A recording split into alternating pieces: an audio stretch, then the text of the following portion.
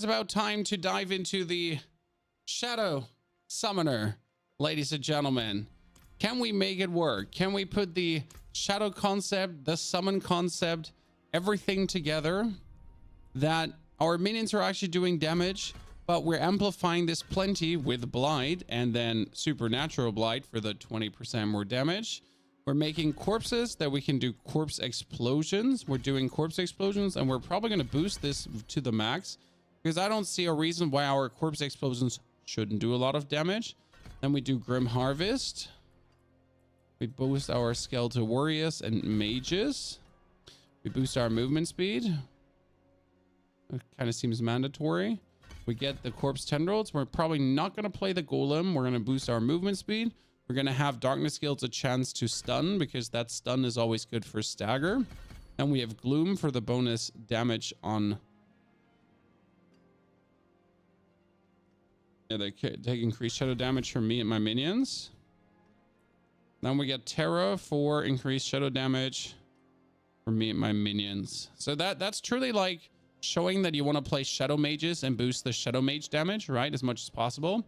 Lightbot, I get to see there. Howdy. And we're going to boost the Critical Strike and the Hellbend. We decided to not play Death Defense anymore. And now comes the question if we actually do play Army of the Dead. So we have actually 12 skill points left over. That's a lot. So we'll keep this for now with the 12 skill points left over. We got Skeletons. We got Blight. We got Corpse Explosion, Tendrils, and Tendrils. And we have 2 slots left over.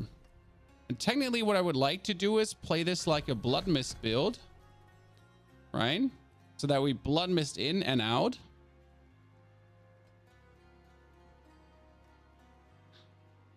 But if we play like a Blood Mist build, then we would have to play Decrepify with a cooldown reduction. Otherwise, I don't see that possible. But that would mean that we're not playing an ultimate. Yeah, but it would mean we're not playing an ultimate, and I'm not sure. M&K, thank you for the brand new support on the Twitch as well, on the YouTube as a YouTube member. New Necro summons, yes, we're trying to somehow get Shadow and the new Ring of Mendeln and everything together. The thing is, we need to play Shadow Blight to make this work. But if we play Shadow Blight, then we need to push our attack speed as crazy. I mean, we have 15.2% minion attack speed here. And we have 30% attack speed on our wand.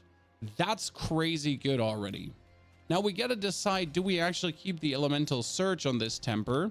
Because right now we have the Elemental Surge. But technically, we could take the Summon Augments to actually push our minion attack speed higher. So that's kind of a nice thing to think about. Because the Elemental Surge pushes our overall damage, but we need Lucky Hit for that.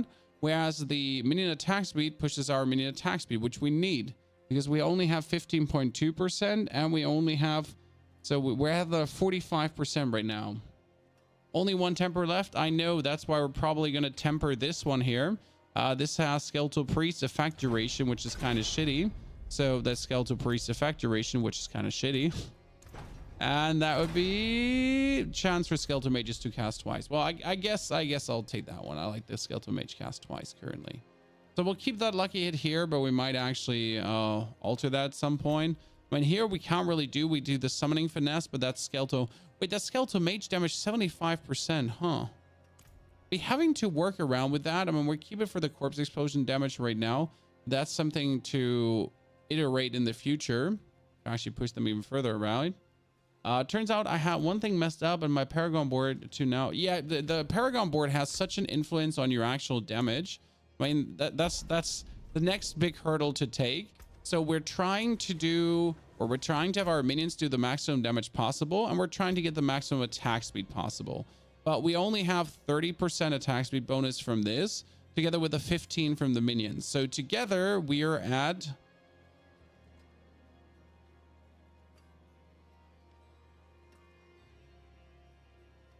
%. God damn it, brain. It took me long. But we have the frenzied aspect, so that's good because minions get another 56% plus. So technically with this attack speed bonus and the frenzied, we are at 100% attack speed, correct? I'm doing the math right. That is 56% attack speed. And we have the minions. So that should be it, right? The 100% attack speed bonus that we need. Because 100% attack speed will give us maximum cult leader. If we actually need cult leader, that's the thing. Because technically with a shadow board, you would only push your minion defense as much as possible. But we're going to be trying to kind of like push the minions and everything. What I'm not sure about is we're currently playing shadow mages, right? Because shadow mages give us a 15% damage increase. But if my shadow mages are doing shadow damage, then the shadow damage of the shadow mages should technically rise with shadow damage plus on me too. Correct?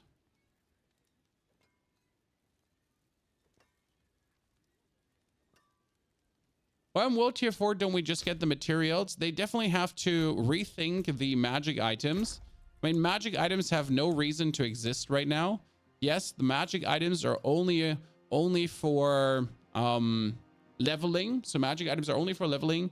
And from level 70 or 80 on, you should literally only get resources anymore. I think it should be a level thing that you reach a certain point that you literally only get resources. That would be vastly better. Okay, we can go for maximum intelligence here. See, and that's like the question right now with the maximum intelligence, right? Do we want to now still play exhumation to push the corpse explosion damage and get fortify? Alternatively, you could push the mage damage, right? Which is also intelligence. That would be another 200% mage damage plus. But instead of pushing the mage damage, you might want to think about pushing the shadow damage here. Because if I push the shadow damage by, not shadow damage over time, I need the darkness glyph. So if I take the darkness glyph pushes shadow damage, right? But that shadow damage push should amplify me. But since the stat is called shadow damage that you can find here somewhere, I'm blind. Yeah, since you're getting shadow damage plus that I can't see because I'm blind, damage with mages. So this scale to mage damage bonus of like because they're shadow should actually push their damage, right? Can you actually see this? That's the bigger question. Can we see this? Can we try that out? Can we try this out? We should be able to, right? Not while I'm in town. Yeah, I mean, the blighted aspect that minions get the full 120%, that should be working, Elia. So that's definitely what we're going to be doing ourselves. So the blighted is coming, but I would like to know if they're, but that's all damage plus, you know? I'd like to know if, well, how do I only summon mages now? I need to put my Ring of Sacrilegious Souls away. So we're literally summoning mages. It's going to be hard to know which damage is being done by the mages, right? Okay, so I would assume that the critical strikes here, these are my Mendeln critical strikes. We need to put Mendeln off for a second too. Yeah, that's great. I can literally not tell. Wait, we have to sacrifice the warriors. Screw the warriors for a second. Okay, so my mages are doing 20,000 crits roughly. I'm close to them. Right? 21,000, 20,000. So the highest I've seen like is 20,000, something around there, correct? That's like the highest I can see, kind of. 27,000, 30,000, actually 28,000, 29, 32, 36, 31. But that's kind of like the highest we've seen. So something in the 30s, correct? But these summon warriors, we just sacrifice them. So we've seen something in the high 30s as the maximum, as we really don't do anything. We're just standing here. We're just having our minions blast away, and they're just amplifying their own damage. But if I now take, yeah, that's 30, 33, 33, 33, 30, 30, 30, right? But if I now take the darkness glyph away, that would be 100% shadow damage, correct? And whenever you and your minions deal shadow damage to an enemy, the enemy deals to reduce damage to you. So that doesn't matter. But if I take this away right now, correct? And then I summon the mages again. I mean, I would have to like sacrifice them and resummon them. The highest I've seen so far is 26,000. 15, 12, 13. 27, 22, 31. 27. I haven't seen anything like in the 33 department. So that would technically mean that the shadow damage is being buffed.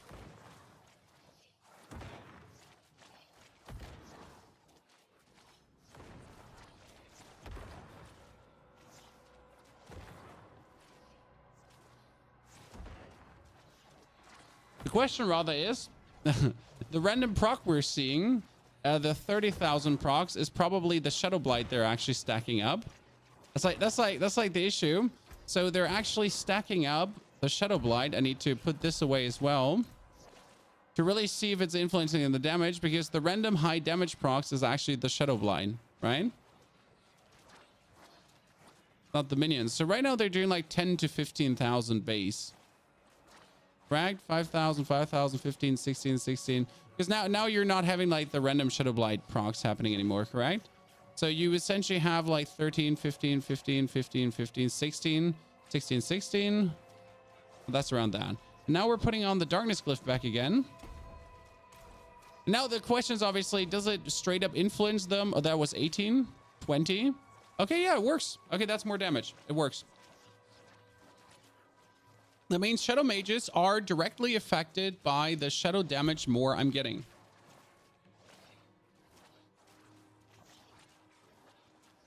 That works. Ward Eddie, I'll be making sure to double check that and automate it. Okay, so if that is working, that is intriguing. How rare is Harlequin Crest? I mean, you might kill 500 Duriels and never see it. You might kill 10 Duriels and have 3. So it is rare, but it is random, and that makes the problem big.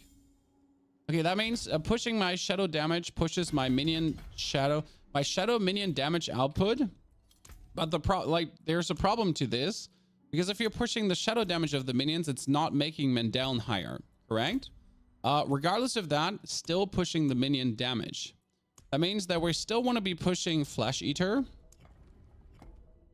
right? But we always need to push Flesh Eater from this side because you need the poison resistance, since without the poison resistance, we're not fully resistanced out. Yes, I know it's a bit shitty, but it is what it is, and I cannot change it. Then we're still playing the Corporal Glyph. That one will never change, because as soon as you're playing minions, you want to play Corporal. The thing is, you and your minions deal 10x increased physical damage and you gain movement speed. So that means currently that your warriors would do more damage, but your shadow mages wouldn't do more damage. But your Ring of Mendel would do more damage because it's physical damage. Right?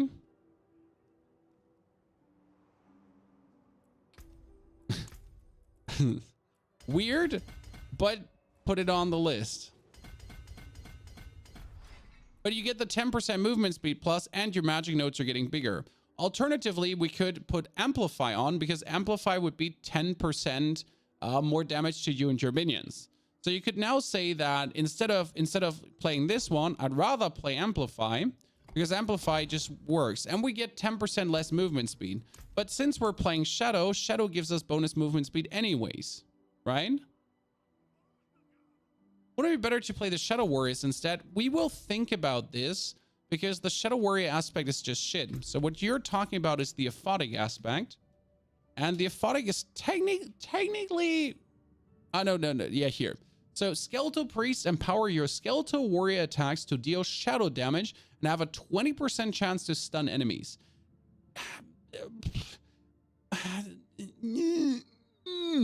I mean, you would just waste one whole aspect just to turn the damage of your warriors to shadow. And to get you more stun. The thing is, do you really need the more stun? Because you have your shadow mage, like you have your lucky hit crippling darkness already for the stunning, and you have your corpse tendrils for the stunning, and your decrepify is already stunning, right? I mean, we will try this out. So very important, we will try this out and see where it goes. Now, should we go into Cult Leader or should we go into Wither first? We need both nodes actually activated, maximum. The Cult Leader is...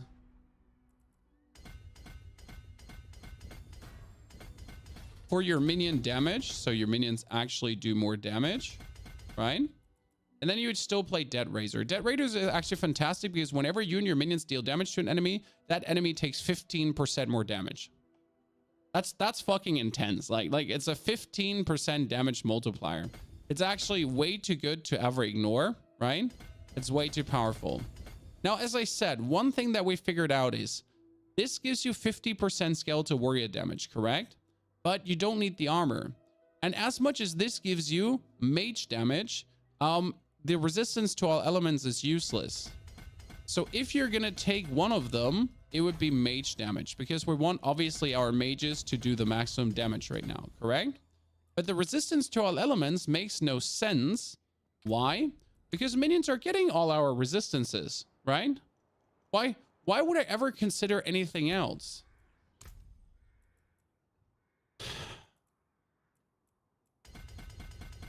And then we go into the Wither board. And the Wither board might be needed because you get two things. Actually, more than two things, but you got to even consider to take Wither because your shadow damage over time effects have a 5% chance to deal 50% bonus damage each time they deal damage. You're not focusing on this, but it's kind of like if you're already doing shadow damage over time, it's like why wouldn't you take Wither? Correct? Especially since this one here is damage reduction from shadow damage over time taken enemies. And then on top, you could do more damage to enemies affected by shadow damage over time. No brainer.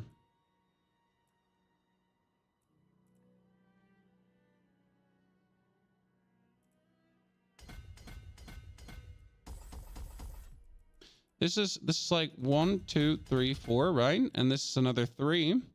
If I take these 3, I need to take 2 more into this direction. This is shadow damage over time, but this is shadow damage over time and bonus shadow damage.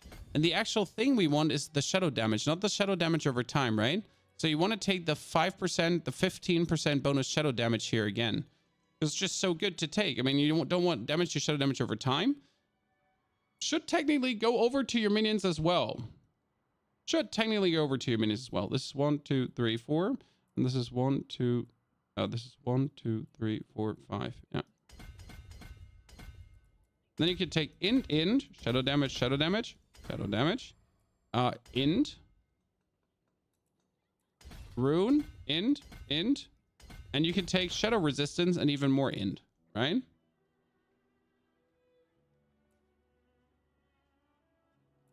Technically, the question would be better if it's like, just take this because you get a huge amount of dex and we need a lot of dex to actually trigger our nodes, right? Kind of like a little bit stupid how much dex you actually need to get things activated.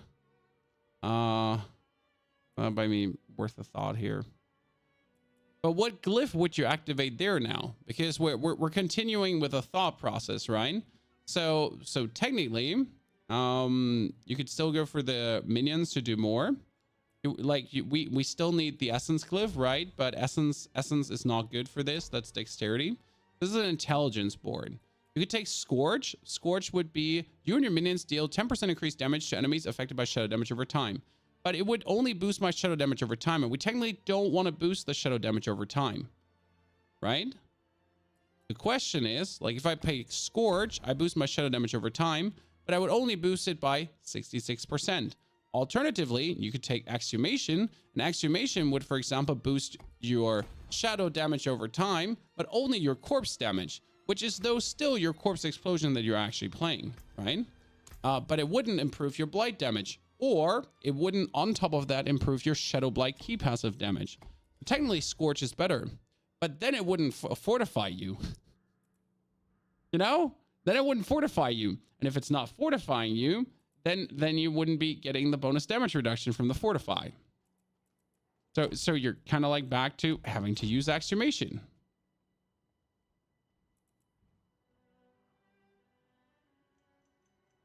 Ta-da! Fuckery.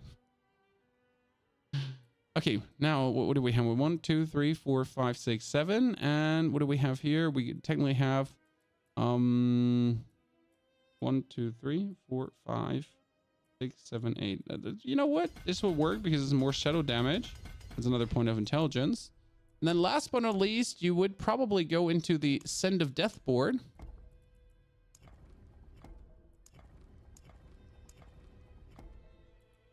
Because the Send of Death board is always a bunch of critical strike together with damage reduction or bonus damage.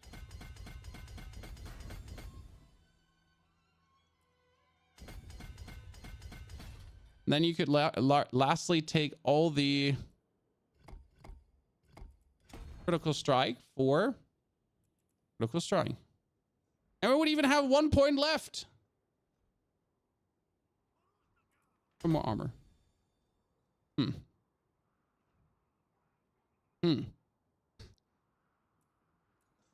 it worth to look for the next season? Yes, absolutely. It's beyond worth to look for the next season. So now if we're looking into our stats though, and here comes now the Paragon board improvement, correct? Because right now, if you're checking, we need way more dex and we need way more dex. That means that every single time we go somewhere, like, do you see this road here we have taken? So instead of going up here to take the willpower, we need to take the dex. This is like absolute minimal things, but whenever you choose to go a road that gave you more intelligence here, for example, we took the int instead of the dex. Again, take the dex, remove the int. Like tiny things, right? We went over here on top to take a willpower, but instead we should actually take the dexterity. We took that in, but we need the in for this to actually work. So that's not an option. We have the dex here. Oh, we completely forget to take the flesh eater note. That's fantastic. Fuck. It's good that I noticed this now because I do usually notice this later. And then I'm like, that's kind of unfortunate. That's kind of unfortunate. If I remove these 1, 2, 3 and put these 1, 2, 3 in here, then I can do the same in green, but it's like not different. Okay.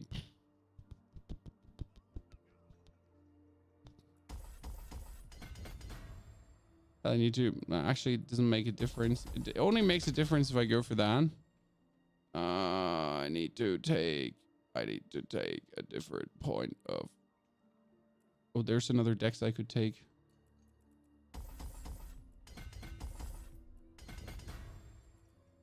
Just minimal things. We have arrived at how much dex now instead of 440. See, we've been boosting our dex tremendously. I'm getting more, but I need to remove a point. I need to remove a point of intelligence probably here just to get that dex, and then I remove this point of armor to get that dex. Puts me in a good position, but we're still missing. Oh no, we're at 444 dex now. Ha ha ha ha. Ladies and gentlemen, that activates a bunch of nodes suddenly and doubles a bunch of bonuses, which is kind of good, right?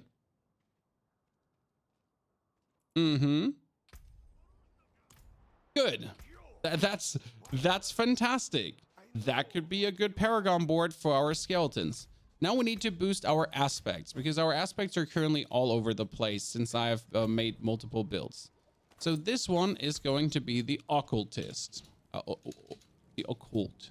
That we get more skeletons. And before you ask, it's never worth it to put this on an amulet. If I ever see you putting this one on an amulet, I will punch you in the throat, okay? In a very nice and loving way. Like, you know, I love you, but I still punch you in the throat. Okay? But I'll be like, I'm sorry. We get the critical strike damage. We get the army. See, the army of the dead is probably going to go away. Shadow Blight is going to stay. Corpse Terminal is going to stay. So we need the Corpse Terminal, so we need the Shadow Blight.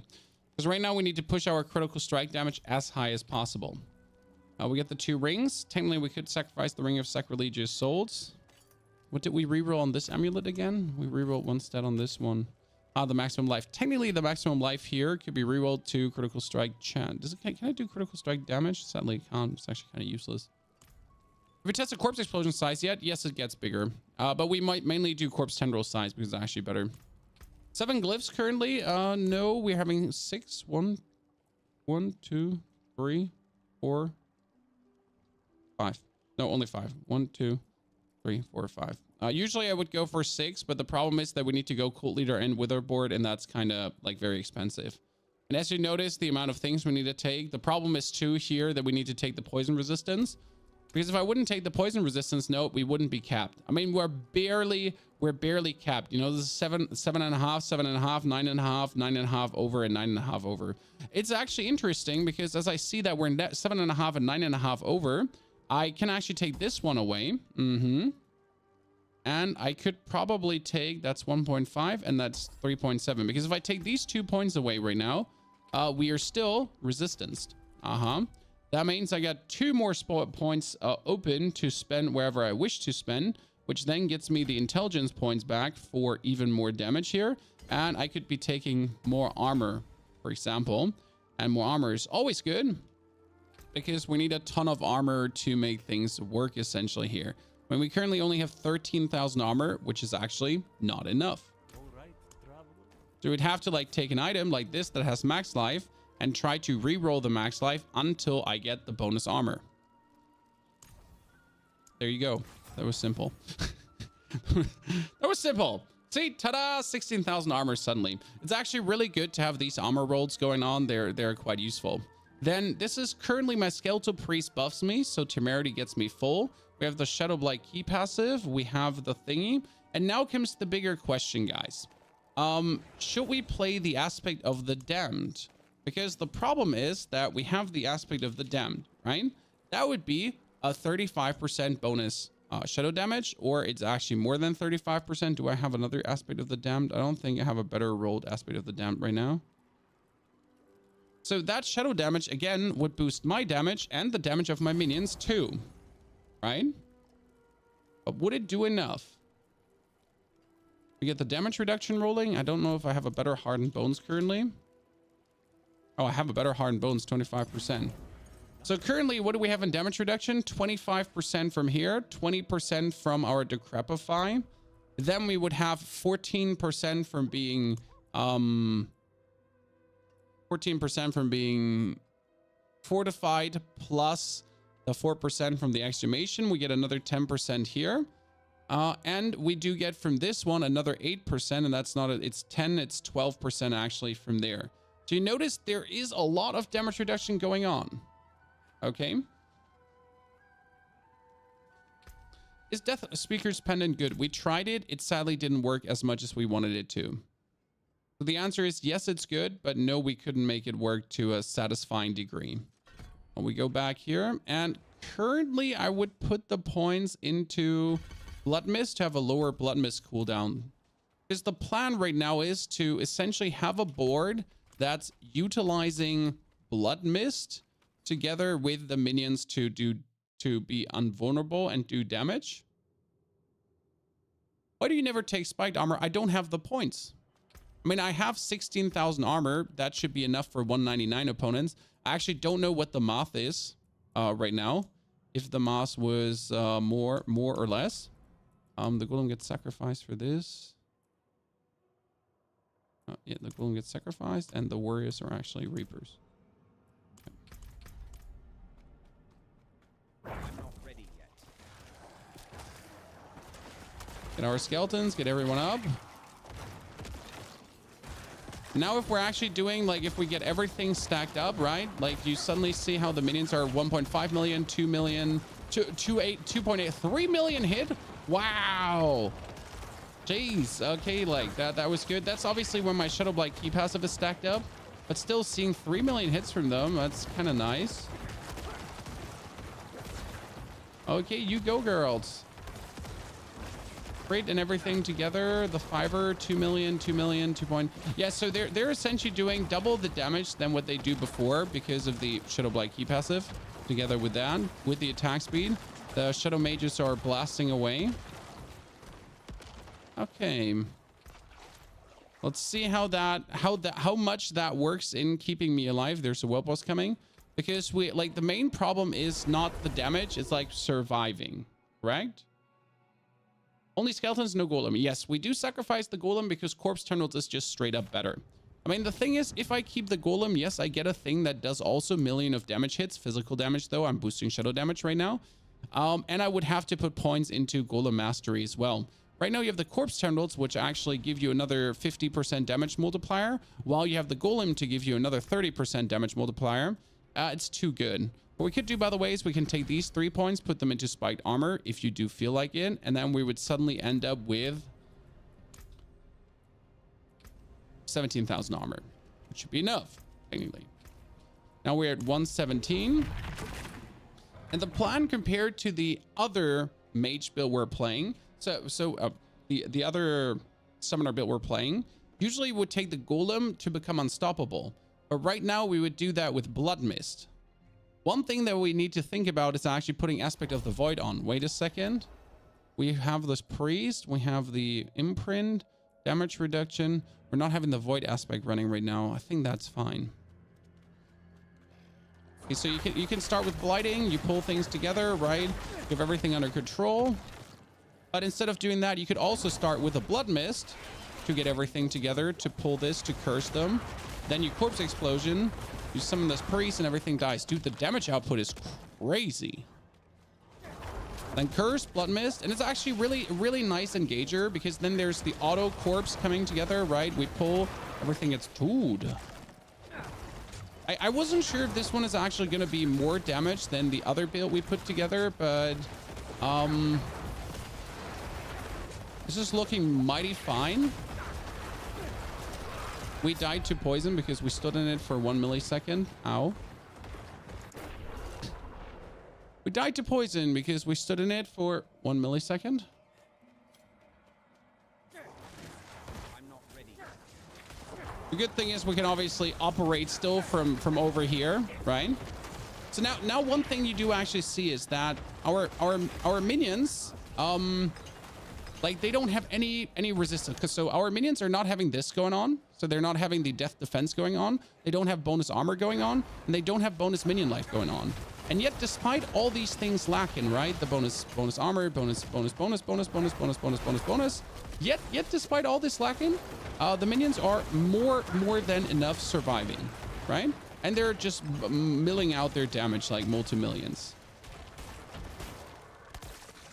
Yeah, because they have armor and resist. But see, this is like, again, where Blizzard is a bit short-sighted. Because now Blizzard gave minions 100% of the stats, right? This is, by the way, this is going to end up in the State of Necromancer video. So I'm planning to do a State of Necromancer where we talk about all of this. Because a lot of the things became obsolete. Why is this skill in the game now? I mean, this is not needed anymore. Minions get increased armor and resistance. That would mean your minions are going over 100% resistance check. That makes no sense. Why would I do that? Right? Why would I have my minions overcap on armor? But that's not the only thing. There is a Paragon node that gives your minions more armor. But why would I give my Skeletal Warriors more armor when my Skeletal Warriors are at the armor cap? Now you could say pony armor shred on enemies. Sure, it's a thing. It exists. But still. So again, that Paragon node would actually need to get a rework. Because the bonus doesn't make sense anymore. Instead of having the Paragon node then give our Skeletal Warriors bonus armor, I don't even know what it should give. I mean, it could give our Skeletal Warriors a chance to attack twice, 5% or 10%. Something in this direction. Something actually useful that would make it worth it to activate that magical node. Because right now you have so many things where you're like, this is not worth it to activate. This makes no sense why it's in the game. The damage is credible. I can't wait to see a boss die. I'm like right now bamboozled at, I didn't expect this damage output. So like here, for example, this Paragon node, again, that gives my Skeletal Warriors damage and armor, useless. Skeletal Mages, damage and resistance, useless. Skeletal Mage, like maximum life and minion armor, useless. You know? Maybe they'll decrease the inherit from 50 to 50 or 75. The problem is, like, as soon as you decrease again the minion stats, you're nerfing the damage. Like you're making them unviable again. Right now we have reached a point where minions are working. As soon as you twiddle-dee-dee and twiddle-dee-dum with the stats again, you notice that the multipliers are not worth it. Because right now we have reached the point where if you finally multiply damage, you're getting damage. Before, the problem was, yes, your minions can get 150% multipliers. Yes, your minion can get another 40% multiplier. So your minions could get all the multipliers before. But if you're multiplying non-existing damage times 150%, that's still nothing. Right? Multiplying nothing times nothing turns out to be nothing. Who would have guessed? And that's the problem we've been facing so far. 90% of the minion existence, right? That nothing times nothing is nothing. Surprise. and that got addressed now. So if we get back to not having minions take 100% of our stats, it's kind of like not working. So I think like reverting this is not the answer. It's more like Blizzard needs to get their shit together and think further. You know, because they're just thinking in increments again, right? There was like, how do we fix minions? Okay, we give them more stats. Good. That's nice. Fantastic. Done. You fixed minions. But now you need to fix the rest of the right? Now you need to think about, okay, this Paragon board is not working. That Paragon node is not working anymore. Like, so you fixed minions, but you need to fix everything.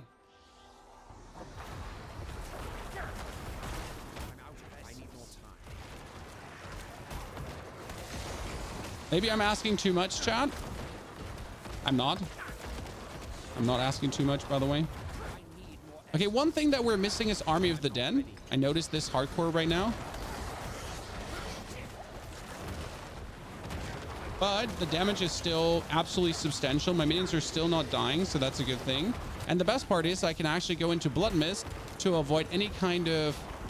wow, this was... Damn. Chat, I mean, like, how did you like this? That was smooth as butter, right? I mean, we died one time because we actually stood in some elemental shebang, but damn.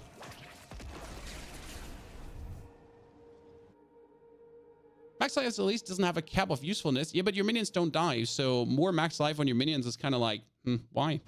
You know? Kind of like, give your mage more, like, right? And we're not even pushing this to the maximum, right? So we're currently having like a hybrid going on, but we can actually boost Skeleton Mages even further. So we're not even playing the Skeleton Mage bonus damage node.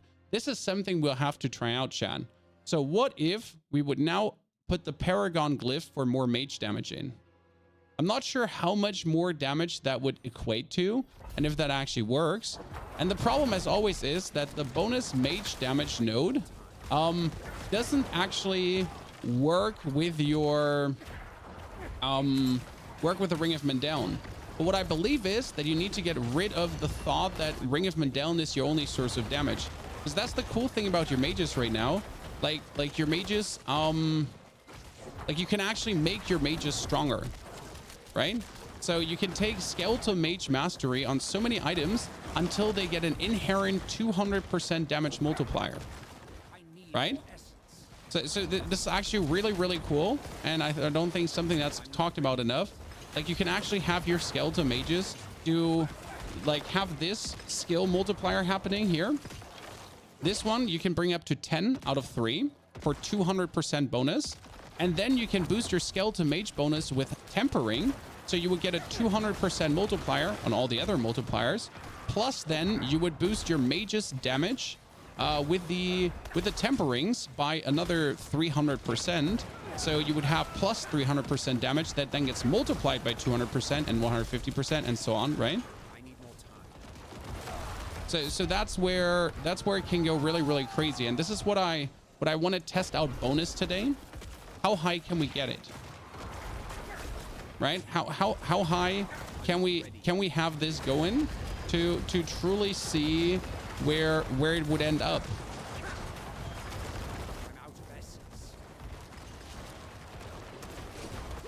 Especially if you mix it with Shadow and everything together. I mean, for this, we now need to start scouting new items because my items are a bit all over the place. But we could probably just re-roll until we get it. So we could make enough new characters to have like all the resources to just re-roll 500 billion time to finally get Skeletal Mage Mastery +2. And that's probably the answer to this problem. But I have to say right now, playing this as a Blood Mist build is working so fantastic. But we're missing out on 100% mage damage. So what we're missing out right now is the Army of the Dead buff, right? Which is a bit of a nuisance, because I would really like to have my Army of the Dead buff going, since that really makes your minions go crazy on the damage department. But I just can't put that in the shadow concept without making myself vulnerable. All right, so I could put it in, but it would be useless. So you can get it up to +21. We can double check. It comes down to greater affixes, right? So the thing is, well, you can get Skeletal Mage Mastery +2 on your boots, but that Skeletal Mage Mastery +2 on your boots can be a greater affix as well. I think when it's a greater affix, it goes up to +4 straight away, and then you can obviously masterwork it. So alone on the boots, you could probably get +6 or something like that. And the same goes kind of like for your the same goes for your gloves. The gloves can have +2 as well, greater affix, and then a total +6 or something like that. There would be another 12 ranks plus already. I think +6 should probably be the max, but I'm not sure. This is me like talking out of my ass because I'm not entirely sure. But yeah, +6. So by the way, you've seen my minions not dying here, chat, a single time, and then I just die instantly to elemental damage because it's kind of like weird, but it is what it is. You cannot increase your greater affix skill with tempering. You can, but sometimes 25% times something is nothing. You know, like the problem is, first and foremost, it's bugged. So there's a world where your greater affix won't go higher because it's just simply not working. Okay. But yeah, a D4 comeback. Yes, D4 is definitely having a comeback. So anyone saying that this is not working, yeah. Is he using the Warrior Shadow aspect? No. We're not using the Warrior Shadow aspect because sadly, that I can't. I mean, we can see if the aphotic is in any way possible to be put in, but the answer is no, it's not. We don't have the space.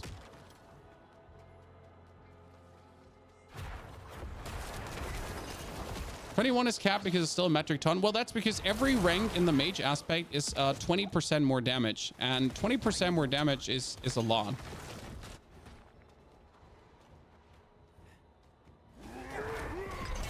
Thank you very much. I wasn't actually looking forward to push that much deeper today in the pit, but I guess as we're trying out the build, we might as well go deeper in the pit, right? You can get a GA rolled Mage Mastery to a max of +4, I believe. So 20 ranks is possible for all rolls. Man, we're looking for new boots, I guess, now that would have greater affixes at this point. Oh, what was this? There's a ring with 75 crit strike damage. I mean, like here. So where can we get it on? You can get it on your boots. Wait. So you can get on your boots. You can get... Oh, shit, I already have it. So yeah, it's on your boots.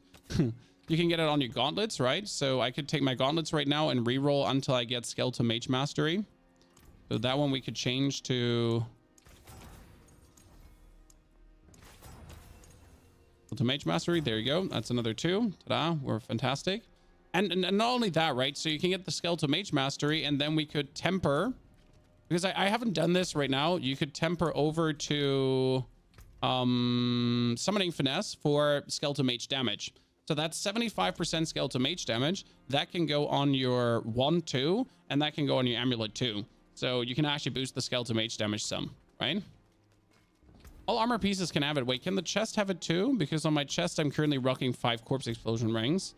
You are, yeah. the thing, and could helmet have it too? I kind of forget about helmet. Ah, yeah, helmet can have it too. So you can get like, you can at least get 2, 2, 2, 2, 2 if you would play it. So +10 is possible. I mean, having already +7 is nice because it's 140% multiplier, right?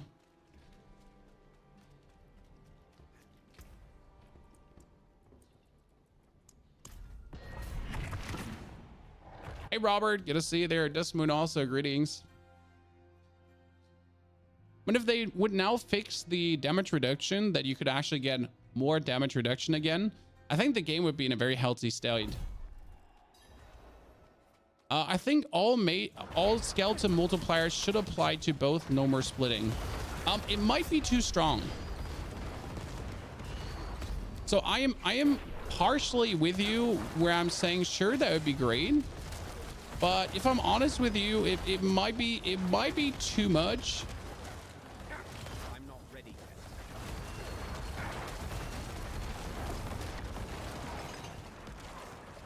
See, like they're standing full in the explosion, right? And they're just not going down. That if bows would apply to both, then things might get out of hand. But yes, it would be great to stop this separation of skeletal warriors and skeletal mages, because we are the summoner, and technically it should empower both, and it would definitely enhance the build variety, and make it more fun. But again, I mean, with the current temperings, it could really fast get out of hand, right? Because the temperings are really strong, and if now I had a tempering that increases my skeletal damage, right? That I mean, as much as I want it, we got to think about the long-term viability, right? Like, we don't want minions to be good one season, okay? We want minions to be good forever now, correct? And not just like have one power dream and then have it nerfed straight away again. That's not what we want. So yeah, that's like the harsh part right now to kind of figure out, like, how do we make minions good without making them too good, and especially how do we keep them good for the future of Diablo, right? You don't pick up yellows anymore during leveling, yes, but not during dungeoneering. Yellows are later only for materials, and that's kind of bullshit. So either they need to fix yellows to have 3 stats again, or they need to think about how to only drop us materials or something. Because if I'm honest with you right now, it's a bit sad, because every single yellow item you pick up is only being picked up for material's sake. So you like kind of know, like, all yellow items in your inventory are useless because they have no meaning, right? They have no. There's no like, oh, maybe this could be good. No, it's just like, this is materials and this is materials, right? And that's straight up materials. So it's always just materials, and you don't care about yellows at all anymore. It kind of makes it a bit, I don't know, makes it a bit of a lackluster loot experience, because they tried to make the loot experience better by limiting the loot, right? But instead of making it better, they kind of made it a bit lackluster. Especially, I'm a bit scared that we might have 2 less loot. Because right now the test server is double loot, okay? And I did actually level a character to see how that would pan out. And the reality is, if the test server is double loot on ancestral items and on legendary items, then we're screwed on life server. So right now, this increased double loot rate should be the normal loot rate, because otherwise you're going to end up with no loot. You're not going to end up with quality over quantity. You're going to end up with nothing. I mean, I did a nightmare dungeon and I got 2 items out of it. Okay, two like not 2 good items, like two legendaries out of a complete nightmare dungeon. I mean, like, yes, these 2 legendaries were good, but it's still kind of like, I mean, that's the double already, right? But I want at least like 3, 4, 5 pieces maybe to at least sift through, because else it feels like, why am I even here, right? Well, why am I even in the dungeon if I'm not getting anything anyways? Then I might as well go into the Helltide, right? Might as well go into the Helltide and do the Helltide, because the Helltide has more loot.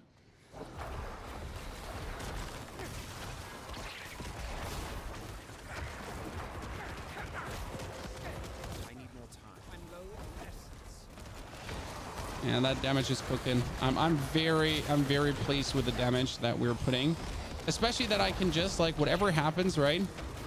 We're just going into the Blood Mist, and I'll just ignore every further damage from there. So whatever they're throwing at me from like the boss perspective, I'm just unkillable. Yee-hee-hee. Perfection.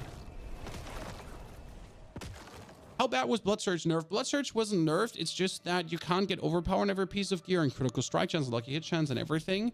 Blood Surge is actually in a very good state. The problem is Blood Surge always needs you to stand close to enemies, okay? So with Blood Surge, you need to stand close to enemies. If you need to stand close to enemies and you get hit, you can't Blood Surge that hard anymore, okay? And that brings you into the very unwelcome situation where you gotta be always careful where you stand, okay? And if that is the case, then yeah, you can't just be maximum health, maximum fortify all the time to do the maximum damage with Blood Surge.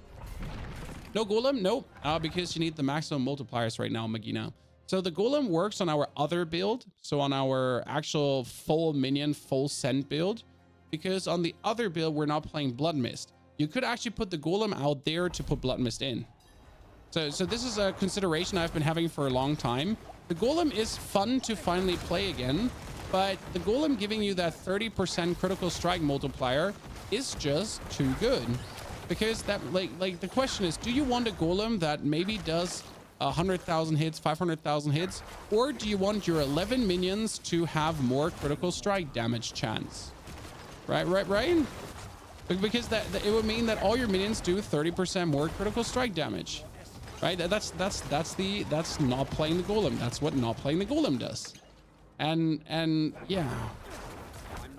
I mean, as much as I want to play him, being able to Blood Mist into everything and Blood Mist out again is just so powerful, especially because Blood Mist has its own lucky hit chance. This is something that is often underestimated because the lucky hit chance of Blood Mist is only 13%. But the thing is, it might be only 13%, but that 13% is on every single enemy that you're Blood Misting through and every single, like, X seconds, right? So it's like, yes, it's a low chance, but that low chance happens like so often that even that low chance kind of gets to the point where it's worth it. And well, as you're in Blood Mist, you're essentially invulnerable, so I can finally fight with my minions or be with my minions, while I'm not in the danger of like ever taking damage. See? That creates very useful situations. And if you get hit by some weird elemental damage, you just press the I don't want to take damage button, right? Because that is the I don't want to take damage button, and then you're safe. And this is something I might have to take over for the other build as well. I mean, it is just the great sadness of Necromancer that Necromancer only has Blood Mist to avoid damage, right? We have nothing else. Does Turiel's Might proc with Corpse Explosion? I don't have Turiel's Might, so I can't test it, but technically it should. I mean, Turiel's Might seems to be a perfect Necro item because it makes you more defensive, and at the same time, it actually provides you with such an insane buff. I mean, Turiel's Might is actually crazy. What does Turiel's Might do, guys? It gives you permanent artillery shrine, essentially. In case you haven't seen Turiel's Might yet, it's more or less permanent artillery shrine.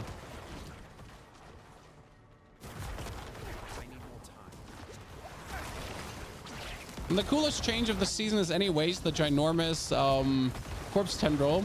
I have to say, like, in the beginning, I was like, this is completely useless. Ginormous corpse tendril doesn't make sense.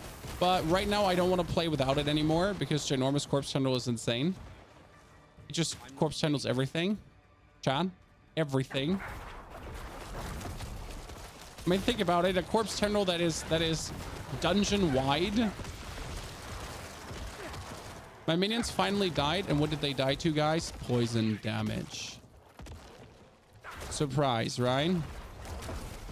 What could your minions possibly die to? Oh yeah, poison damage.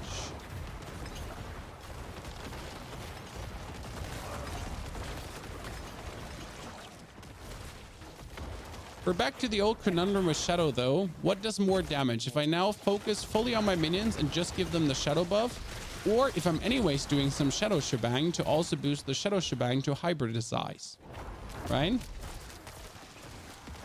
I'm not ready. Well, we could only make this build stronger if I could somehow force an Army of the Dead.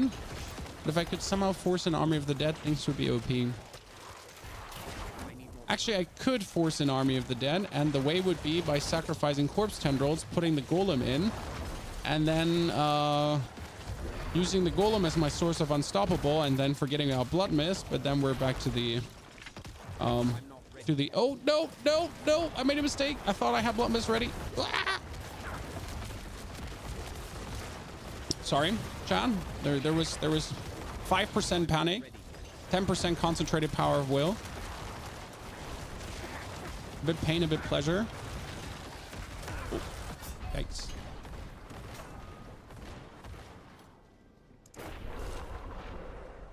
Only Necro and a Barb have Thorns Talons. Yeah, but Thorns is like completely ridiculously useless for a Necro because technically you need to be hit to make Thorns work, right? But how are you going to get hit to make Thorns work if you're playing the class that doesn't have a single defensive ability? Right? So you're playing the class that technically has no defensive ability, and you're giving it an ability where if it gets hit, that it like dashes out damage, right? So how does that make sense?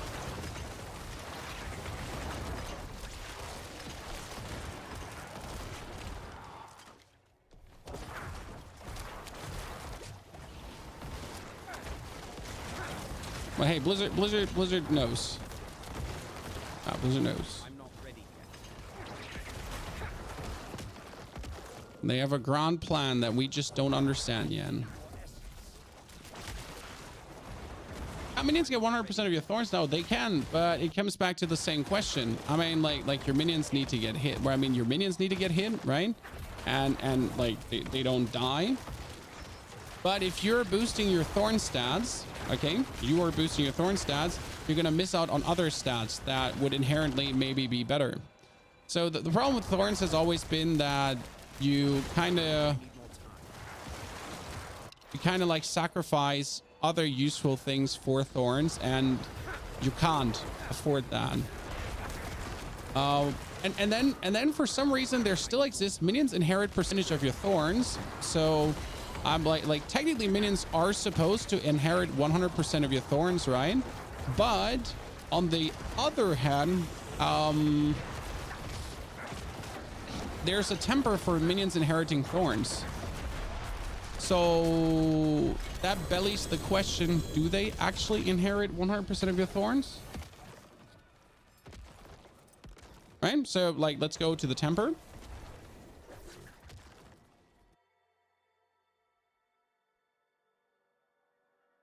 Go to the temper.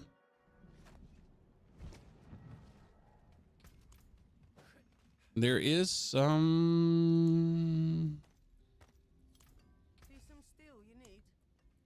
resource temper. No, it was a defensive temper.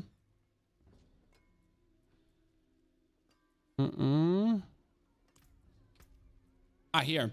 Thorns while fortifying. Minions inherit percentage of your thorns. Skeletal. So technically minions are supposed to get your stats 100%. That means they should get your thorns 100%. So why would my minions still have to inherit that amount of thorns? Does anyone know? Because I would really like to know.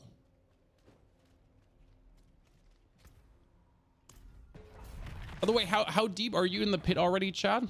I have to say that this is a very smooth pushing experience right now. I wasn't actually planning to push deep into the pit, but if the Shadow Necro is working so well, that's amazing. I think I just have to neuter some of my lucky hit chance now to get even more skeletal mage damage. That would be fantastic. Because right now the only reroll I can do is my helmet, and then we could probably try to redo a tempering. The problem is I don't actually just want to get 2 ranks, correct? So right now greater affixes are a fantastic thing, but greater affixes are creating a problem as well, because the only way how I could improve my gear is by getting greater affix gear right now, correct? But greater affix gear is completely random. So I essentially have to hope for gear to drop that have exactly my greater affix I'm looking for to in any way get something better. I mean, that at least creates an infinite loop of fighting better items. Because technically your equipment is never perfect until you're finding the greater affix item, right? I mean, until I have every single armor piece technically have skeleton mage greater affix, my build is not perfect. Which is on the one hand frustrating, but on the other hand, it creates at least a reason to farm right now, correct? Because there is technically always something to get better. When you have a good piece of gear with perfect rolls, but what if you get a greater affix? Right? You see the insane druid build? Yes, I've seen the insane druid build, but I've no interest in playing like broken things, right? So like there is a druid build that can one-shot everything. Yes. There is a barbarian build that can again one-shot everything. Congratulations. The good thing is that these things now exist on the PTR, right? That technically means they're not going to make it into season 4. I say technically because you never know, right?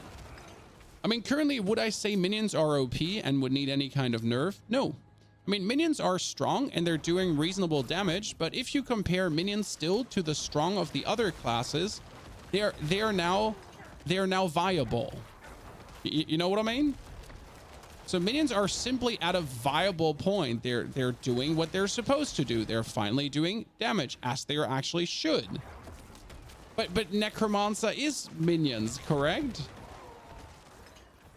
I mean, technically right now you can play any build, bone, shadow, blood, and they're better with minions than without minions. Now you could say that's stupid, Pony. But on the other hand, I mean, the reason you're playing Necro is technically because the Necromancer has the one specialty where he can summon friends. Right?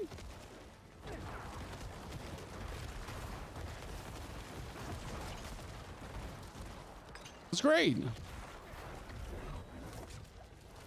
Because else I can play a mage.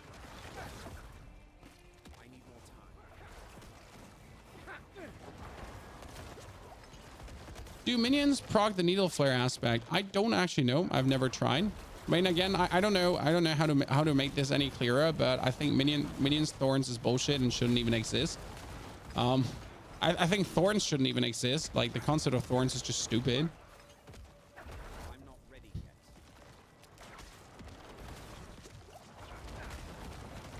I mean, get hit to deal damage, where technically everything you're doing is to avoid getting hit. Right? I need more time.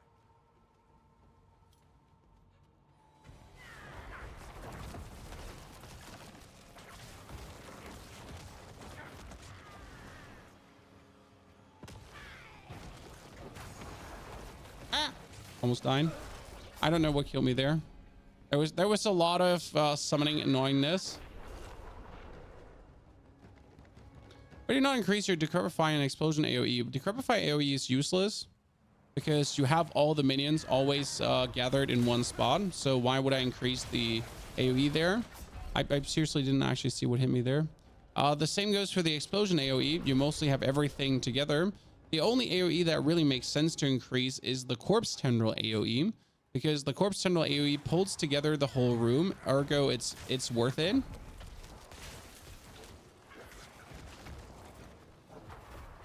Oh, great. He just vanished. So you gotta always see like which one is truly like worth to spend resources on.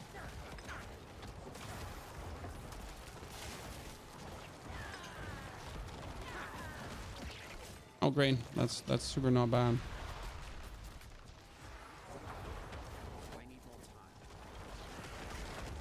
And now he's gonna die. Ah, ha, ha. Damn. Like, it's kind of like, yes, I've seen a lot of controller players say Decrepify is great because what do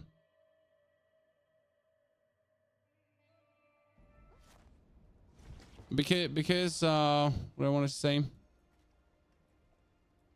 controller players have like a shitty time targeting Decrepify. And that's why for controller players it's actually good. Right? They can hit the button. Is content like Lilith outdated now because of power creep? Lilith has been outdated since forever. I mean, Lilith used to be a hard challenge, but since builds have reached a certain power level, she has been always a joke. The only thing that people struggle with is actually not getting one hit from one of her one-hit mechanics, but they actually stopped having the one-hit mechanics to actually do one hits, right? So Lilith is at the point where she is just a joke, right? It has been a joke for quite a while now.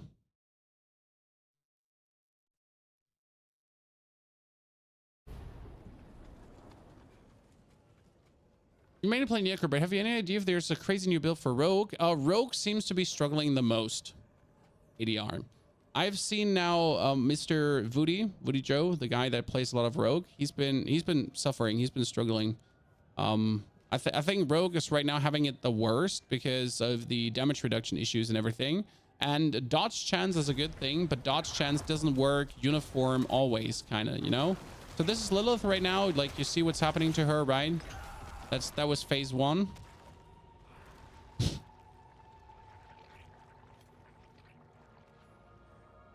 Remember, right now we need an Uber Lilith. Right now we kind of need an Uber Lilith to make things work.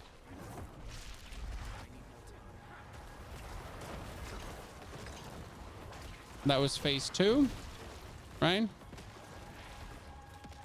No, the only thing from this point you gotta do is stay alive, avoid getting hit by things, have your movement speeding, right? And I just literally have to try to not get hit by fireballs, and that's the only thing. So I'm just running in circles here. Don't even use my blood mist at this point, right? Because they actually nerfed how powerful the things are, right? So it's like easier to avoid them than ever. It's not like the easiest in the world. Like there's still danger.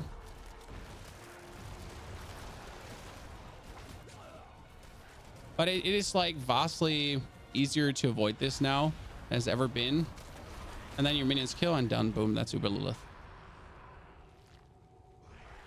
How fast can you kill Duriel then? I mean, Duriel has the same HP as Lilith. Oh, she actually dropped items. Wow. Duriel has the same HP as Lilith. She dies equally fast. Like there's no difference. I mean, I'm sorry I don't have boss mats. I can't show you all these things because I don't have a team of like friends farming gear for me, farming boss mats, so I can continuously do that, you know? But yeah, Lilith is a joke, you know? Woody literally just discovered a bug with traps and scoundrel leathers could be cracked. Yeah, but you just said that. He discovered a bug with some things. So what is going to happen to that bug? Hopefully until live, it's fixed. Kaboom. Even if I'm not here as much because I'm getting old and life kicking in, I still enjoying you. Still enjoying that you are still around. Yes. I'm planning to not leave. Kaboom. Don't you worry. Even if you leave for a year because of life, after you're back, I'll be still there. And I'll appreciate you being here as always. You know? And I have no intention of stopping.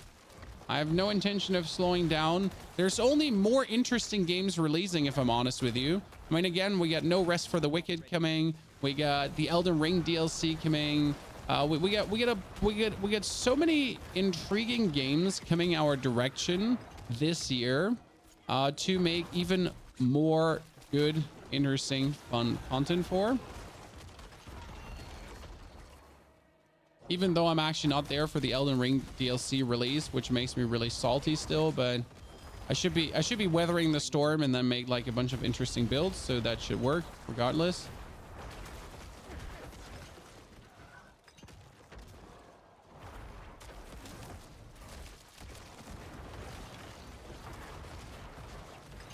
It's gonna be good. You know when the Elden Ring DLC is releasing? On the 21st of June, which is the most random date ever. And that's also when I'm going on vacation. for 7 days. So the absolute content creator nightmare that I'm still very not happy about.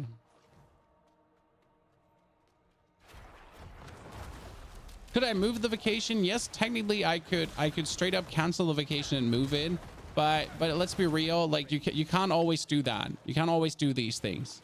I mean, it literally means for me like losing tons of money, but it is what it is.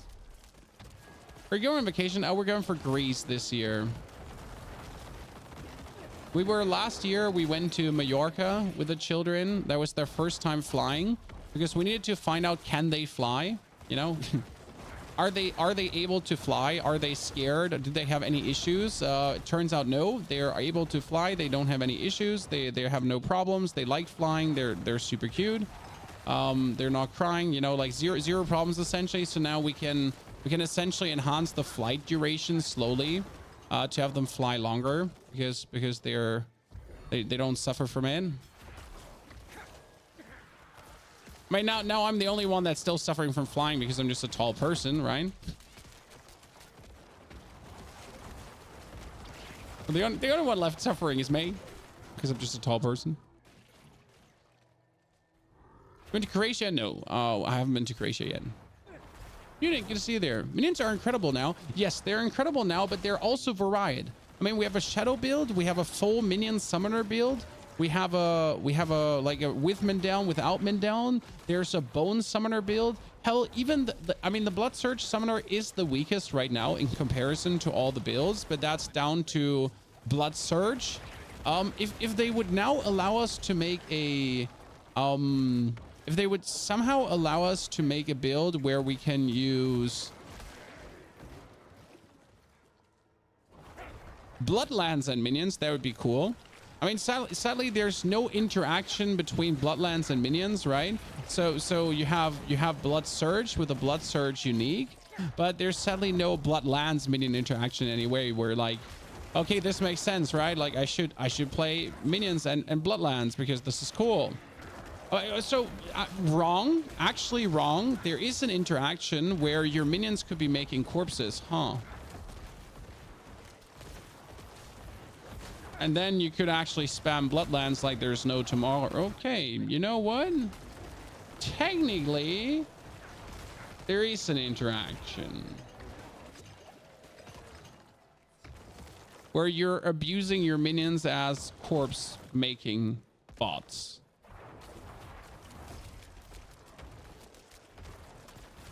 Yeah.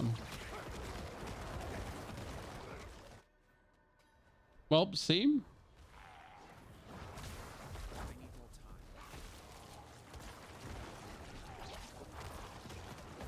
I mean, that's generally how I treat minions actually right now, as the potential to just make tons of corpses, because that's what they can do, right? Like, due to the amazing amount of attack speed they're getting and all that kind of stuff, like you could just treat them as like, okay, we are just making corpse galore, and they're done and done. And we're pushing, chat. We're pushing. Sadly, Druid Companions are more support and damage increase for the Shepherd's aspect. Hey, if it works, it works. Talking about new DLCs, I really hope the expansion that's coming to force not only new class and new area in the game. I would temper my hopes for the DLC in any way. The question rather is, who's making the DLC? So right now you have the whole Diablo team, right? The whole Diablo team is consistently improving the game. The whole Diablo team is making seasons and trying to keep the game alive. So these are actual things, right? But who's actually making the DLC right now? You know, like, is it their team C? The developer team C? How do you solve the resource issue? Which resource issue on which build? I mean, this build never had a resource issue. The blood builds get resource issues solved by essence per second. Yeah, there's an entire separate team making it, obviously Kite. But the question is how well do these teams communicate with each other? Because as always, I mean, it's cool to see when there's an entire new team trying to make the DLC on the side. Does that entire new team also look at the constant progress that they're actually making with the current season and what's not sits to keep up with the things? What about Army instead of Blight? You could play Army instead of Blight, but I don't have the aspect slot for it. So the thing is that Blight provides a source of triggering. Blight is a source of triggering Shadow Blight. Blight is a source of triggering Gloom and Terror. Blight is a source of lucky hit and triggering shadow damage over time in general. So Blight is actually useful, right? Blight gives you the 20% multiplier always. Now you could say Army of the Dead instead of Blight to give minions 100% damage boost, but that 100% damage boost would be every 50 seconds. So now you would get every 50 seconds for 7 seconds a 100% damage boost, whereas Blight provides you continuously with a 20% damage boost plus all the other bonus things that Blight actually does. By only 1 out of 5 Blight because Blight is good enough in its base form and doesn't need more to be better.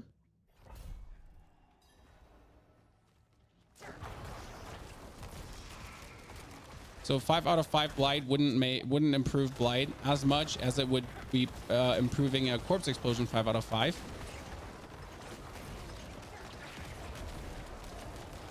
Could you please stop healing yourselves with the corpses of your friends? That would be greatly appreciated. Thank you, stupid nerd. Well, I didn't expect to dive this much deeper into the pit today. But I have to say this build here is so much safer, and yet it is still a minion build, right? So yet this is still a minion build that is like really having your minions do damage, and this is not like a build where it's me doing all the damage. I mean, I do reasonable damage, right? My corpse explosions are triggering really nicely, and they're doing good damage over time too. But it's kind of like intermingling with everything. That's also what I never understand about minion purists. Like I've seen so many minion purist builds where they're like, you know, you're literally allowed to do 0 damage. Like, but that makes no sense, you know? I mean, if your minions get 100% of your stats and you're actually boosting your own damage and minions are getting more damage, then you not dealing any damage is like literally the dumbest thing in the world.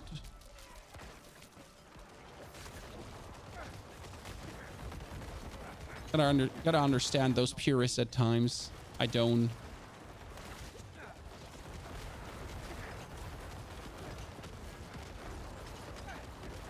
By the way, do you want to know what half of the feedback is? That, like, you know, I made this video about a pit, and like there's so many people that comment, it used to be like this in Diablo 3, so it's fine in Diablo 4.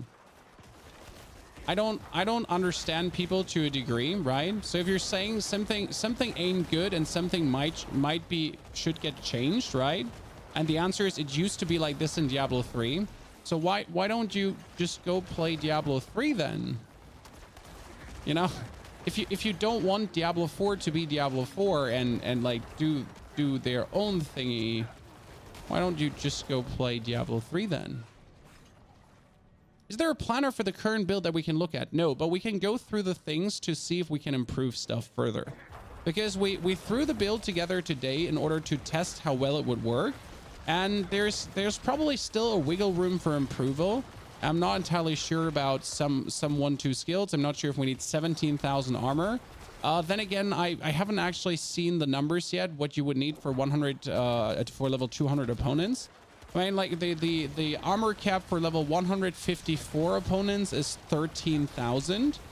So 13.5k is needed for a tier 100 dungeon. That's 154, 157, right? And that means for 50 levels or 40 levels more, getting another 3,000 armor probably makes sense. Should be enough. I mean, I'm at 17,000, so I have like 4,000 more armor. I should be somewhat armor cap. Oh shit, that was shadow damage. Ow. I think it's 26k. No, 26k is unreasonable. Even even for Blizzard. It should be something around 17, 18 maybe. Probably lower than I think it is.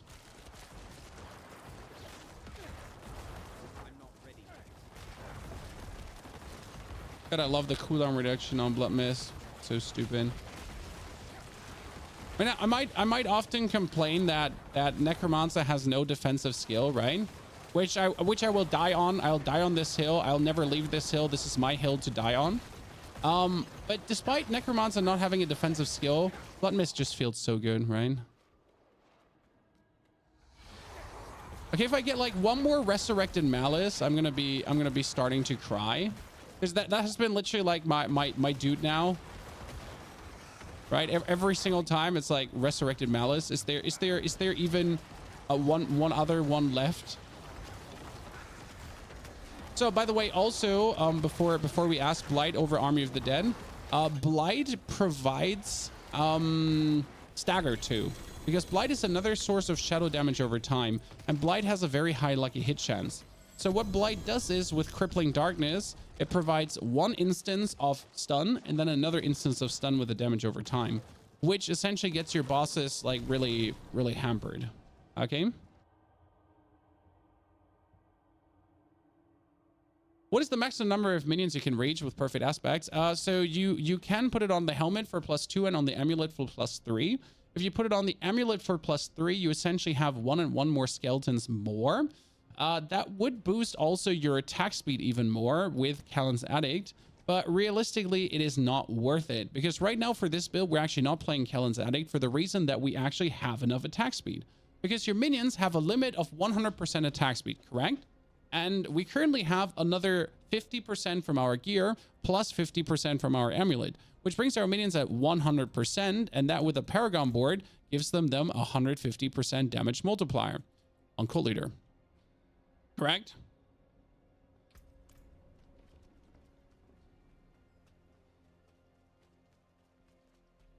Blizzard should fix poison and shadow damage. Yeah, that won't happen. They seem to be unable to. Okay, so quick run through the build for you guys. We're currently having the 2 points in Reap, then we have 1 point in Blight. Again, like, let's compare the damage hiring from Blight and Corpse Explosion. Corpse Explosion is at 242%, right? Base damage is of 114. If I put the 5 points out, I'm losing currently 50%. So that's 5 points are a 50% multiplier difference. If I'm going for Blight right now, Blight has 40 and 105%. If I put 5 points in, it's like kind of like a 40% hiring, right? So the initial damage only gets higher by 17% or 16%, while the damage over time goes up by 40%. So it's like slightly going higher, correct?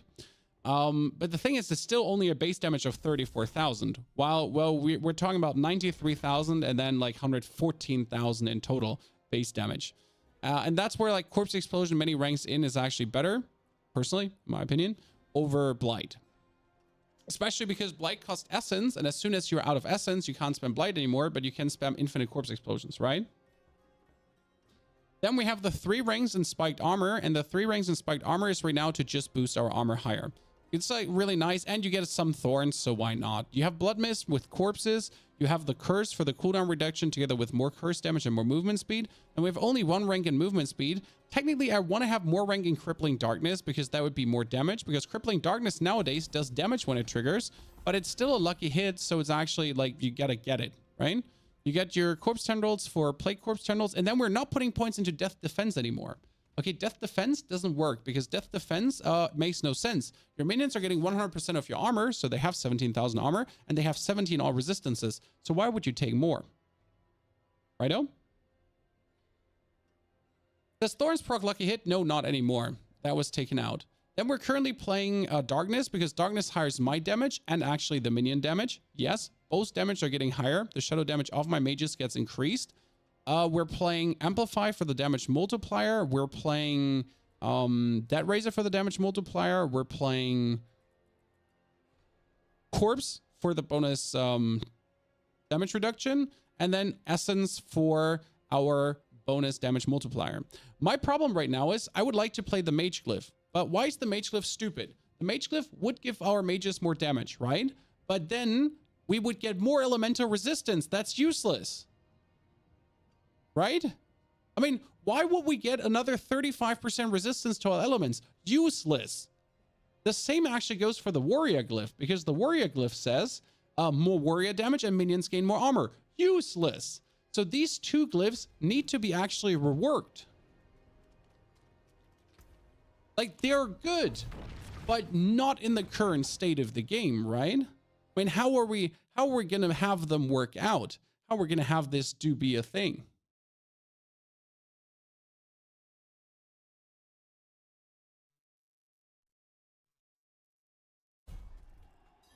So yeah. This is like a lot of things for State of the Necromancer. So minions are now better, but Blizzard needs to do so much legwork to essentially get the last things all to the state of the update. Because you notice that Blizzard essentially they updated things, right? They made sure that minions work now, but they didn't check through the whole game if everything adds up. Because the reality is it doesn't, right? It doesn't add up. There's now a lot of things that don't make sense due to the new changes, and it's on us to tell that to Blizzard. So we're gonna be making a big State of the Necromancer document where we essentially go over all the things like the bugged Even Piercer 2, because no one wants a bugged Even Piercer. We want a working Even Piercer amulet. By the way, if you want to know more about the bugged Even Piercer, we made a whole YouTube video on it and how amazing it actually is. And funny story, we could actually gem the bugged Even Piercer into this build as well, but it would be kind of overkill.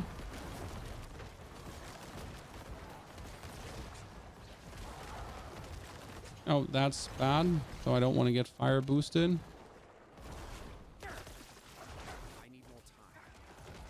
There's finally a way for Necromancer to actually do billions of damage.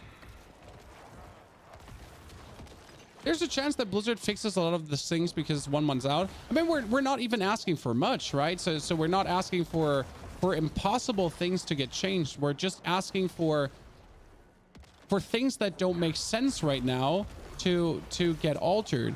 I mean, like, again, for mages, instead of having more elemental resistance, it could be a multiplier for minion damage, correct? Instead of for warriors to give you armor, it could be a multiplier for minion damage. That would instantly make these two glyphs worth it and like able to be used, because right now they're simply not able to be used because I would get 140% mage damage, but I would sacrifice a 15% multiplier to all our damage. That makes no sense because a multiplier is always better than an additive bonus. Technically, because you also need a base amount of damage to actually multiply on, right? But yeah. So there is a lot that we're hoping that Blizzard will pay attention to, right?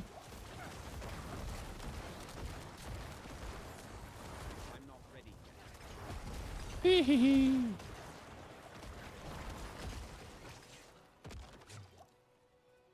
Yeah, way less risky to play this build, which is actually really cute to see. Yeah, I do believe for our other build that's playing Army of the Dead, I'm probably going to be killing I'm probably going to kill the golem too. I mean, it feels so sad to kill the golem out of every build because we're just hoping that the golem is finally useful. But even a full golem build is not useful now, chat. We tried it, so I'm sorry if I'm crushing your dreams. We actually tried a full golem build. The biggest problem is that the golem AI is just stupid. You know, in an age and era of AI, where AI is so vastly praised at every corner, the AI of our golem is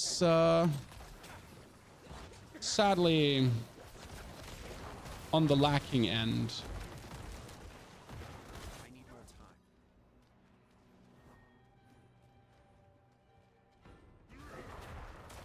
It's better to use Flicker Step. Flicker Step is an amazing boot for builds that also do use ultimate to do damage. So if you're playing a Bone Spear build, or if you're playing even an Army of the Dead build, you can actually use Flicker Step to amplify your damage. It's kind of funny. I've tried it multiple times. It works very well. Flicker Step mostly is really good in a Blood Wave build, actually, because Blood Wave gets boosted tremendously by what Flicker Step does. And that's another two deeper. Well, that's boots. These boots are made for walking, and that's what they'll just do. I mean, we're like, so we have done how many times now the thingy, and we're really struggling to get greater affix items. I'm also struggling to see greater affix items. It's always a bit sad because I want them to pop a bit more. A golem would probably be stupid in real life too. Yes. Yes. Shadow, thank you for the 85 months of support. Shadow appreciation. Shadow, if you did bring your Prime Gaming sub, do not forget to use it, or YouTube membership, however you feel. Pid, how much armor should you max? I think 17 to 18,000 is max. You shouldn't go for more. Been using the Bone Spear build, but what's the best way to get Black River? Black River is still from Duriel, and I will have to say that Black River feels interesting on the minion build, but we might actually have to cut that out again, but not if we actually go for the Blood Mist. Then we might keep Black River in there. So it's really intriguing how that went so far. By the way, I saw someone doing the tier 200 pit, guys, and he was essentially like having like triple incense going and triple potions and and like all the potions and everything. Do you even need that? Is the DR of the golem not worth it? We did use the DR of the golem, and we're still getting one hit.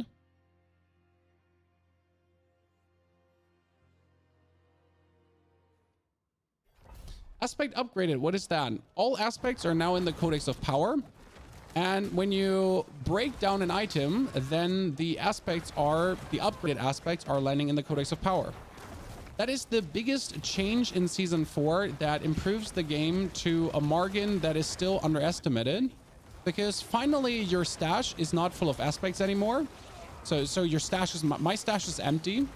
Apart from random uniques that are just sitting in there. So your stash is empty.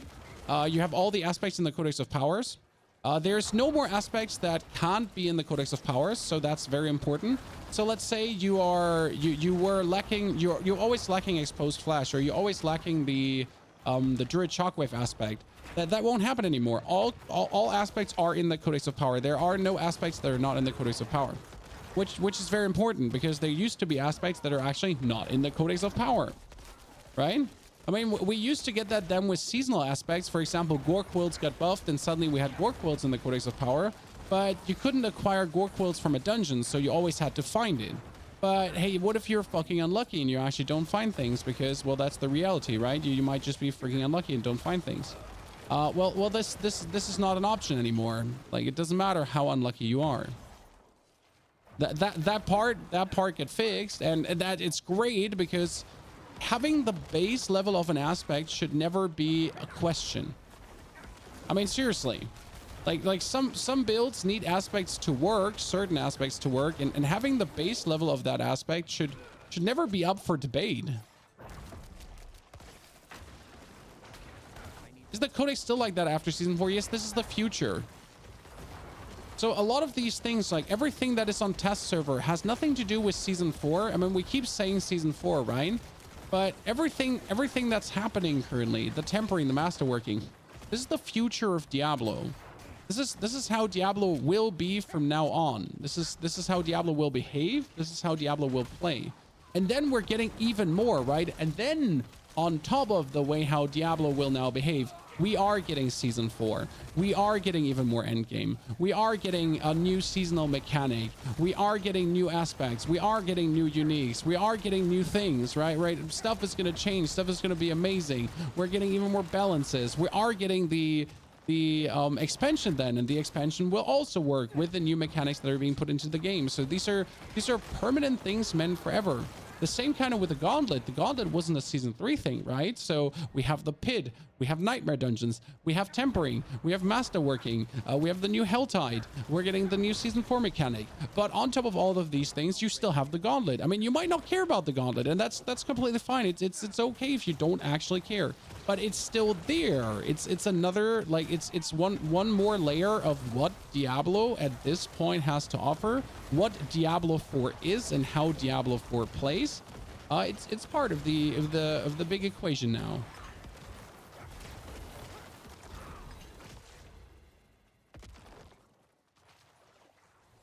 The new tempering will come into Eternal. Yes, I mean, the game, the tempering is not seasonal content. The tempering is, again, it's always content. And yes, it will come also to the Eternal realm. And yes, the itemization rework is also coming to the Eternal realm. So essentially, like, it's actually funny, but your Eternal realm character is getting fucked.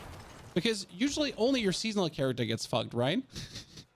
But this time what's going to happen is that your Eternal Realm character will also not be the same again anymore. And you'll actually have to redo that Eternal Realm character as well. And you're going to have to find like brand new aspects and everything. And like, yeah, you have to find new items. And like you can actually find the uniques again. I mean, this might actually be a good thing because, I mean, realistically now you have a reason to touch your Eternal character again.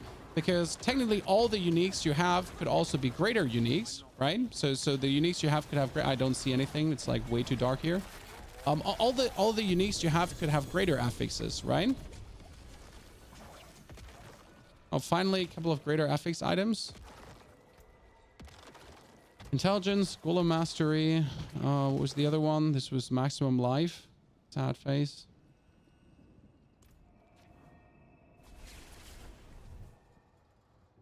When you consume an aspect more than once, the base in the codex is upgraded. Like you can reach the ceiling of the aspect if you consume. Yeah.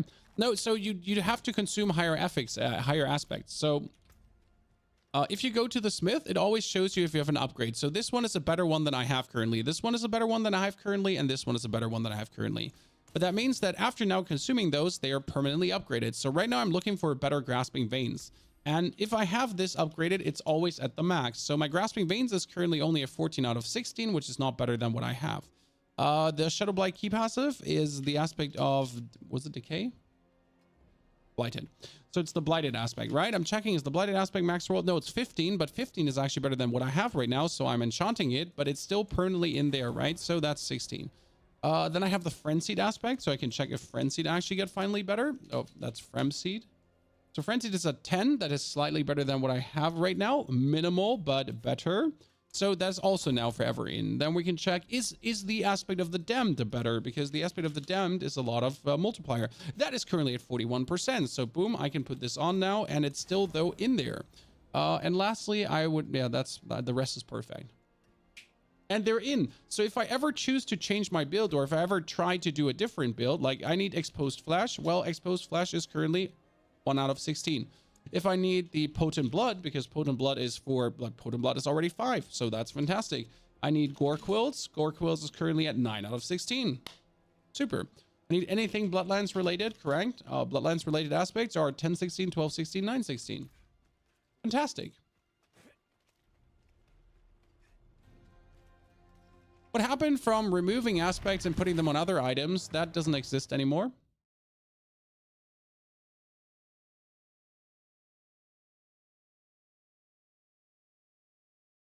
That doesn't exist anymore. Sadly, could not play any D4 in the last days. Yeah, I mean, like missing the test server is bitter. But end of the day, like you can still get feedback from what you see, right?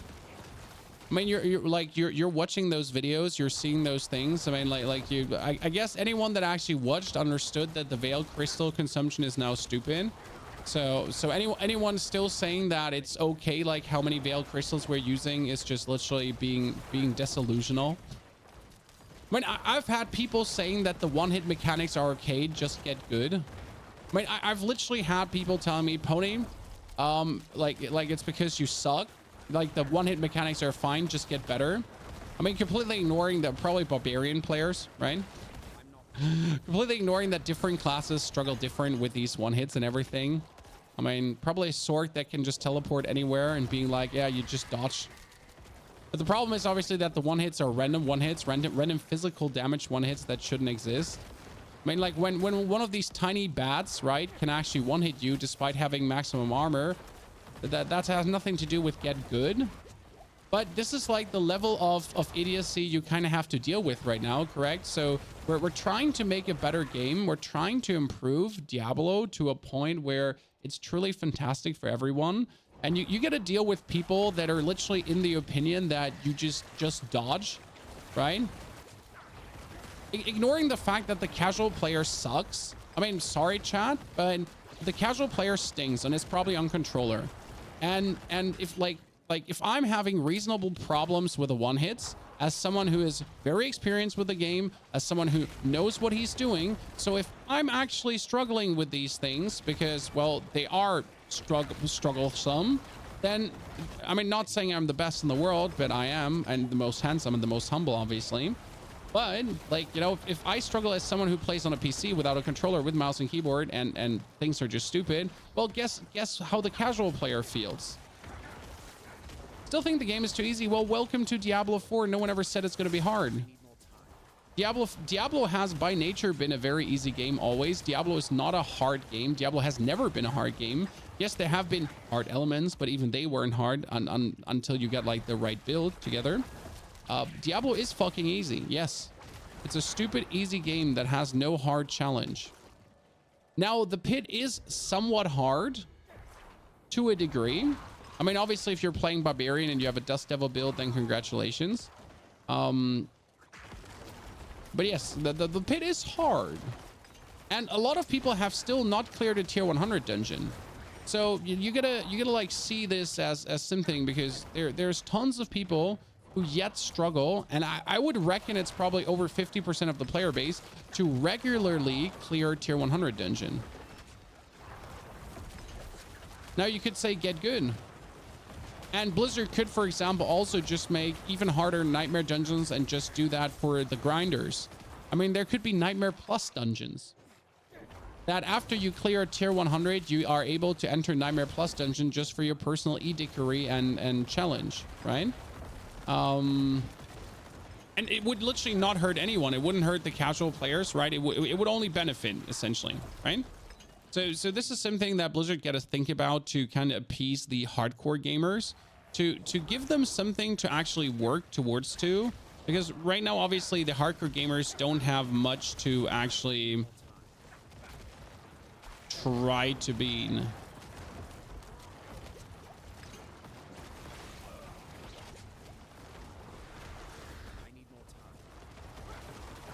I mean, obviously, I don't know if adding Nightmare Plus dungeons would... Oh, that was bullshit. That shouldn't have killed me. Nightmare Plus dungeon would fix that in any way, but it would at least be something. I play goddamn Necro. Yeah, I play the weakest class in the game. Well, apart from Rogue right now. I mean, I play the historically weakest, most nerfed class. I mean, don't forget, chat. Okay? Like, don't forget this. But Bone Spear Necro used to be so absolutely powerful that it got nerfed. Please, can we be real for a second? I mean, Barbarian has been now absolutely overpowered for so many seasons. And, well, you know what? Bone Spear Necro used to be too strong and needed to get nerfed. But Bone Spear Necro was actually never too strong. It was just stronger than the other Necro builds.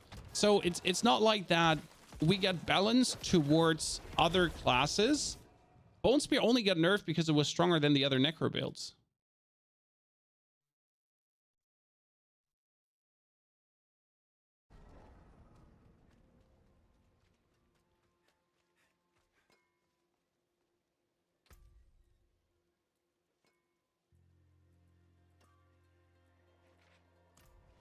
But yes, we're finally strong. I mean, minion builds are finally doing good.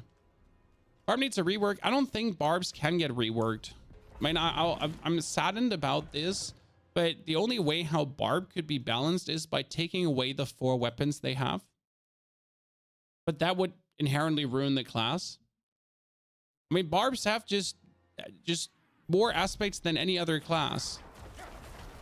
And the downside is, oh yeah, there is none.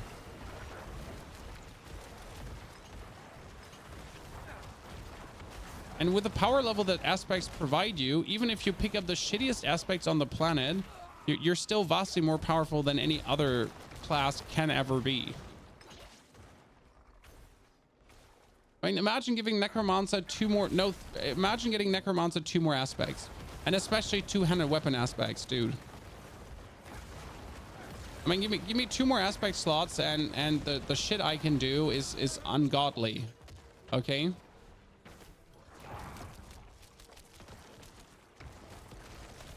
That's the thing, right? Necro has so many good affixes, so many good aspects, but you always have to like min max, right? You always have to think about, can I use this? Can I not use this? Can I use this in combination with that? No, you can't, because, well, you know, limitations. There's limitations, and now, well, I mean, just give me 2 more slots, and I'll show you what I can do.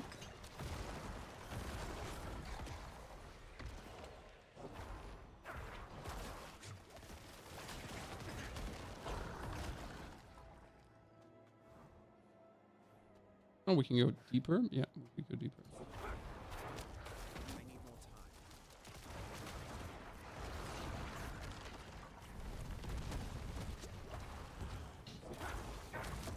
People see Rob one-shotting everything and think Barb is OP. I mean, obviously Rob is not a realistic representation of what the normal player can achieve. But no matter how crazy Necromancer players there out there, no one has ever reached the level of what a Barb can do, you know? So there is things going wrong.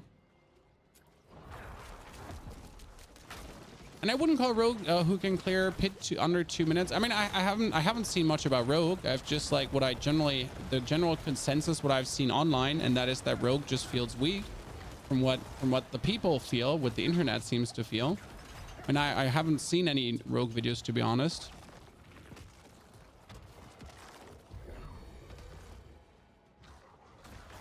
So please don't be personally offended when I just say what I saw. When it's good that Rogue can clear tier 2 100 of the pit. They should be. I mean, right now I haven't seen a Necromancer clear tier 200 of a pit yet, but I guess that's mainly because no one has bothered. But because there's literally no reason, correct? I mean, maybe Scum has done it because he has farmed enough, but I haven't actually seen a Necro do it yet. It's probably the only reason why I'm also pushing for a 200 currently. Because, well, I mean, we kind of gotta do it, right? Necro is just fun to play. Exactly. And I gotta say, Necro has a bit of a defensive issue. Necro has always had a defensive issue. But right now, if you're, for example, playing Bone Spear and you used to rely on the Litless Wall to actually give you like cool amounts of armor to stay alive, that is kind of gone again. So we're a bit back to the Abattoir of Zir issue, where if you're playing Necromancer, you kind of have to play Blood Mist, because Blood Mist is the only way how you stay alive and you avoid any kind of damage. So that's like the Abattoir of Zir conundrum back again, that you're essentially forced to just play that one thing. I mean, it's okay. It is what it is. You know, deal with it. It's just like sad that we're like back again in the same issue that was there before, right? So the issue hasn't changed. It's the exact same existing issue.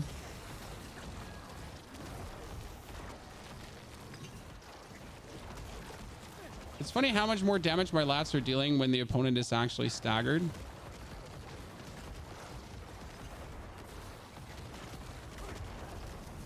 Don't want to die, so I'll just go into Blood Mist. And we're done. It would be nice if you wouldn't just keep attacking while you're dead. See, this item here is an amulet with a greater affix +1. I wish that was standing out more. By the way, people kept telling me that higher levels of the pit were giving you way better loot. I have yet to see that.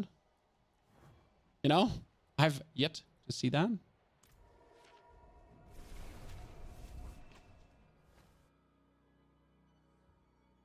I know you love Necro. I've never played it. I find it a bit boring. Have to spam minions from corpses all the time. You don't. Wait, why do you spam minions from corpses? I don't press my minion button a single time ever. Right, so Necromancer has something. It's called the Ring of Sacrilegious Souls that does everything for you. I mean, so the only skills I'm using is...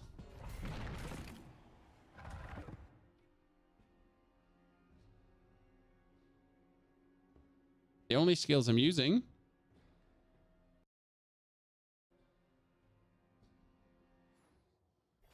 is Blight. Then I use Corpse Tendrils and Blood Mist, and Decrepify as a curse. And that's about it. The rest happens automatically. So this is my race skeleton. It happens every 8 seconds. And that race skeleton is being done automatically by the Ring of Sacrilegious Souls. Whenever a skeleton would die, it gets automatically resummoned. So I'm essentially just doing what I want to do, you know, like corpse explosioning and some and all that kind of stuff. And otherwise, I just make sure to not die. And then my minions just do their minion thing. I mean, obviously, I gotta do my shadow explosions and so on, because if I do my shadow explosions and so on, I boost the damage of my minions. Because, like, the blighted aspect hires my damage by 120%. So my damage goes up by 120%. But that damage up by 120% also goes over to my minions and to the Ring of Mendeln. So they're actually getting double buffed. So they do more damage because of Ring of Mendeln, and they do more damage because they're minions in general. I play minion walking simulators. Well, there's the difference into minions to other ARPGs. So I've played many minions in others, and there's some ARPGs where you're literally just walking behind your minions and you're doing not much. I mean, here I still do need to actively use my corpse explosions, and I still need to actively throw in my blights to actually enhance the damage my minions deal. And I like that. I mean, as much as I want my minions to do the job, right? I mean, I don't want to just AFK stand on the side and not do anything. I mean, I want to be actively part of the success of the battle, right? I want to be the very best, like no one ever was that anyways, but I want to put in the work, you know? Do something, be useful. That's what I'm saying. Like, I never understand the absolute minion purists that really just want to AFK and that's about it, right? They don't want to bother about anything their minions related. But that seems so weird, because I mean, I don't want to play this game AFK. I want to do something and help my minions and help them have a bigger success, you know? Help them be cooler.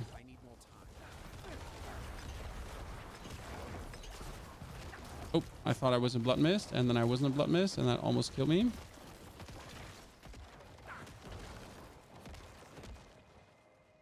Good.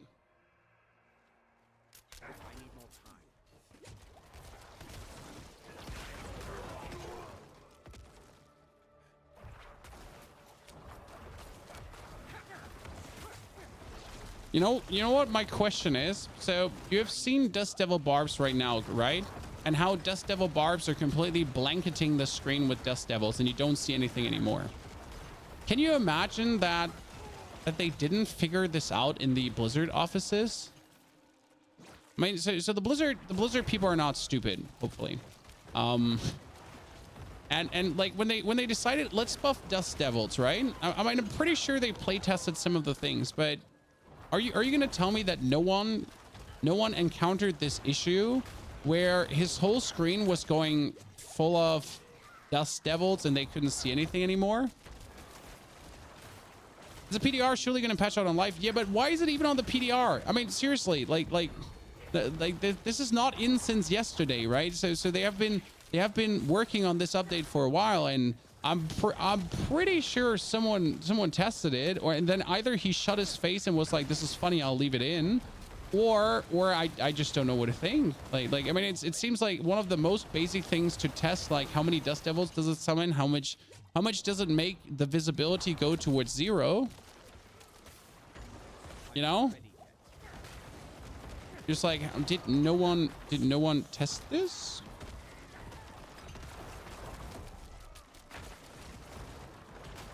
I'm talking about the same people who coded the stash to be loaded. Hey, that's just like a brilliant coding error. But I'm talking about realistically, you change. So I don't know how the development process works, but you change the Dust Devil aspect. Then I would expect someone who actually plays Barbarian to test the change of the Dust Devil aspect. So someone would actually be in the offices to test this. And then after, like, and then he would obviously test like the crazy possibilities because they put them in. So like, you know, the things that are out of hand would be tested. And then they would notice that this is too much and doesn't work, I assume. And then they would work on making sure that it doesn't happen. Maybe? No? Am I expecting too much? Am I the problem? I mean, there's always the world where I'm the problem.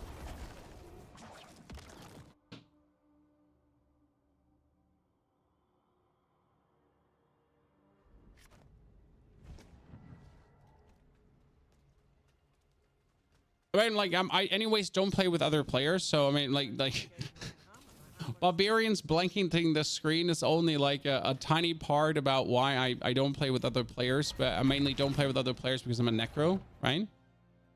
The loot on PDR is doubled, the legendary loot is doubled.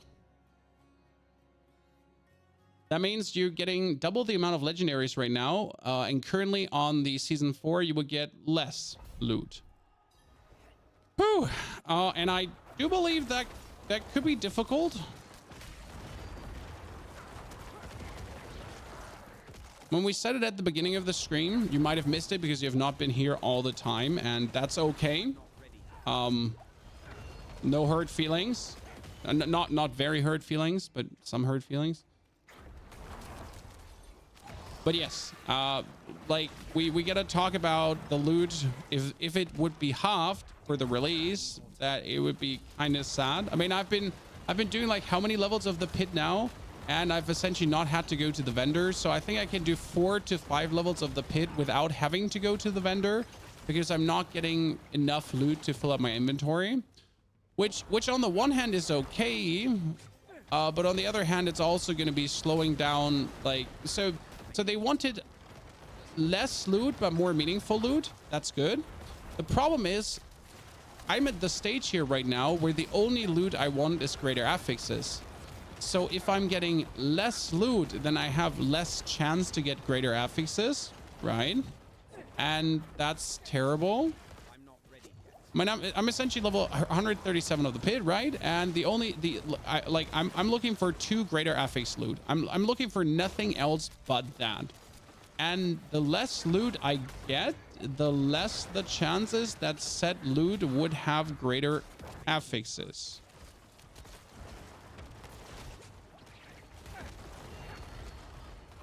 So yeah. It's really all loot doubled. The ancestral legendary loot is doubled, which is essentially all loot of the end game.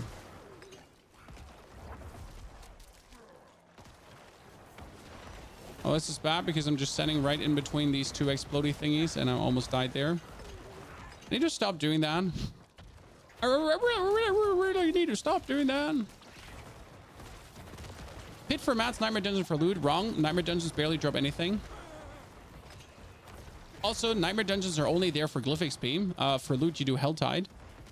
I mean, realistically, who actually has done Nightmare Dungeons for loot? At this point, I did actually level up a character to level 60, and I did a Nightmare Dungeon. Guess how much loot I got? Chat, guess how much loot I got out of 1 Nightmare Dungeon? Guess. It was 2 pieces. It was 2 pieces of ancestral legendary gear. Guess how much loot I got out of 1 chest in a Helltide? Yeah. So Nightmare Dungeons is only for glyph XP at this point. There's no other reason to go into a Nightmare Dungeon. I mean, why would you do that to yourself when there's Nightmare Dungeon affixes that are annoying? I mean, like, so the pit, for example, right now, the pit is a Nightmare Dungeon and better for the simple reason that there's no affixes, right? I mean, like, there's no Stormbane's Wrath, there is no Drifting Shade, there is no Volcanic. I'm essentially playing something on a timer, and I can optimize that timer. It takes the amount of time that a Nightmare Dungeon takes to a degree, right? And I get tons of loot at the end too. And technically, why would you ever do a Nightmare Dungeon over that?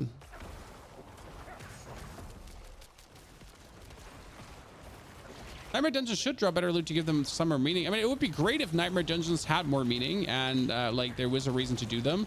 The same reason, like it would be great if there was a reason to do a tier 100 Nightmare Dungeon. I mean, a tier 100 Nightmare Dungeon should have either more unique loot drop chance or anything. But right now we have tier 100 Nightmare Dungeons, and I don't see why I would ever do one in season 4. That's like the reality currently is that you do have dungeons, and there is never a goddamn reason to actually go into them in the end game.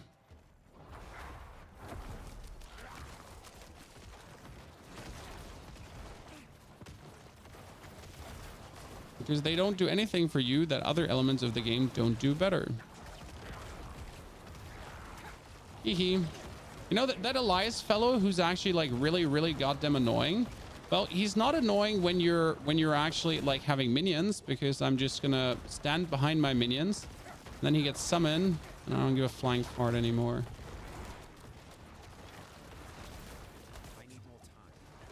Uh-oh. What's coming there? Oh, Elias! Ugh. Whee! And we're done. Okay, I wasn't planning on pushing this deep, chat, but how about we... Ooh. Oh, great. Great, chat. Hey, listen, chat. I got a Littlest Wall with a greater affix. A greater affix is lucky hit chance up to a 5% chance to restore 21% resource. You want to know what the joke about that greater affix is? Let's quickly go to my stash, shall we?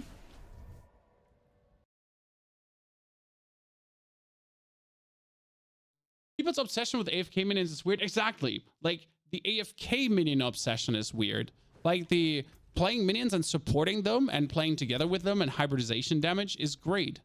So this is a Littlest Wall. And this is a Littlest Wall. So this greater affix says up to a 5% chance to restore 20% resource at max masterwork, right? This greater affix says a 5% chance for 21%. So they didn't actually get the lucky hit chance up, right? They only got the percentage up.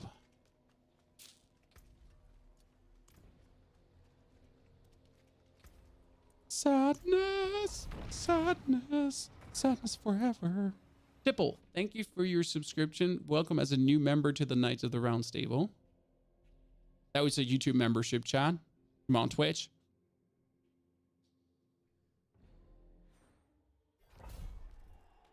Your opinion is good as it is. I dislike the fact that only Glyph XP is available in Nightmare Dungeons. But Blizzard likes to have one endgame activity, one purpose.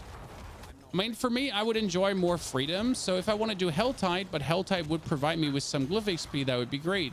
If I want to do Pit, and Pit would provide me with some Glyph XP, that's great. If I want to do Nightmare Dungeons for Glyph XP, then that's my choice. I would just enjoy a bit more freedom.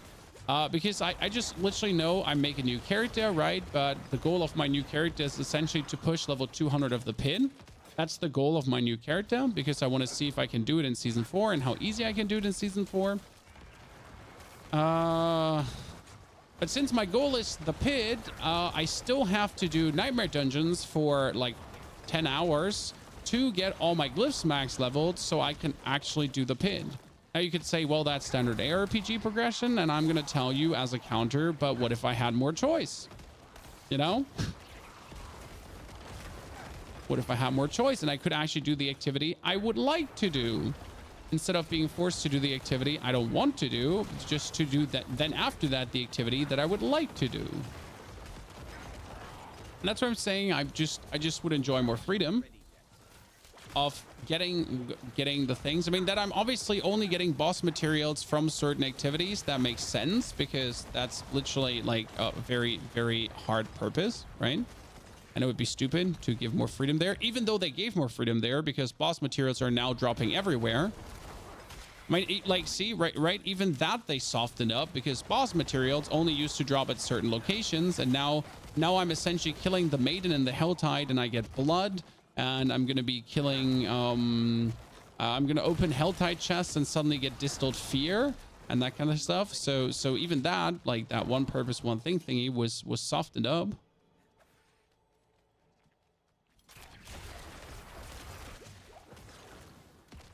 Getting Uber Unique mats. I mean, anyone looking for Uber Uniques the next season is anyways crazy. Unless they rework Uber Uniques to a high margin, it's almost useless. I mean, Grandfather is interesting still, but even Grandfather, you can get a better two-handed weapon than Grandfather almost. If you get a double greater affixed two-handed sword, that gives you like 200% bonus damage almost, and like almost like 300% critical strike chance. I mean, the reason for Uber Uniques, or partially for Uniques, is actually also not really there. Because a lot of Uniques are just straight up worse than any piece of gear you could get. I mean, right now having this ring with the autocast or even having the Ring of Mendeln is nice. But on the other hand, I'm actually missing out on like a potential 120% critical strike damage, right?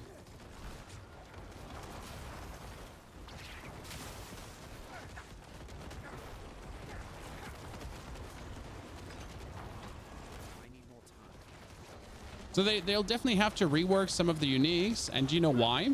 Because the new uniques have better stats. Have you actually ever looked at the Eben Piercer Amulet? The Eben Piercer Amulet from a stat standpoint is insane. Especially if you compare this to what an old amulet does. How would Sever setup compare here? Sever would do more damage, but Blight empowers your minions to do more damage, and your minions are doing a lot of damage. So Sever could technically work, but I would have to weaken my minions for that. So, like if you have the Eben Piercer Amulet. So this is an Eben Piercer Amulet, and this is the... this one here.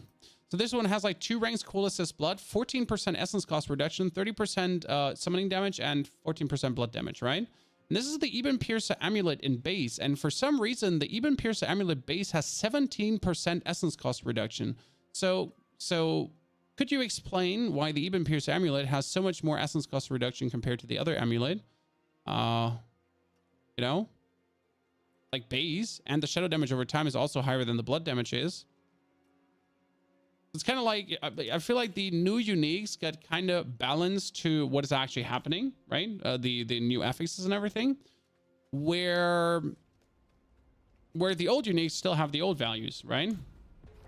One is 925, the other is 885. After 832, it doesn't get better anymore. Plateau. Like, in case you didn't know this, stats cap out after 832. Like, if you go past that, that's our max.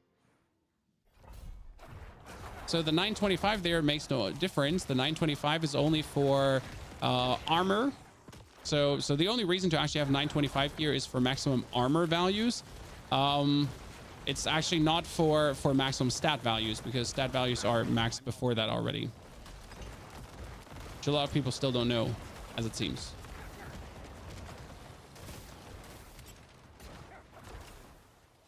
You know, because Blizzard and Brains now, I do believe that truly the new uniques were essentially balanced towards the new changes, right? Because they're new, it was easier to do that.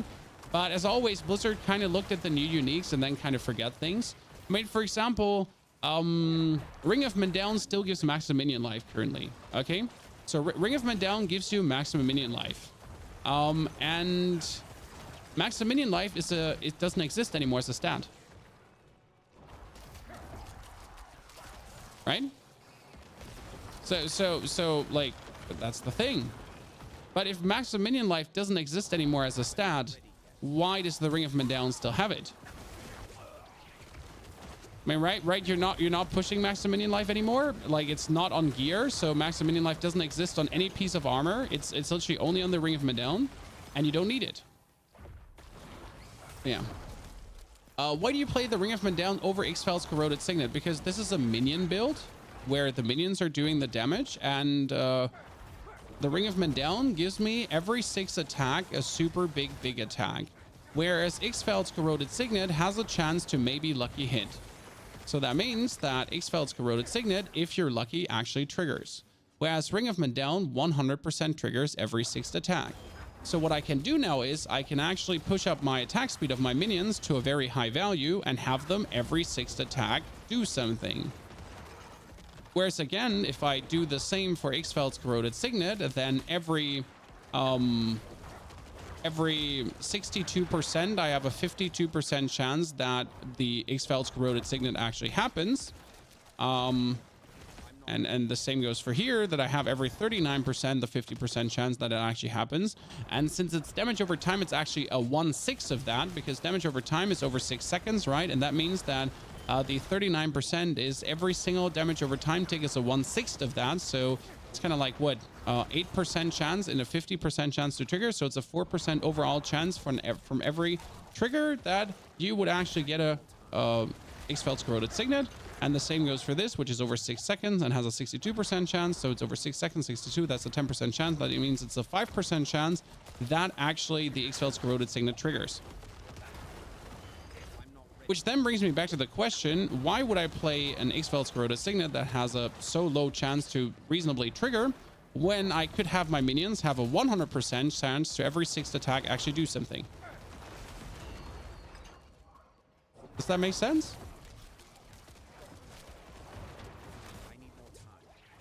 Holy, there was a lot of mathematics. I'm sorry, chat. But yeah, this is to answer your question, why no X-Fel's? Because X-Fel's is great, but as soon as you're playing minions, Mendeln is just too good at this point. Especially if you push the damage of your minions ever higher, add the attack speed of your minions ever higher, it's just too good.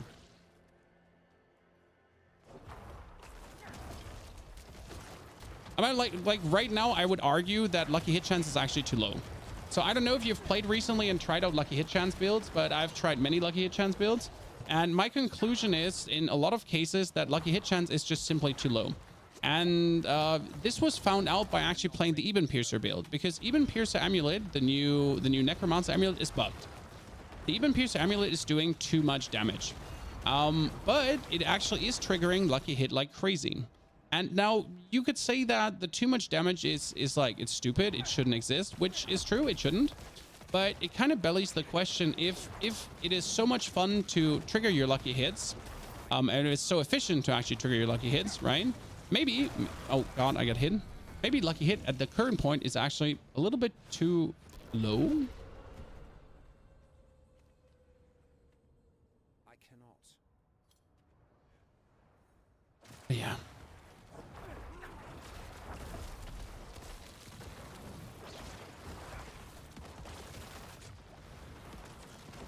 That stupid guy who's like hitting the ground is the only one that every now and then actually kills me. Right, the others don't really phase me much, but that like, and that's super stun. We don't like that as well. After this round, let's go over our affixes, guys, and see if we can use a better one. Because I'm still under the impression that I'm missing out on the potential improvement. There could be even more stagger going on, potentially. Oh no! It was clutch.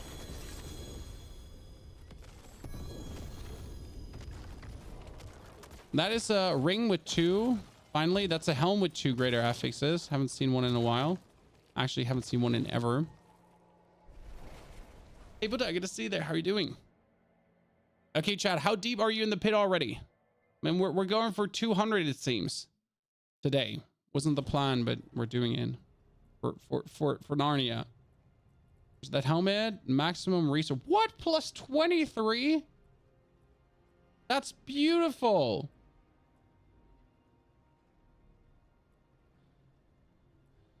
I don't need it, but it's beautiful.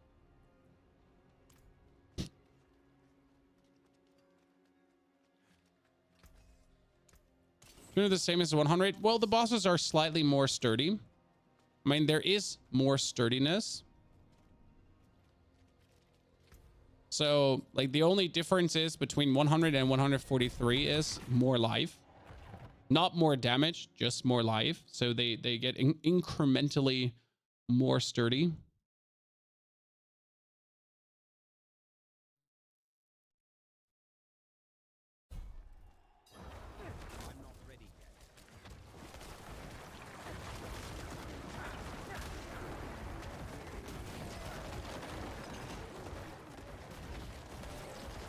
Oh, I hate these corpse dudes that are just refusing to die because they're healing off their friends, right?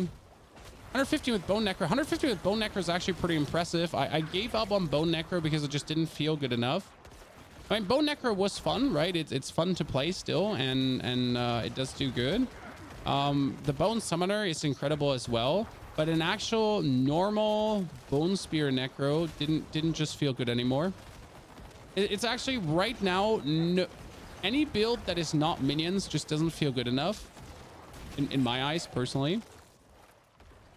Which is funny because before no minion build felt good enough, and now any build that's not playing minions feels like they're lacking, right? So we went a complete 180. Went from minions boo to minions yay.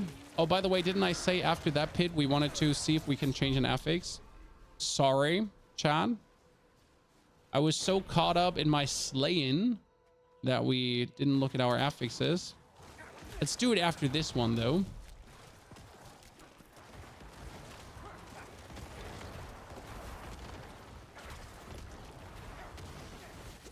I think overpower suffered like the most from like any overpower build suffered the most from the new update, mainly because of overpower being relatively affix hungry. So you kind of need like, you know, crit chance, crit damage, overpower damage, attack speed, like the amount of different stats that you essentially all need to make overpower properly work.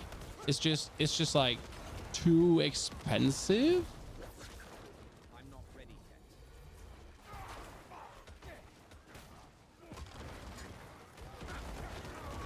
You know, for this build, I think I would like to have 1 item with essence per second. Because right now I'm like constantly out of resource, which is okay because I'm just like, this is the way how we play. And if we need resource back, we just make resource back. But I think if I had 1 single item with essence per second, that would vastly improve what this build does.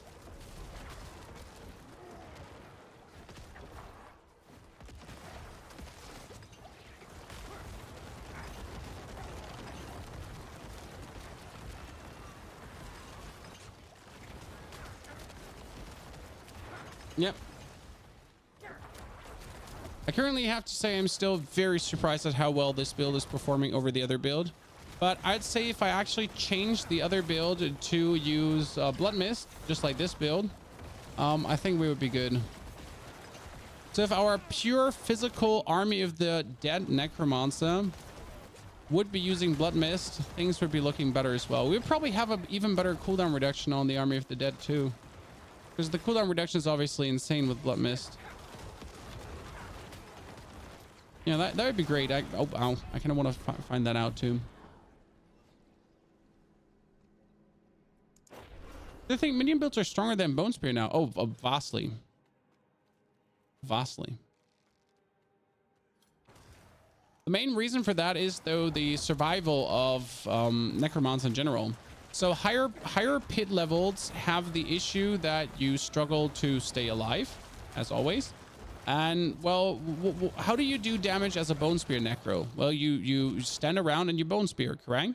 The problem is when you're standing around and when you're Bone Spearing, you're actually very vulnerable because, well, you're standing around and Bone Spearing.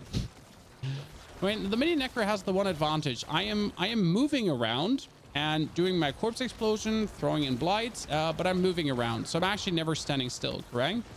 What would I do now as a Bone Spear Necro when one of these boss summons happen, right? If any of these boss summons happen right now, then I would have to stop doing damage. I would have to avoid the boss summon to actually not get killed by it, right? And that would be kind of annoying. Well, that just doesn't happen as a minion Necro currently because like any of these boss summons happen, right? And they're annoying. I just go into Blood Mist and I avoid all the damage while my minions are just, they just do the do, right? They essentially keep clapping.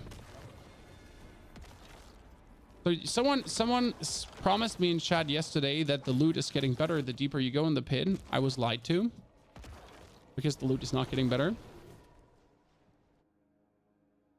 My Bone Spear Necro has 40k HP and 90k armor. Yeah, but that doesn't change the fact that you still have to stand still to do things while I can just move around and avoid everything and do nothing. Okay, so aspects. We're talking about aspects. We need the helmet. We need the armor for the damage reduction. We need the gloves for the bonus damned damage. Then we need the temerity, technically, for a bonus barrier, because without temerity, we have nothing. We need the Skeletal Priest effectiveness, because that buffs the men down and our minions. We need the Shadow Blight, we need the Corpse Tendrils, and we need the minion attack speed. Because the only thing I'm thinking about currently is if I could make my Skeletal Warriors do stunts. Because that would be really, really cool. I mean, think about it, like your Skeletal Warriors actually having a chance to stun. That would be kind of nice. But the only thing I could put off is the damage reduction. I mean, my Hardened Bones is max rolled, right? Okay, my Hardened Bones is max rolled. What if we go for the aphotic aspect on my chest, guys? So aphotic, again, is a 20% chance that your minions would stun. Okay? And that could technically make our enemy bosses stagger like crazy, right? Mundus, thank you for the 89 centuries of support. Mundus, very good to see you there. Hope you're doing well. Pleasure. Closing on the 90s birthday gallery, it's going to be a beautiful time to celebrate. Wouldn't Bone Spear Necros only slot in Bone Mages and they auto get minion benefits and extra spears with little to no investment? The problem with the Bone Mage, Bone Necro, Bone fun is that they die. So yes, it is fun. Yes, it does work. Yes, it's actually quite incredible and interesting shebang. The problem is that your Bone Mages like essentially constantly die, and it's just very tedious and annoying at times. So generally speaking, yes, good. Practically though, no, not insane. I'm not ready yet. I mean, it's fun though, because if you play Deathless Visage, okay, so if you have the helmet Deathless Visage, your Bone Spear Necro throwing lads actually do throw Deathless Visage too. That's great, isn't it? Like they throw that too. They throw that shit.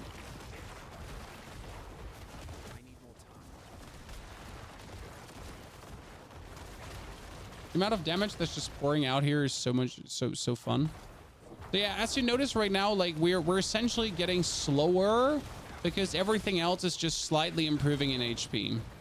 But again, it is not like a crazy improvement, right? It's not like Diablo 12 Zur, where suddenly when you go like from a certain level to another level, it's like 30% more HP. It's more like a very incremental, gradual, minimal improve of HP, where they just slightly get sturdier. And technically you would be using your master working to work against that, but I'm already completely master worked, right? Already completely masterworked, so the only way how I could beat the gradually rising of HP is by getting greater affixes. I need more time. That would essentially beat Dan.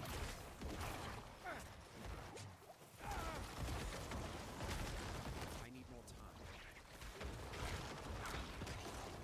Yeah, I'm currently not sure about that shadow damage thing. It doesn't seem to make much of a difference in terms of damage output, but we'll see on a boss if the stagger is actually higher. Because if all your skeletal warriors have a higher chance to stagger and everything is like going down south, then it should work.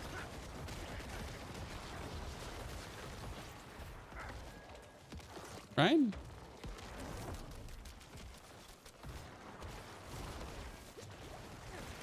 I'm really excited to see.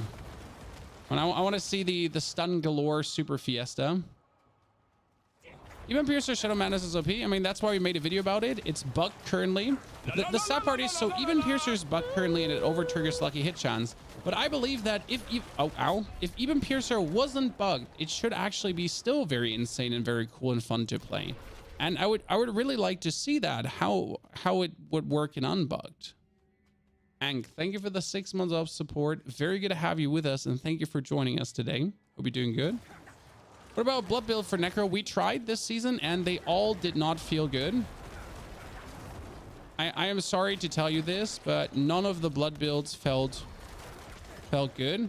Now, I did say this just a few seconds ago, but there might be a way how we could get Bloodlands and minions working together.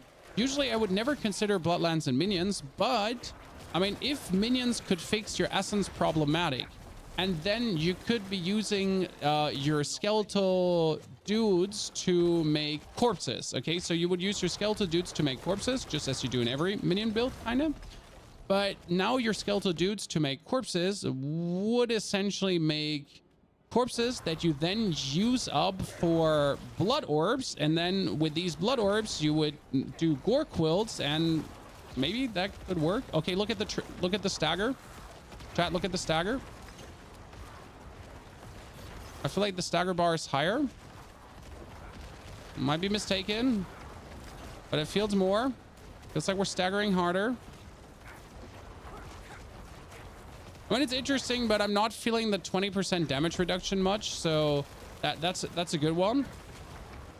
I mean, my minions definitely died more. So that's important. My minions definitely died more. That kind of worked out. Bloodlines and Blood Surge minion is no good. Bone build's kind of okay, and Shadow's pure minions builds are awesome. Exactly. Triple Slide will probably be the top one. Yeah, right now Druid is doing gazillions of damage, like uber brazilians, super gazillions, super trillions. I mean, seriously, they're insane. They're insane right now. Illegal goodness.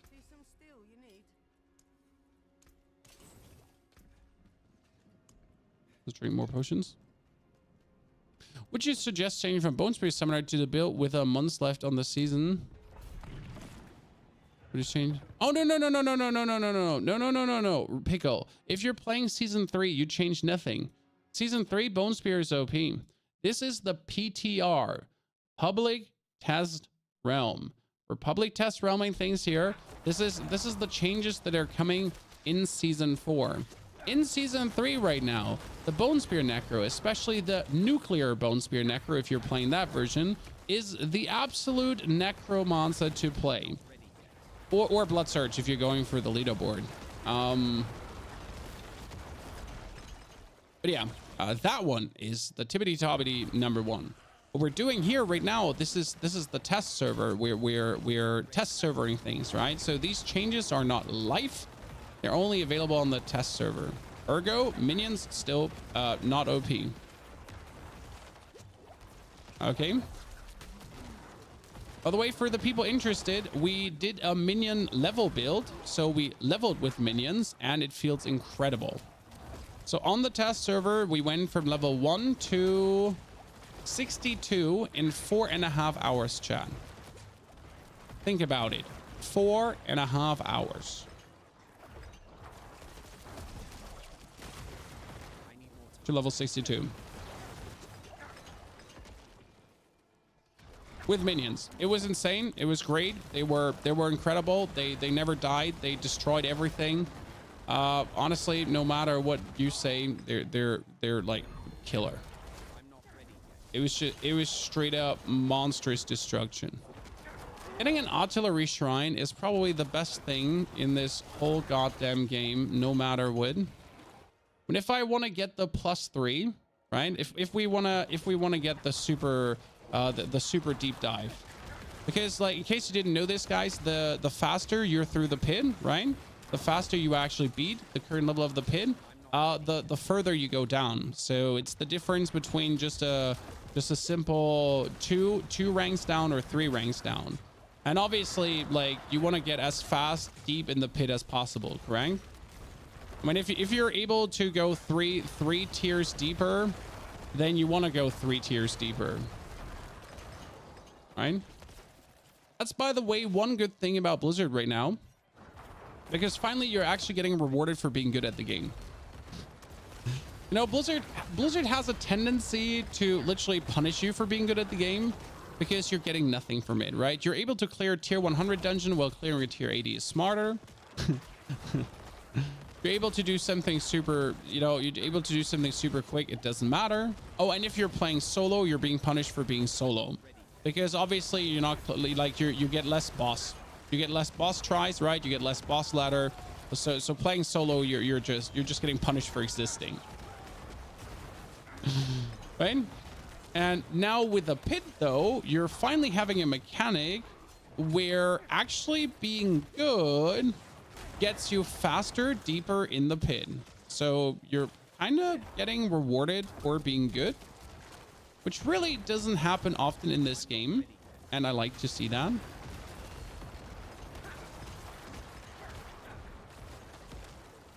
I don't know if that makes sense to you, why I like this or why it's so exciting for me, right?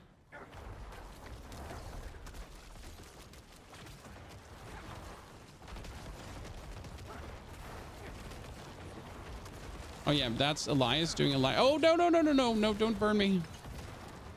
Mean.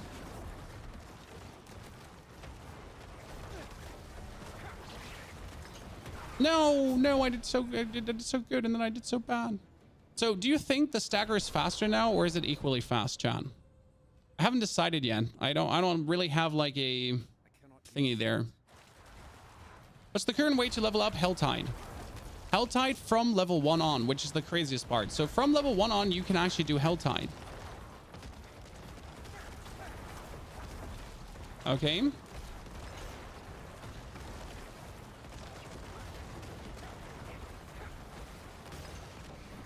No, I was gonna blood mist.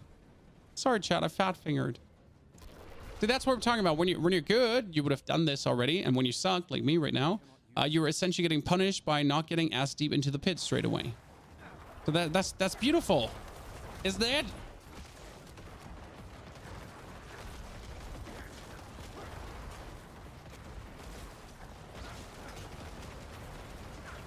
need more time.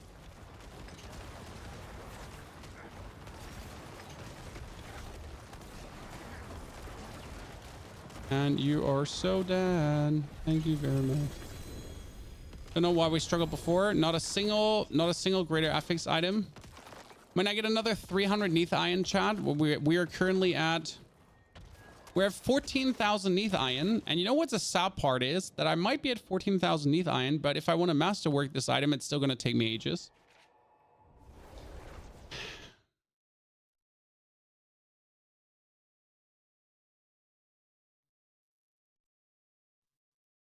Do you think they'll nerf a lot of things after the PDR?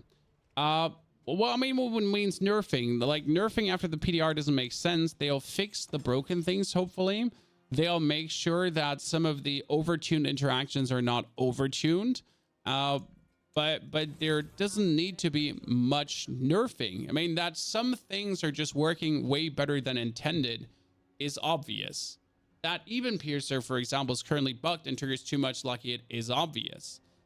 That maybe Elemental Surge that you get from the Tempering here right now is a bit going too hard is obvious. So these are like obvious things that are obviously too overtuned. By the way, I'll be quickly right back, chat, and then we'll continue deeper into the pit. I didn't want to reach level 200 right now, but should we try? I mean, we are only 50 levels out.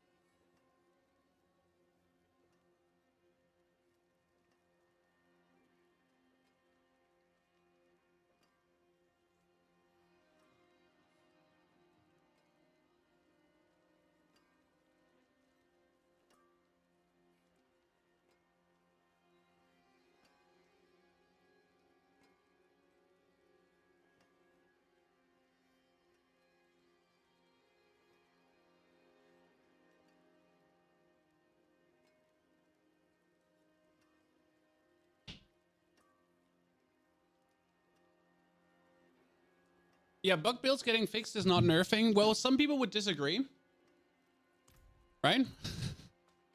Some people would disagree that fixing bug builds is not nerfing. By the way, Chan, tomorrow I would like to do a stream where we play some, but we're mostly just going to be gathering PTR feedback. So I want to create like my very big PTR note list that we're then going to look at.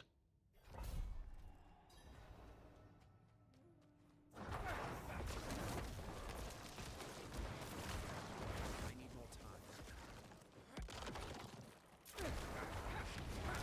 Because I anyways want to create one for Blizzard, but while I'm creating one to send to Blizzard, we might as well do this together. I need more time. If you have very important points that you would like to land in there, if you have noticed some things that I haven't, if you have some, you know, some grievances, and then we can make a very good list. I will also land up in one whole like PDR feedback video essentially. Like the kind of like will season 4 save Diablo? I'm not ready yet. You know? And currently I think it's definitely an improvement. But I've seen a lot of people like a lot of people are unhappy with this too. I mean, if you are actually in the PTR feedback forum, a lot of people dislike the tampering and the master working. I'm not sure if it is because they don't understand it correctly, so if it's an understanding error, or they don't just like it, which is okay. I mean, you don't have to like these. Oh, that was poison again. You have to like these mechanics, right?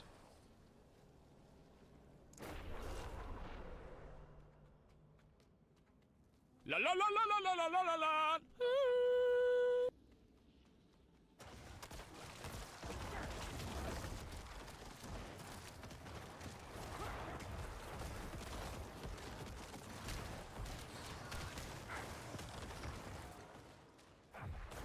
I need more time.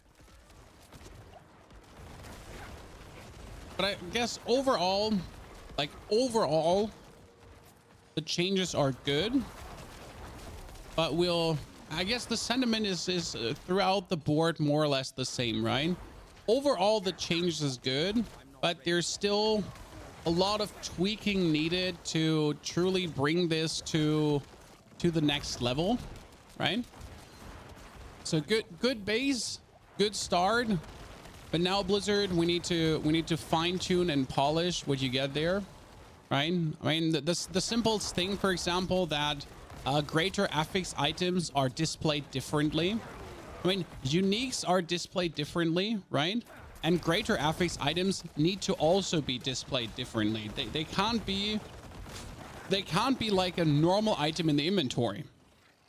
I mean, I need to open my inventory and I need to instantly see which one is a greater affix item and which one ain't. That, for example. Montharian, by the way, genius. Thank you for your support and subscriptions, Montharian genius. Good to see you too there. Appreciation. People whine because they bricked items. Yep. I mean, I understand the pain.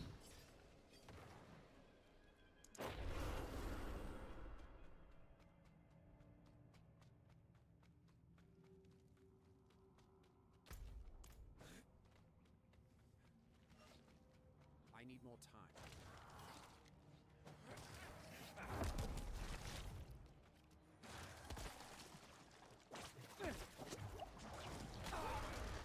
Okay, that was uncalled for, sir. People just dislike D4 because their expectations weren't met. I mean, some people are on the Diablo 4 hate train. They don't even play it anymore and they still keep hating. You know?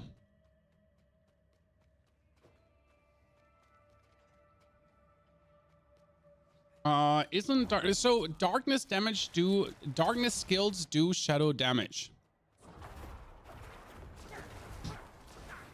Blizzard is a bit weird with their wording. So darkness skills do shadow damage. If you increase the skill of darkness, if you increase the damage of darkness skills, then well, you're only increasing the damage of darkness skills. And if you're increasing the damage of shadow skills, oh my goodness, we just died there a couple of times. Very weird. So like, actually, we're just gonna back out and do it again. So if you're increasing the damage of darkness skills, then you really only do that of darkness skills, right? And if I increase my shadow damage, my minions, for example, get shadow damage too.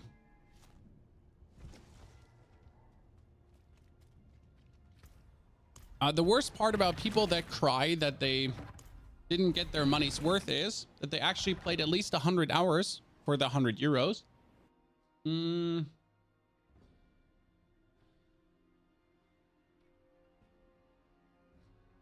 still complain that they got robbed. I mean, it's okay. Like you can obviously be unhappy with the state of Diablo, right? But if you got 100 hours of game time out of your 100 euros, then saying you got robbed is kind of like, I don't know, stupid. I mean, saying you don't like the game is okay. Like after hundreds of hours of gameplay, then I'm still asking myself why you played so much, right? I'm still asking myself why you played 500 hours and then said the game is bad, correct? Which is different, kind of weird. But you cannot deny that you must have had your fun, or you have issues.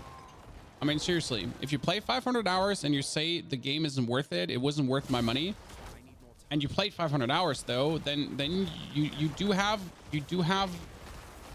We need to talk about your addiction issues, right?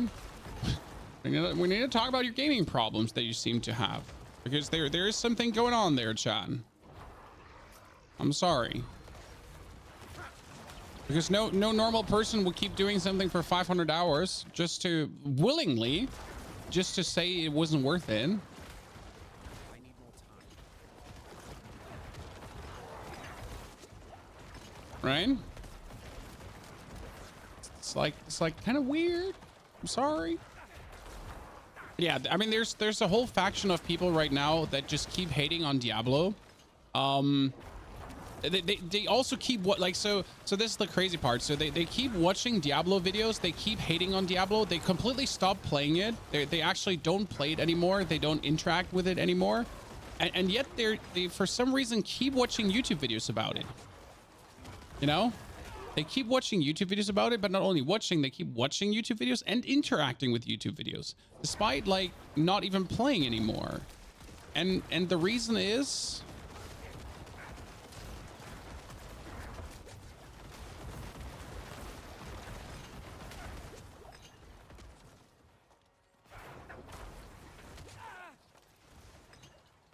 all those people hate Blizzard in general. Yeah, I mean, there's a lot of people that are like, oh, Blizzard isn't what it used to be anymore. That's true.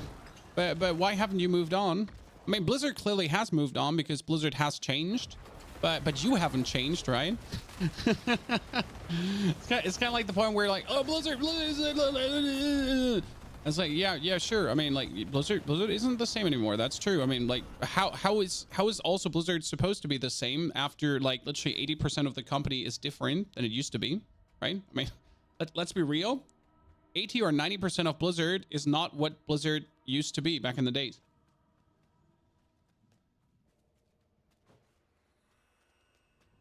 So pray tell, chat, do tell me, how is Blizzard supposed to be the same when literally the people that used to make Blizzard,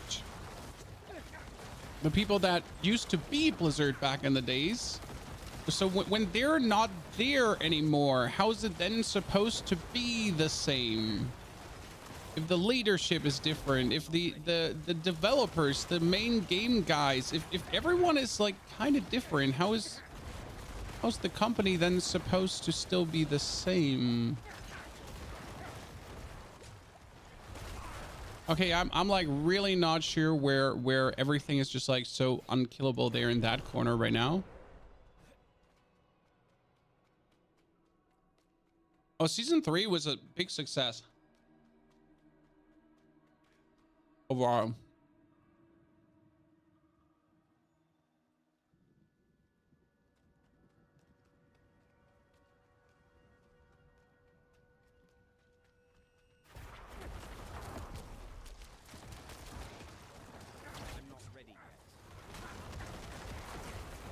Some people love to hate things. I mean, I think it's mostly people just being unhappy with their own lives, you know?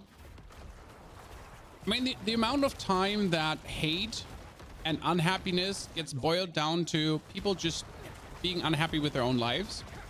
I mean, it's like they hate their current job or their current partnership.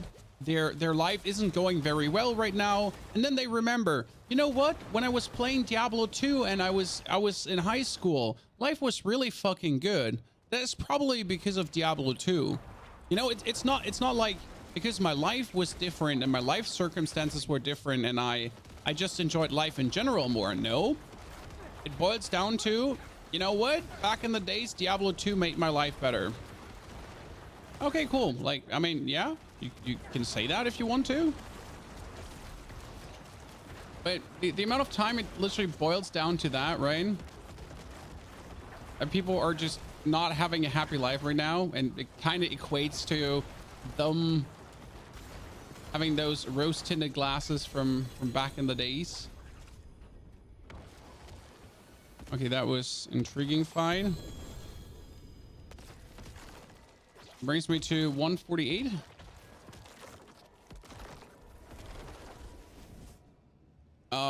Honestly, we checked the PDR forum today, and it was mostly people actually giving valid feedback.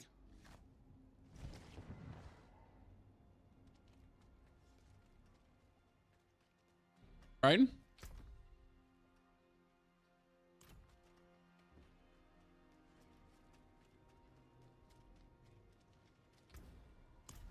The real thing is, if you complain that something changed over the past 20 years, that means you haven't changed at all over the last 20 years.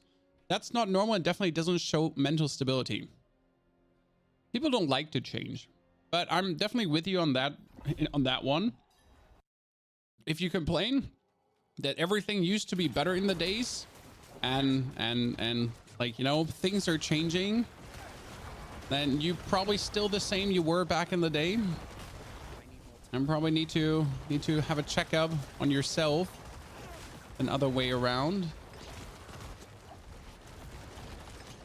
It's like my favorite complaint. Companies are just trying to make money nowadays.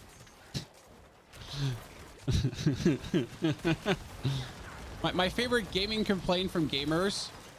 Companies are trying to make money. That's bad. I'm angry.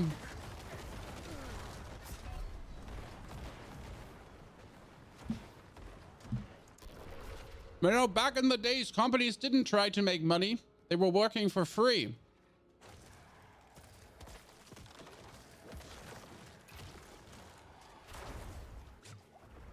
It used to be different, you know? I mean, obviously, like algorithms, mobile gaming, retention marketing, and everything has played its role. These are things that definitely did change, so we're not going to deny that. Existing actual stuff that happened. By the way, I do notice how my minions slowly start dying without the 20% damage reduction right now. So I think we're gonna go back from having the bonus stun affix, because the bonus stun affix isn't doing that much, to the 25% damage reduction that we currently don't have. Because I gotta say that, like you know, the deeper we're now going into the pit, ow, the more I notice the lacking 25% damage reduction. Interesting enough.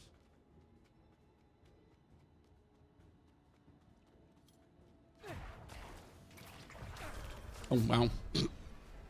LTech after LTech. If not, they want to make money. It's that they want to milk every single thing, also cutting content and selling it for the price. I mean, you're not forced to buy, Stefan. I mean, it's almost like you're pretending you have to buy. Don't buy. I mean, obviously the companies are trying to milk you dry. Everyone is trying to milk you dry. Your boss is trying to milk you dry. Your wife, maybe, if she likes you. Like everything is literally just trying to get the most out of you. That's like complaining about capitalism. You know, the thing that is our society right now.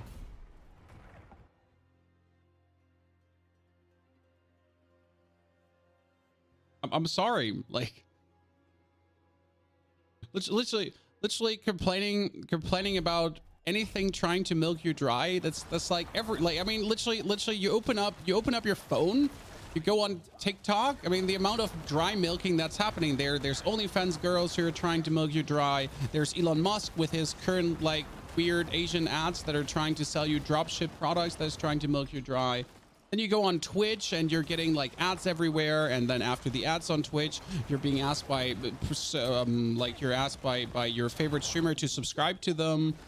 Then you're buying a game and the game has microtransactions and they're actually good because there's some cool skins in there. And then there's retention-based marketing because obviously they want you to spend as much time as possible in the game, which is kind of smart because it actually makes sense. The more time you spend in the game, technically, the more likely you're to spend money. But hey, end of the day, with all the dry milking that's happening, right? It's not like anyone is forcing you to buy anything. No one is forcing you to participate in anything. And no one actually ever put a gun to your face and told you to buy a game. So, I mean, like if you don't like how you're being milked, then stop being milked. I mean, it's almost that simple. I mean, I've been playing Hearthstone, for example, for years, and I know some of the Hearthstone streamers that have literally spent $50,000 on the game to continuously keep buying packs and everything to make these fancy pack openings and whatsoever. I think in my 10 years of Hearthstone, I have maybe put $1,000 into Hearthstone as a content creator. That's 10 years of Hearthstone, $1,000. I think that's reasonable. But I know streamers who've literally put in $50,000, and you know what? It's a choice. It's almost like it's a choice. And yeah. I mean, we're all grown-up adults, right? We can all make educated, smart decisions, hopefully. And if we don't like the way a company goes, instead of whining about the company trying to milk you dry and make bad marketing decisions, you just move on and don't support the company anymore.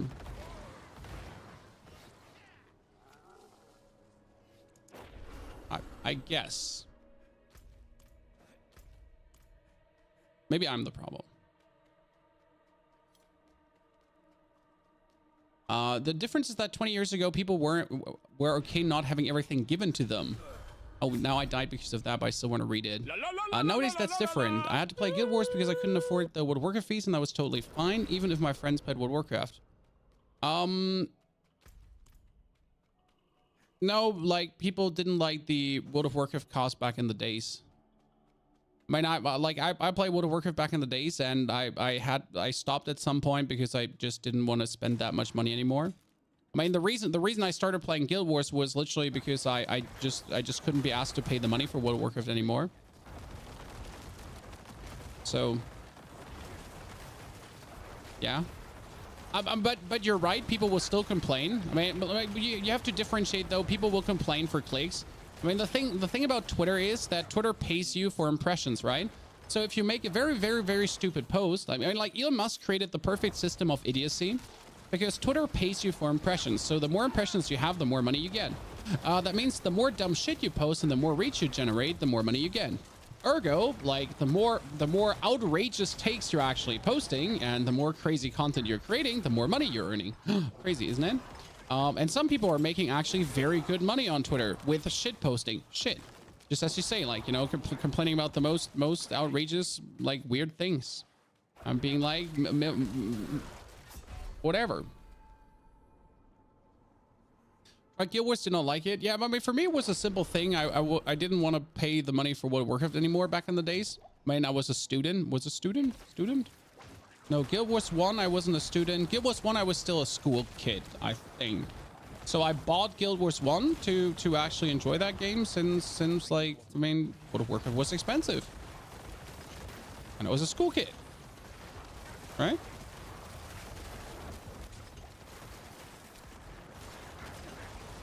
So decided no more World of Warcraft. No milking me dry.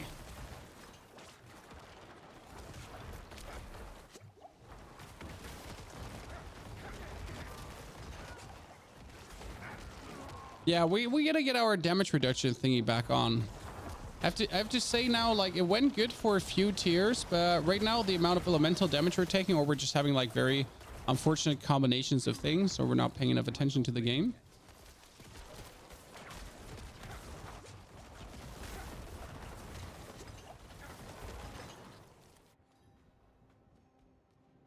So it all goes back. People will do anything for more money. I mean, like, people will do anything for more money. But hasn't that always been the case? Only that Twitter now supports your shit. I mean, let's be real. Who would have ever thought that creating a system where you get paid for creating attention around yourself is smart?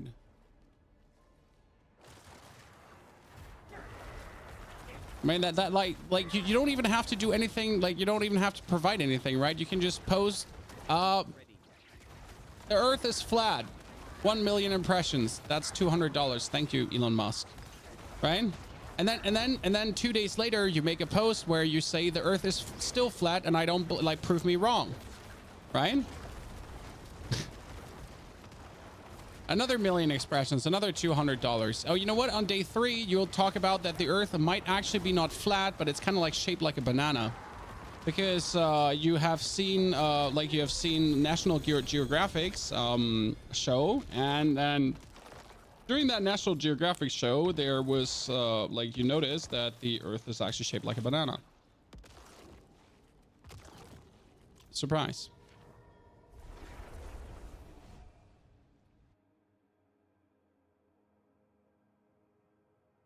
That's another $200. Could you change the warrior aspect? We did. We just tried the warrior aspect, and it's not doing much. I mean, that's literally what we just did. I mean, we just did the warrior aspect, and we decided that it's actually not worth it. Because the reality is that the warrior aspect is currently, instead of hardened bones, and that means we're missing a 25% damage reduction wholesale, which actually would be better if we had it. Constantino, by the way, thank you very much for the 4 months of support. Appreciate it. Happy to have you here for such a long time already. Has anyone gotten an uber unique from the pit? I haven't heard anything. I've gotten a bunch of uniques, but not an uber unique. I even got a wall, which is kind of crazy. Yeah, 13 months of a year, exactly. I mean, the amount of things like you'll send people to go to war over is just interesting. Okay, we're pit level 184, guys. Let's focus here a little bit to actually go deeper into the pit, because the plan was to go for or close to 200 today. I don't know how long the test server will be up tomorrow, because my problem right now is I have a bunch of videos I still need to make. Like, I wanted to make a video about tempering and masterworking, right, where we have to talk about that. So tempering and masterworking video, and for that I still need the servers to be up. Right, a lot of videos like a feedback wrap-up video can be done without the test servers being up, because I have all the footage, right? But an actual tempering and masterworking video, when you can't show the things live, is kind of like a bit pointless. The unique loot tables will change for launch on bosses, and pit might have every 50 stages you get a spark. I do personally feel like, since Uber uniques are shit now. Okay, chat, like, listen. So Uber uniques are shit now, right? Let's be real. You can still use them in certain builds, but like, apart from the Ring of Starless Skies, I would probably not use a single Uber unique. So Ring of Starless Skies is probably the only one I'm interested in. So since Uber uniques are shit and not so desirable as they used to be, I would be happy if there is a chance to get 4 Resplendent Spark through in-game activities, as you're saying. So if every 50 levels of the pit gives me a Resplendent Spark, if Uber Lilith gives me a Resplendent, so if I'm literally able to get the materials together to get an Uber unique, in a gameplay way that is not just mindlessly farming Duriel, I would like that. I think that would be cool. I mean, just enough to get one. Okay, so not enough to get multiple, just one. That every single season you could decide to get a certain Uber unique of your choice. I would like that. Have you thought about making a Necro video together with Macro, as he is another big Necromancer expert? No. I mean, we could do a Necromancer roundtable where we sit around and just talk about Necromancer and the state of Necromancer. But it's always hard to link up. I mean, Macro has a job, if I'm not mistaken, next to being a content creator. I live in Germany. He lives in America. You know, I have a life. He has a life. Getting these things linked up sound like, especially with the like, you know, like being living on different continents, it can always be rather complicated. I mean, I work at times where everyone sleeps or is at work themselves. Yeah.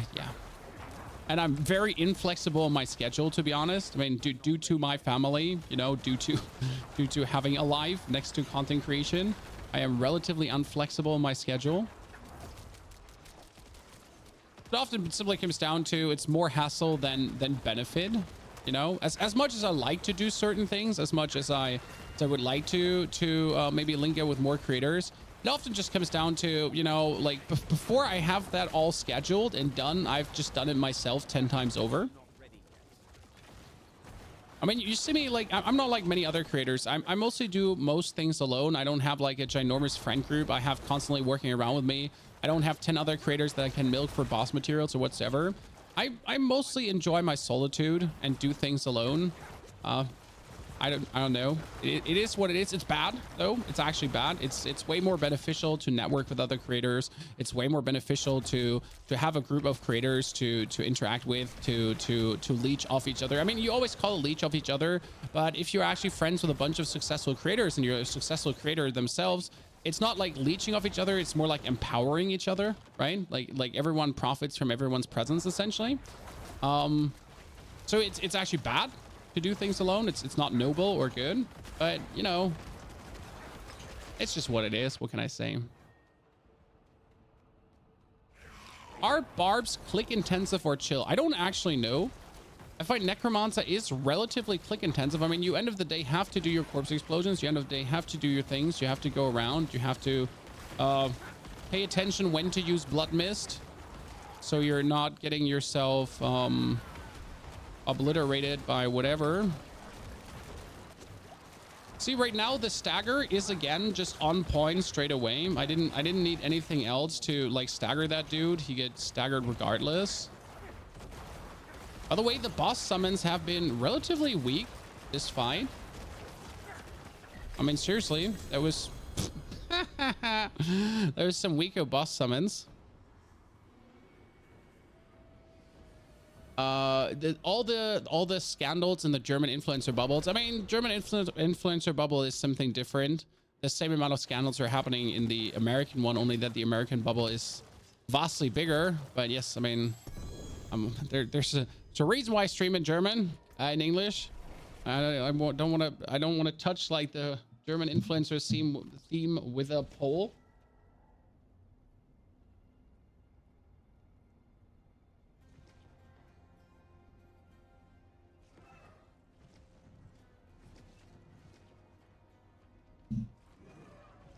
What's your opinion on Tyrael's Might?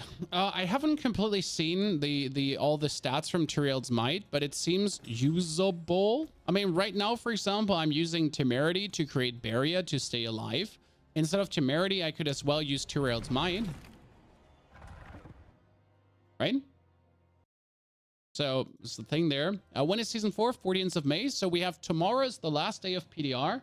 And I don't even know how much we're going to play tomorrow. And then we got to think about what we want to do. Anything you would like to see, Chad? You know? Then after tomorrow, we got to think about what we want to do, because I am certainly not going to play season 3. I would rather not do that. So season 3 is obviously not an option. That means we're going to be, I mean, we are obviously planning to play No Rest for the Wicked, but that is on the 18th or 16th. So another 9 days. That means I have 9-day vacation now where I could just touch myself and keep touching myself, kind of. But on the other hand, I could also just touch some grass and do some other interesting games. So we'll have to see what we want to do. I'm probably not going to touch PoE. The league wasn't all too interesting. When I tried the PoE Graveyard Necropolis was the name. So I tried that and it was like, yeah, sure. But I got to say, I'm just like not the big PoE fan. I mean, PoE 2 will be played. A PoE 1, like, I play it, but I'm just like, it doesn't make my PP go hard, you know? And like, I play it, but it's like, yeah, it's interesting. I like the systems. You know, I literally like the systems of what PoE does, but the game doesn't get me all rowdy. I mean, same with Last Epoch. Last Epoch is like super fun to play, but it's still, despite being super fun to play, it's just, I'm okay with it, but I'm just not like, I'm not dying over it.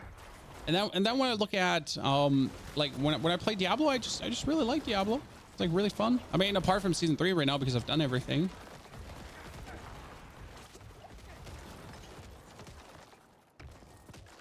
Call of Duty with Yuki? No, I really don't want to play Call of Duty. Helldivers, I did actually try Helldivers, and I did not like it at all. I really wanted to play Helldivers because Helldivers is so popular, right? Helldiver videos are popping. I have like 20 ideas for Helldiver videos, to like big million view video ideas and so on, right?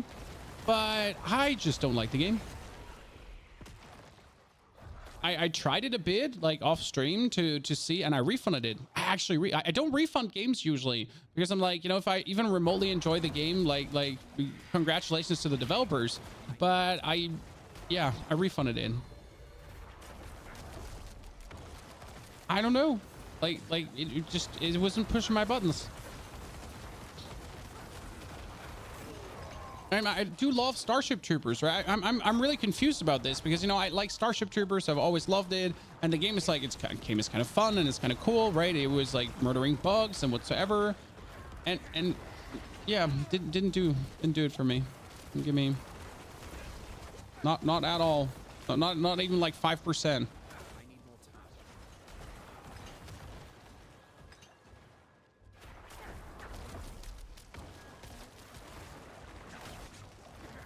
When you have any interest outside of video games while waiting for D4, I mean, this is my job, you know. My job is to entertain people, to have a good time, to create interesting gaming guides on YouTube, to make people's life in these games easier and better. That's what I do for a living. If you would like to have a job description, you know. So don't I have any other hobbies? Yes, I have hobbies, you know, and I do these hobbies too, but that is completely unrelated to what I'm going to play. I mean, this is not my hobby here, chat. This is my job. Shane, by the way, thank you for your subscription. Welcome as a, like, we were actually getting so many new YouTube members today. That's crazy. Jeez. I mean, usually we get like 1 new YouTube member per day. It was like, we're 3 already. 3. Ow. I stepped into that fire and died. I need to be a bit more careful. You're a milking, dude. Professional milker. Should see my OnlyFans. OnlyFriends. Sorry, friend. Like, seriously, I was out of the range of that. It shouldn't have killed me. Unhappy. It's probably these 3 red balls from Eliath are my most hated one. Which one is like your most hated one? Also, the discussion wasn't if PoE is good or bad. It's just like, you know, PoE is PoE, and either you like it or you don't. I mean, I don't not like it. It just, again, doesn't make my PB go hard. Yes, kill the Blood Bishop. Murder him.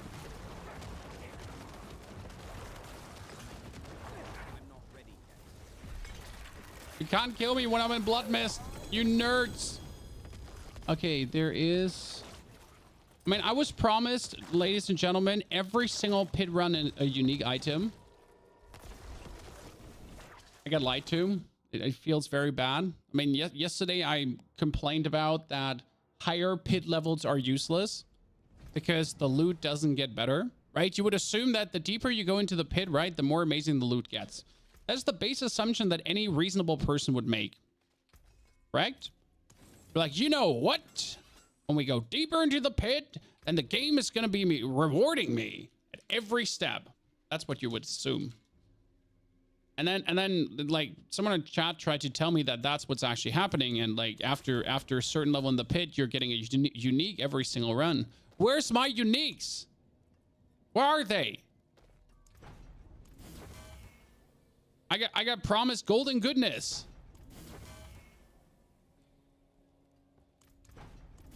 No Eben Piercer, not for this build. This is not an Eben Piercer build. This is a minion build. How many? Oh, I get like 5,000 Ingolus caches. Cool.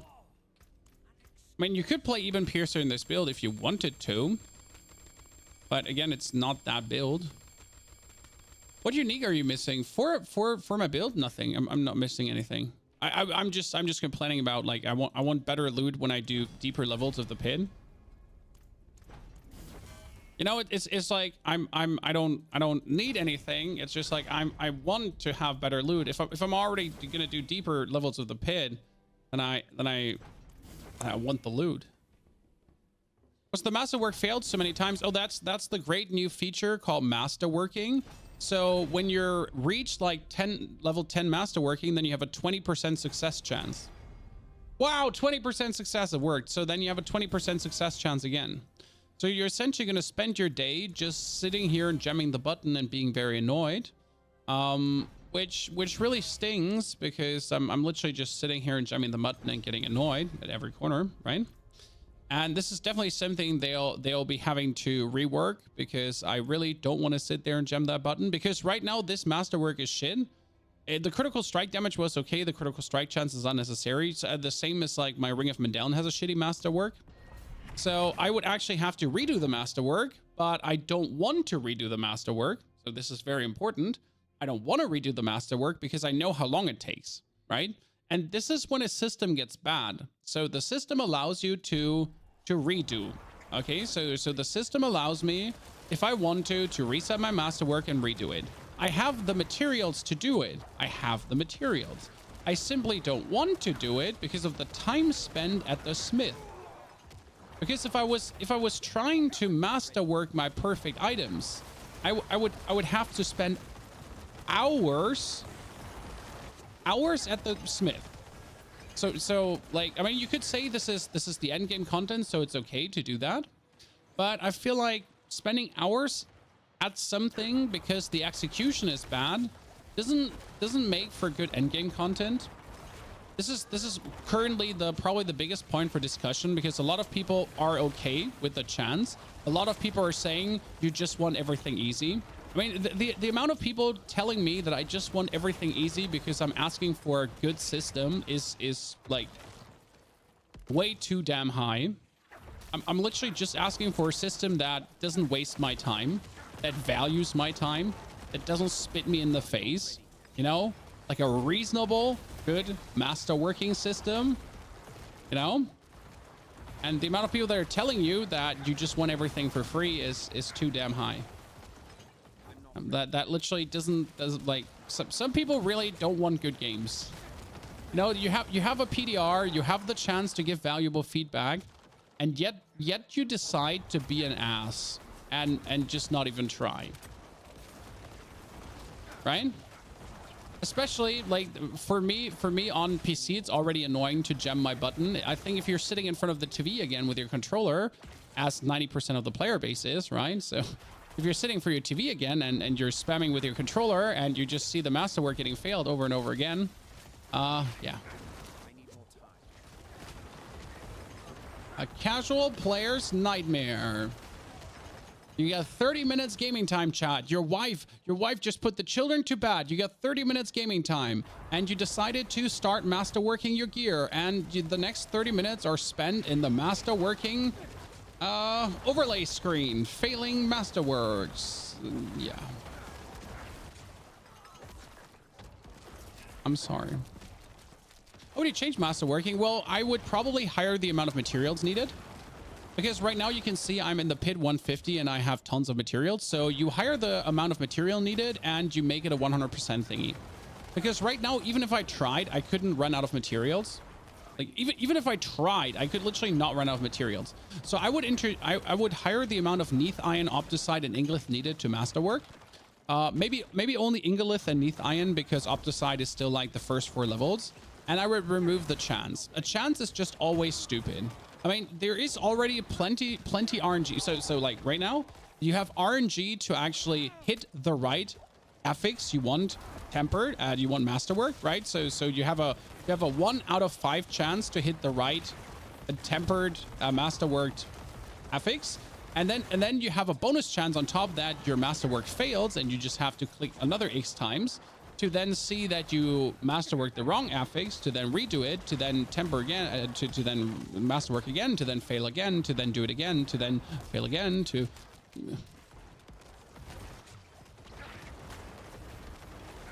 So yeah, just the loop of it is just at the bottom end of smooth or satisfying.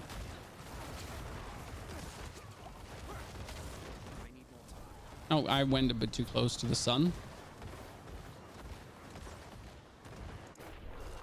So yeah, definitely a lot to think about there. Until that is at a point where I'm gonna be saying like this is ready to ship.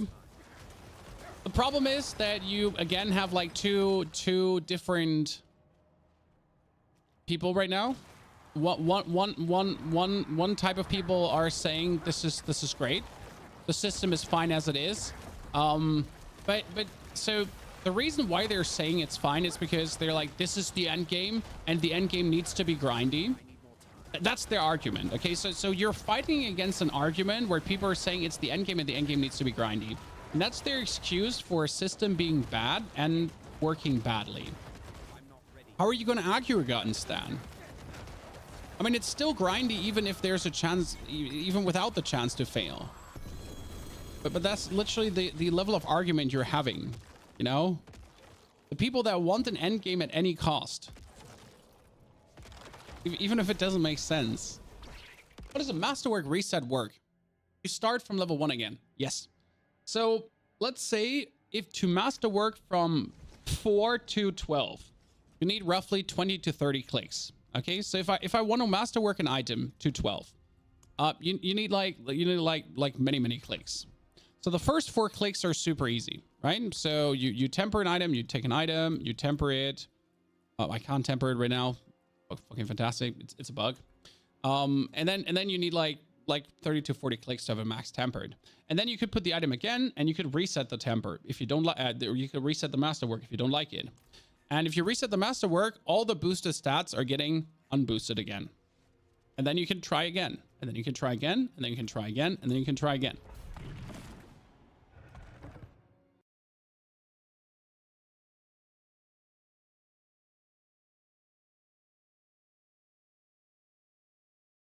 Oh, they were planning to monetize D1, and that was by selling boosters and card shops that unlock gear and maps. Ooh, wow. And then decided against it.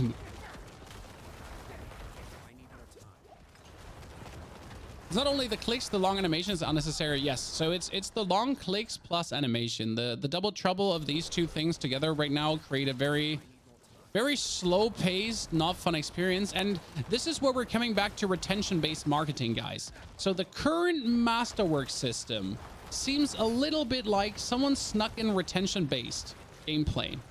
Because the current masterwork system is certainly something that will keep you in game. But only because something keeps you in game doesn't mean it's time well spent, correct? Again, retention-based gameplay. Yes, the retention will be high. I will be in the game because I'm sitting at the smith and I'm masterworking and I'm trying to make it work. But the time I'm spending is miserable time. It's not good time because I'm getting annoyed.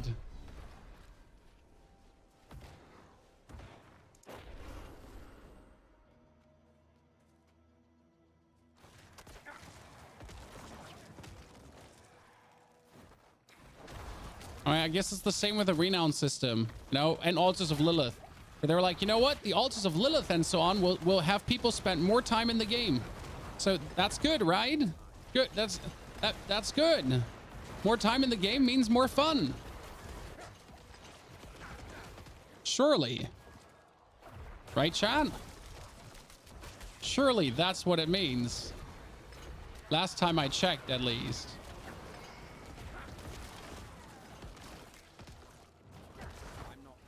Oh no! Jesus, I just ran into all of these guys because I thought I had my shrine up, but I didn't. By the way, is any one of you noticing how short shrine duration is? After playing season 3 and having like 50% shrine buff duration. I always feel like my shrine is just running out way too fast.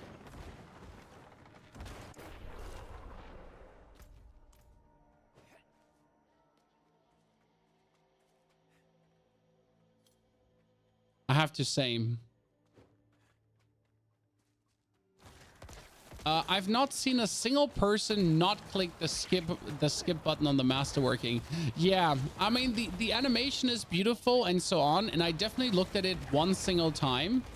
I mean when I masterworked for the first time, I definitely looked at the animation one time, and then I started hammering that skip button until my finger was red and raw. And I've never looked at the animation again. If there was a way to automatize it, so let's say I want to temper to +12 and I have the materials. Okay, let's assume I have all the Ingolith, I have all the Opticide, I have all the materials. So I could just masterwork all the way to 12. So if I could click the button and I could set a slider and say masterwork to 12. Then I click the button and I go AFK for a second. And when I come back, he did this, right? He masterworked to 12.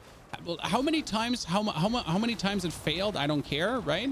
I just at least didn't have to spend time doing it and sitting there and clicking the button, right? That wouldn't make me much happier, but it at least would solve the problem where I have to click that button a billion times, right? It would at least do it automatically for me. The idea was exciting, like throwing a Pokeball. Oh, they definitely tried to make an exciting animation, and then when you see the animation run down, it's gonna pop. What they forgot is that you have 10 items, and 10 items need to be masterworked 12 times. That's 120 times masterworked, and that would be assuming that you don't re-roll a single time. So that is 120 times watching the animation. Plus, let's assume you would like actually you would re-roll masterwork, so that then again brings it up to 240 times the animation.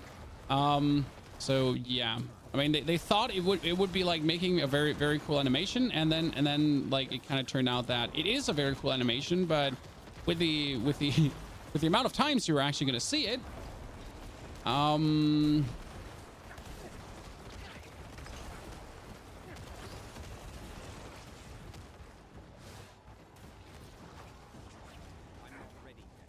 no, I almost stepped into that. Oh no! When did you? Where? I have blood mist. I'm cool. Lady, seriously, what the fuck? What's your opinion about gems? They tried to, they're gonna change the gems. I mean, they actually promised in the, what was it again? They promised during the campfire chat that gems are gonna be getting a more intricate crafting journey. We haven't seen that yet, so this might be for season 4. Right, they literally said gems are gonna get a bigger crafting journey. Right now, I haven't seen anything about set crafting journey. I feel like I got scammed, potentially. We haven't seen anything about that crafting journey that is supposed to come. So yeah, that's what we're still waiting for. But gems definitely need to change. Is Meteor in season 3 still good? No, Meteor is still good. Oh, master worked. Oh, greater affixes, I mean. The amount of greater affixes I'm getting is kind of disappointing. I know they're supposed to be rare. It's still disappointing. Okay, we are at 153. I shouldn't have died there. It was a mistake, Chan. Mistakes were made. Death was inevitable. Probably making gems another grind. They don't seem to understand how grindy the game still is. Right? I just want more crafting options, if that makes sense. But right now, gems are just one line crafting. Like, there's not even an option A or B. So there is like, I upgrade the ruby, then I upgrade the ruby, then I upgrade the ruby, then I upgrade the ruby, correct? I personally would prefer if there was any kind of option, like, so I can make the ruby be max life, or max life plus strength, or I can make the ruby be max life plus whatever stat I want. Generally, like I like options. No matter what I do in the game, no matter what system I participate in, I just like if there's some kind of options, some kind of choice, and it's just not path A. That's just my personal thing, because options always create a bit of friction, and I can like see if I want to min-max that, right? If I want to adapt the rubies then for my current given build, because right now it's like you just put on your gear rubies for max life, you put on your rings, you put on your rings like resistance or armor, and that's it. Like it's like almost like the other gems don't exist, and then obviously on your weapons you put whatever gem you need for whatever stat you're looking for. Like critical strike, damage over time, whatever, right? Mostly it's critical. Let's be fair. Like when it comes down to gems, it's critical strike. Have you socketed anything else on your weapon than critical strike? I mean, either it's critical strike versus vulnerable, it's critical strike versus whatever. And nowadays, since blue is always critical strike, it's just critical strike. So we're essentially just socketing. Oh god, I feel like I was completely out of that. I shouldn't have died. So you're just socketing critical strike.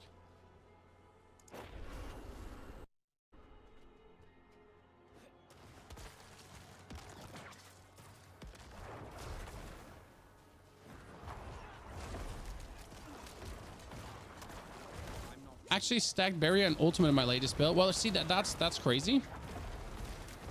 I mean, the barrier generation is always crazy because technically you always generate enough barrier no matter what, but I can respect it.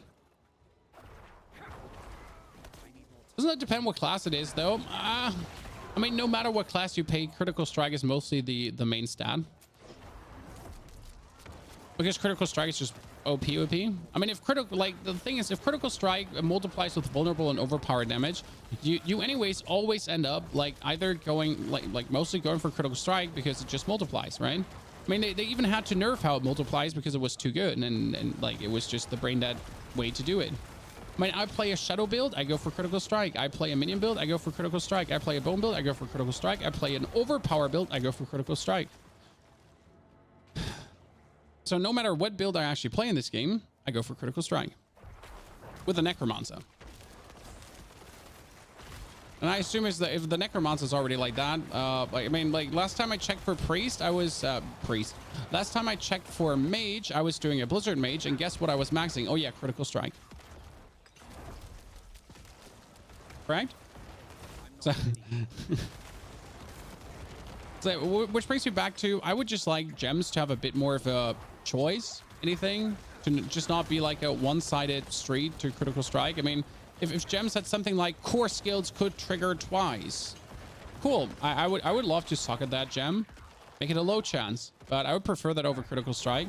It's just like having standard things like more damage over time, more overpower, more. It's just so vanilla and boring. Whereas having anything but that, anything other, it would just like make maybe for an interesting something, right?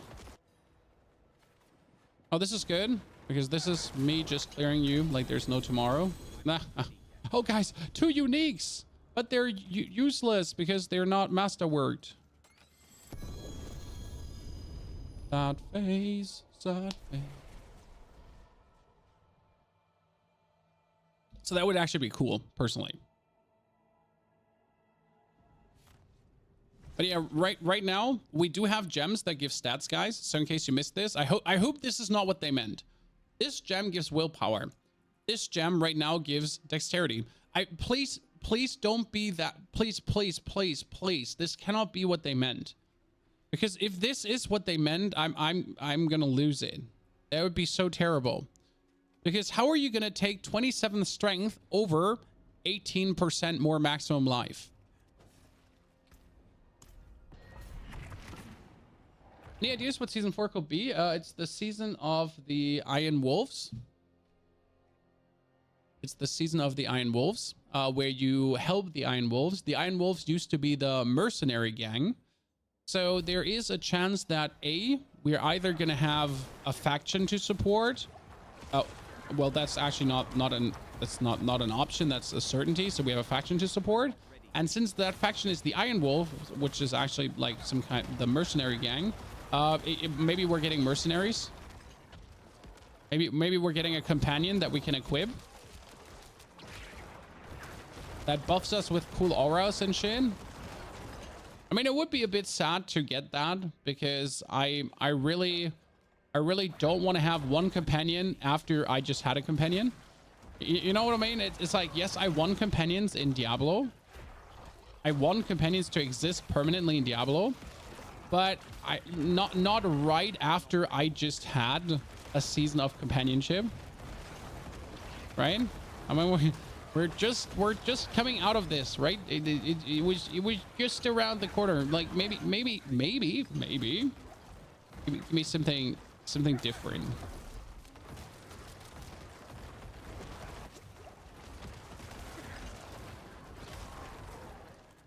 Yeah, we could also get that amulet exactly from the Iron Wolves, and that Iron Wolf amulet would empower us in certain ways, which I would find sad because I really don't want a random amulet. I want to be having my cool amulets that I choose to have. So yeah, there's quite some leaked already. There's quite some out there already. Until the final announcement, we know nothing. I'm just interested how long they're gonna wait, because let's be real, right now, I mean, how many of you are going to go back to play season 3? So how many of you are like, after the PDR is over, how many of you are like, yeah, I'm really excited to play season 3? I simply can't. I mean, after I know now what season 4 has, right? I know what season 4 will be and how cool season 4 is. I can't. I can simply not play it anymore. It's over for me. So, but like, since a lot of people will probably feel like me because they know how good it could be and how bad it is, or how not much good it is. Yeah. Like, how long are they going to wait until they tell us more about season 4? I mean, because obviously season 4 is finished, right? Season 4 is done. It's not like that season 4 is not done. The concept is done already. The animations are done. The overlays are done. So everything for season 4 has to be done already, correct? So technically they could start with a teaser. They could start with the teaser soon. They could start announcing the campfire chat. I mean, we should definitely have a campfire chat 2 weeks before. So end of April would be a campfire chat. Yeah, I mean, we're right now in line to actually, like, it's time. It's time to start rolling out the content. I mean, if you think back to season, what was it? Season 2. Do you know how early season 2 was announced? I mean, it was because season 1 was somewhat, it wasn't a disaster, but you know, season 1 had its own slew of issues. Wolfbane, thank you for the 3 months of support. Wolfbane, I'm happy you choose to support again. Welcome there. So wasn't like season 2 completely announced like over a month before? I'm pretty sure I remember this correctly. I mean, we were barely like 8 weeks into season 1, and it was already like, yeah, this is what season 2 is gonna look like. Vampiric powers, bam, there's the trailer. This is what's gonna come. And like you were like barely into the season, right? And everything was getting like announced already. I should probably stop dying, by the way. So I'm kind of like, you know, we're in the same situation now again. So where's my news?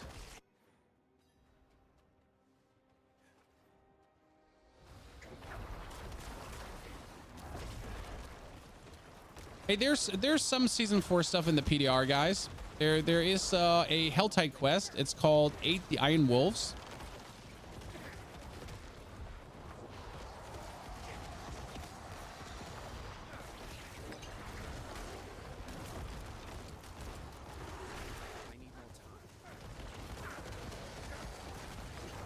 Die! Oh no! How did I not see him? I literally missed him there, and had him like. But you saw me. I was frozen there. The difficulty you play on. We're currently at tier 155 of the pit. Even though the pit doesn't actually get harder, it just gets sturdier. So the pit just gets beefier minions.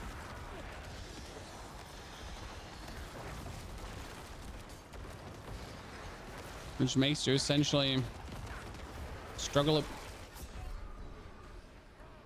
Oh, he lets that explode. Does he actually do that? I've not stood now next to the bones in such a long while. He does explode the bones, right? The mage casting Blizzard is absolutely not worth it. No.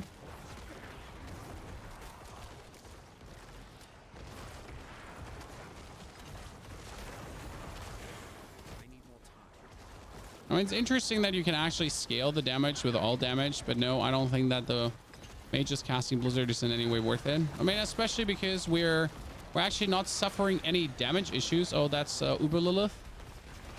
So we're not suffering any damage issues. We're doing more than enough damage. We're merely suffering some survival issues in between where I'm just like randomly booping into things.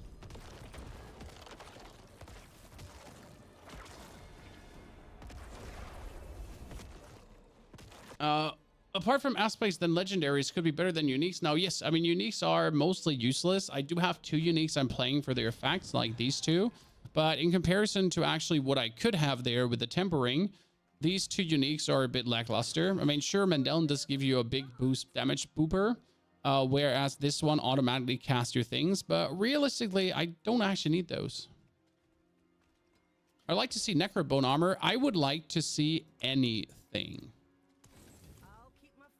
I don't care what you call it. So, by the way, for the Blizzard aspect, so technically we could take the Blizzard aspect as you're saying. I'm not going to say that I didn't try it out, chat. But technically you could take the Blizzard aspect, it's the Coldbringers aspect, and you could have your minions cast. But again, the problem is if I take the Coldbringers aspect right now, correct? I would have to take this over the damage reduction because I couldn't take it over the skeletons and I couldn't take it over the 50% more damage because this literally gives me 50% more shadow damage, right?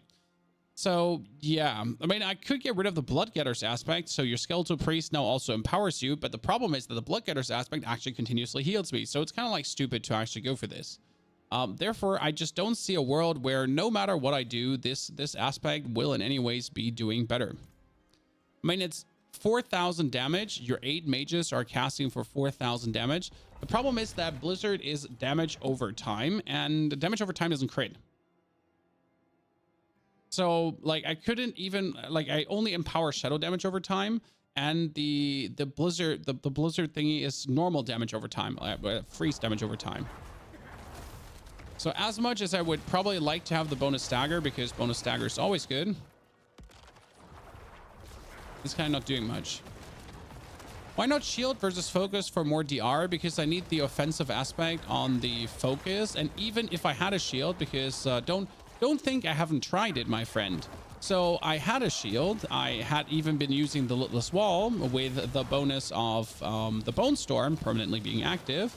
And yet you're still dying and getting one hit. I mean, they're like, you have to understand that we used to have on every piece of gear. Okay, like think about it, chat. So how much damage reduction did we used to have? My pants usually have 2 damage reduction stats. My chest had 1 to 2 damage reduction stats. And my amulet had a damage reduction stat. Plus probably my boots had also a unique damage reduction stat. So I had around 100% damage reduction on my gear alone. Plus then every single thing I have over abilities and so on happening. Now I have how much damage reduction on my gear? Oh yeah, 0%. So I'm not talking about aspects or anything, just actually affix damage reduction. You had around 100%. I have now 0. None, not a single one. Now you could say, hey Pony, just put on a certain unique. Sure, that's true. I could put on some uniques to have at least some, but you would still not get to this value of 100%. I mean, obviously 100% damage reduction is not 100% damage reduction because of diminishing returns, but you get the drift, right? So currently you're trying to do content that is level 199. You never have fought 199 opponents. So you're trying to kill 199 opponents while you're having 100% less damage reduction. Could you do a tormented boss with this build? I have already done a tormented boss with a similar build that was actually doing less damage. So yes, I could easily do a tormented boss. I sadly can't show this to you. Why? Because I don't have the materials. I mean, I've literally seen other content creators again do like 5 tormented bosses in a row with their community. Yeah, I'm sorry. I don't have people throwing boss materials at me. That is absolutely uncalled for. That's absolutely uncalled for, sir. I was just talking to chat about not having boss materials and you just teleport onto me like that. So yeah, no Uber boss materials. I have done a Grégoire the Galvanic Saint because I really wanted to do Grégoire the Galvanic Saint, right? I've also tried out an Uber Varsh, but yeah, I don't have the materials. I mean, have you seen how much you need? Tons. You need 40, what was it, 49 or 45? Or ow, that was ow. So, like I get like 49.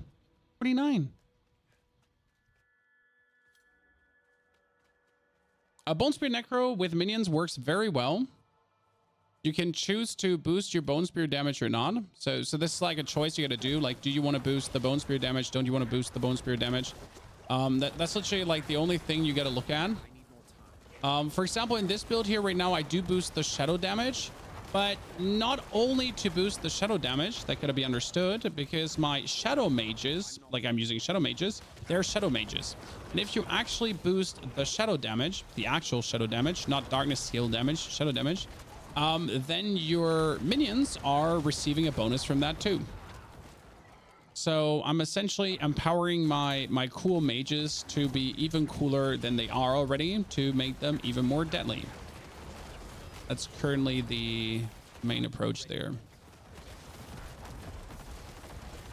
And while I'm making my mages more deadly, I'm at the same time making myself more deadly, because obviously I do shadow damage too, which is kind of like very good because it works hand end.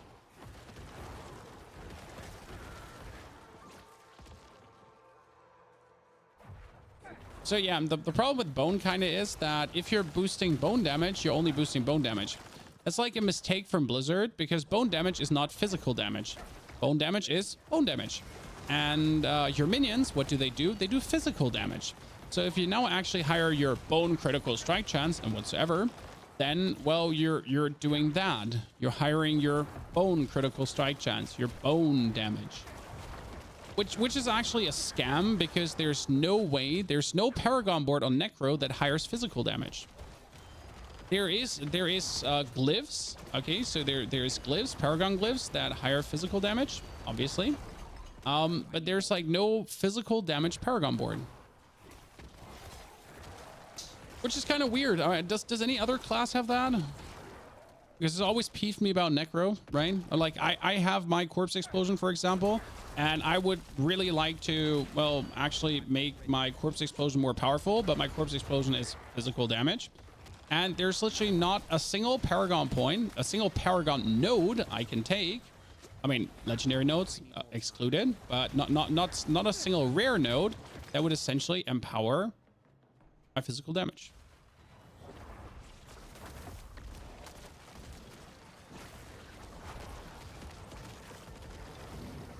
At times weird, if you think about it.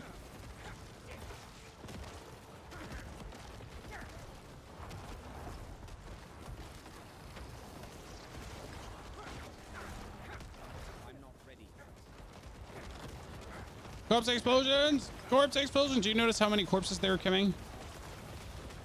Oh shit, he's right on me. Ah, you thought you had me, but you don't, because I am. Uh-oh. Mommy. Give me cooldown. I'm not ready yet. Sorry, chat. I might have panicked there for a second because I was waiting for the cooldown. You know, there's a 1 second cooldown. I was quickly trying to reduce that.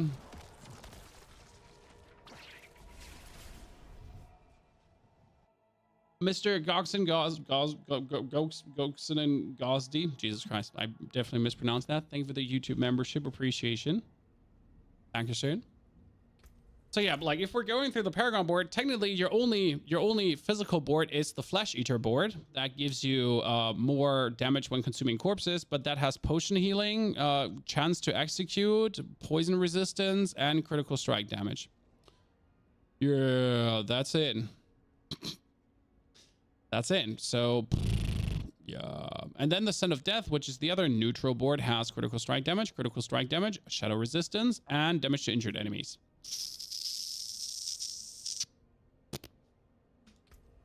Maybe I'm the problem. There's a world where I'm the problem. Okay, so, ladies and gentlemen, it's getting actually harsher to get deeper because things are getting like more and more sturdy. I mean, I'm still not at a problem right now. Consuming corpse does not generate essence. Oh, thank you for reminding me, Doc, for 20. I kind of for the whole time want to change something. Let me actually teleport out.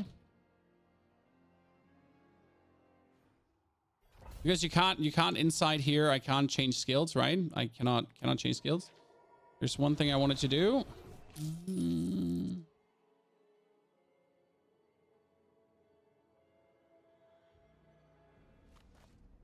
Because I feel like it would be better for me that I could spam more Blights. So let's activate that and then reactivate this. I wanted to pull 1 point out of Spiked Armor to put 1 point to Grim Harvest. It keeps me at 17,000. Pull another point out. It still keeps me at more than enough armor. Because I want the bonus essence generation for consuming corpses.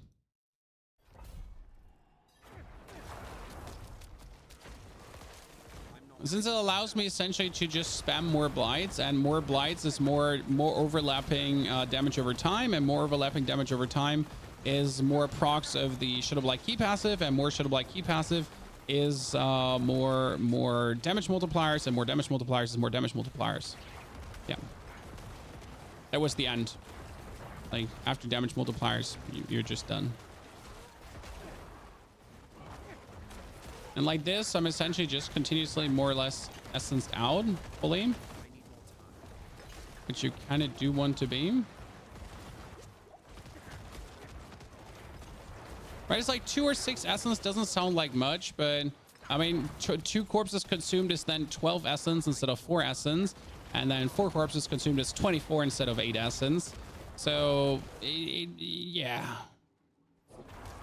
It kind of like the longer a fight goes, the better it is to have more, right? I mean, if you have only short fights where you overwhelm your opponents with overwhelming power overwhelming, then it really doesn't make a difference. But the amount of time that we're actually spending fighting the bosses, like the potential essence gain that we're missing out on for even more Blights is just exists.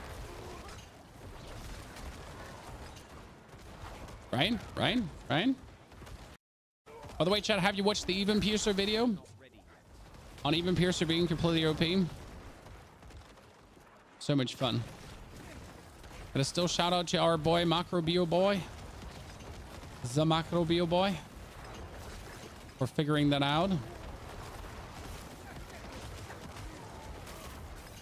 Oh, that's a shrine down there. Please be artillery. Was not array. Are you using Even Piercer? No, we're not using Even Piercer, and the reason for that is that Even Piercer's bug first and foremost, but it wouldn't really make this build better because we have no lucky hit going on. So this is not a lucky hit build. I don't know what was kept damaging me there. I genuinely don't understand. I was out of every like damage over time thingy, and I kept taking damage. So yeah, we have no lucky hit. So I'm not playing like any I mean, I play the Ring of Mendeln, but the Ring of Mendeln is not lucky hit anymore. In case you missed this, Ring of Mendeln is now a automatic proc on attack speed. That means that you actually do not ever want Ring of Mendeln to be lucky hit related. Now we are essentially just boosting our attack speed, which feels very good because boosting your attack speed is incredibly easy. I mean, seriously, boosting your attack speed. I have 100% attack speed on my minions with 2 items and an aspect. That's it. I need more time.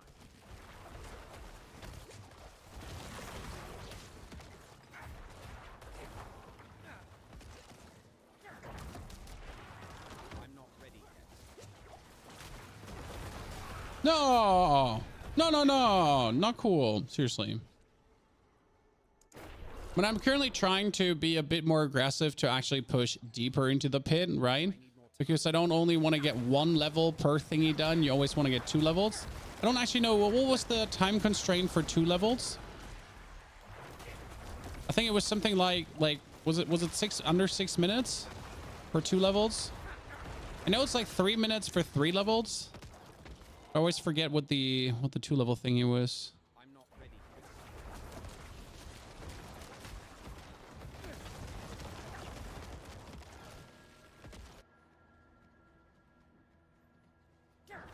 Oh, I hate you, sharpshooter. I need more time. And he just goes away. And then he comes again, right? I'm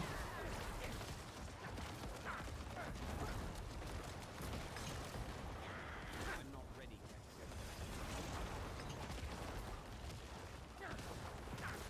Oh, that's Lilith. Uh-oh, I made a mistake. I'm not ready. Yep. There was too many at the same time. Holy Christ. Oy. I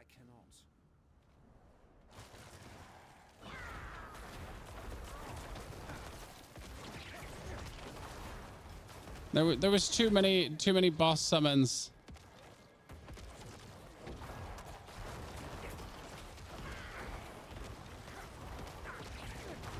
Oh, what range? I was out. Would you still not want lucky hit for Decrepify? I mean, I have 62% lucky hit chance. If I now put on more lucky hit Blight, I would essentially just have like minimal more, but it wouldn't be so much more that it would like play a huge role. I mean, if you look at my cooldowns, they get to cool down fast enough. So couldn't really get much more cooldown reduction out of this. Right?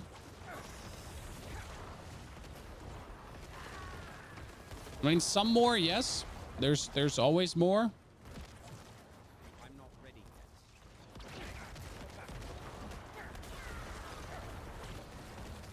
yet. Oh, almost had him on me again. Yeah, thank you very much. Jesus Christ. That was a bad one. It was a bad one. Would you say this one is better than the Corpse Explosion Summoner? I think the Corpse Explosion Summoner needs to actually get Blood Mist in to make it a bit more secure.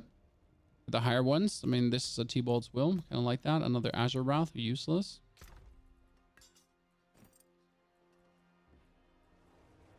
Yeah, I think the other one could be a bit safer as well if I would boost that even further with Blood Mist and sacrifice the Golem. I don't know which one actually does more damage, if I'm honest with you, Winston. Both work extremely well. I have 450 living steel, exquisite blood, distilled fear, trembling hands. Why? Why do you have so much Lugger? What have you been doing? Please tell me it's a duplicate glitch. You found a way to duplicate glitch on the test servers. Please don't tell me you farmed all of that.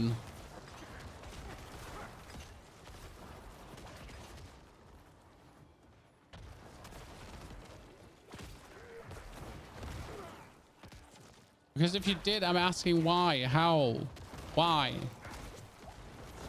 mean, everything is gone tomorrow. I'm in physical pain reading these numbers. I'm thinking about the time you spend farming them. That being said, Helltide is actually fun. And the amount of resources you actually get, like right now, if you do Helltide, you get every single resource. Which is actually crazy because usually you had to do so many different things to gather all the resources together for bosses. But right now, Helltide provides you with a Distilled Fear, Living Steel, the blood as well, and the materials for Varshan. So you can get everything just from Helltide. Helltide is a one for all stop shop now. I'm not ready. Kill him!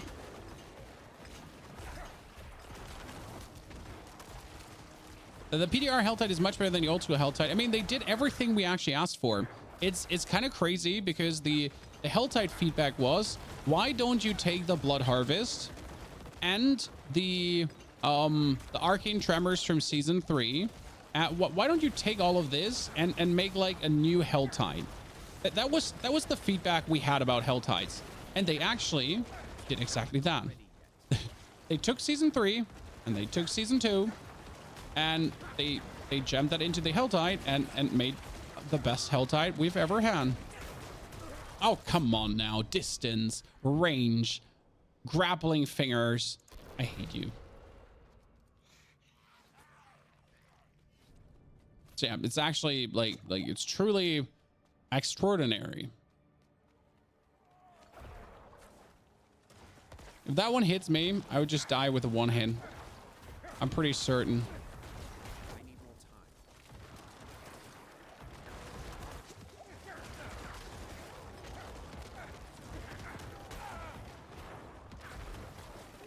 I like how these zombies never had like a wind up, right? So they just start from standing, and suddenly you die. I need more time. What's up, lads? And pull them all together, and then bam, bam, bam, bam, bam.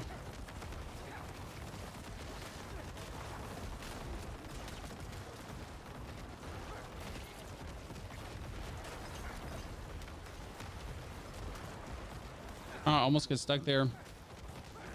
That would have been very unfortunate. Things are getting like really more tanky. I was hoping at this point to get like some cool greater affix items to boost my damage even further. But I have to say, I have yet to see any greater affix items that are actually boosting me. You think Even Piercer is going to get nerfed? No, no, no, no, no. Even Piercer is not going to get nerfed. Even Piercer is going to get fixed. Even Piercer is bugged. Even Piercer is not supposed to trigger that much lucky hit. It is the most obvious bug in existence. So it's not going to get fixed. It's nerfed. It's gonna work as intended, which might even be better than the bugged version if I'm honest with you, because right now the bugged version is, well, bugged. Surprise, would have guessed. But a non-bugged Even Piercer version should not be much weaker, because Even Piercer is actually like quite insane as what it does.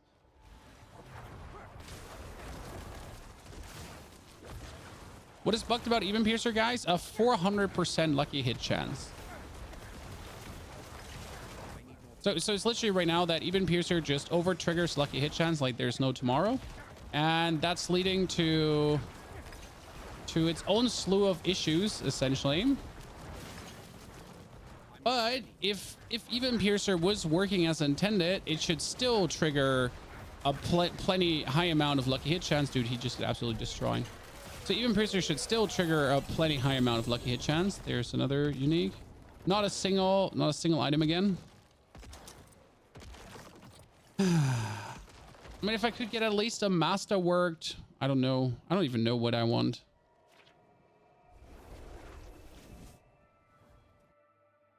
Hopefully there's a good way to earn gold in season 4. I mean, season 4 gold is always, season 4 gold is going to be whispers as always. So I don't think gold is going to be a problem. We have enough gold. 1 billion. I mean, Veil Crystals is going to be a problem, but I don't think Veil Crystals is going to be a problem as well, because Veil Crystals is only a problem because they made it one.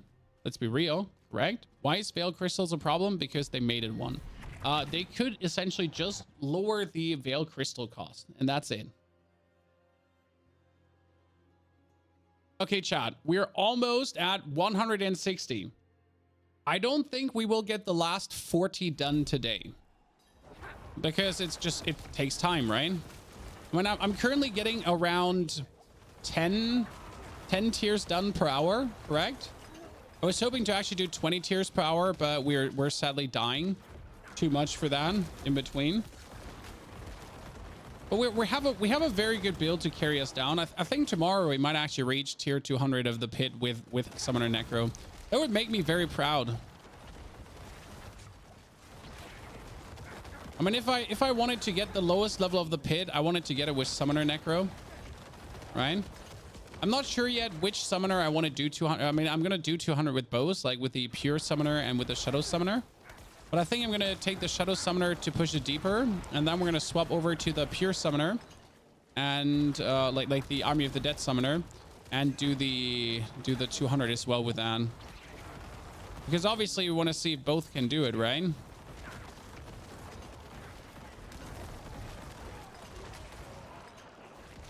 If both can do it. I'm not ready yet.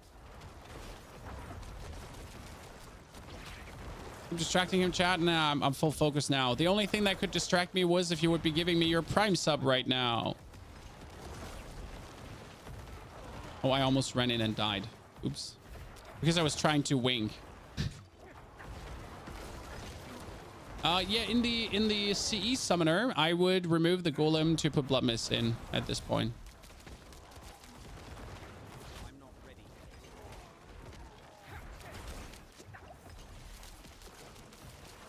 yet. Zatine, thank you for the 71. Zatine, how are you doing? How's the job? Did you have time to tune in your break, or do you have a day off? I need more time. Zatine is actually a very busy man. He's very important for his company. That's why he can't tune in as often anymore. At least that's what he keeps telling us. Maybe he lied to us. Who knows? Maybe he just doesn't like us anymore, man.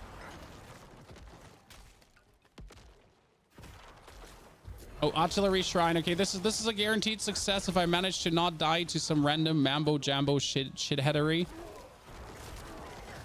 I'm always happy. This is giving me the process. This is giving me the progress I need. No, too fast. Which Necro are you playing, Pergoli? Today we're doing Shadow Summoner.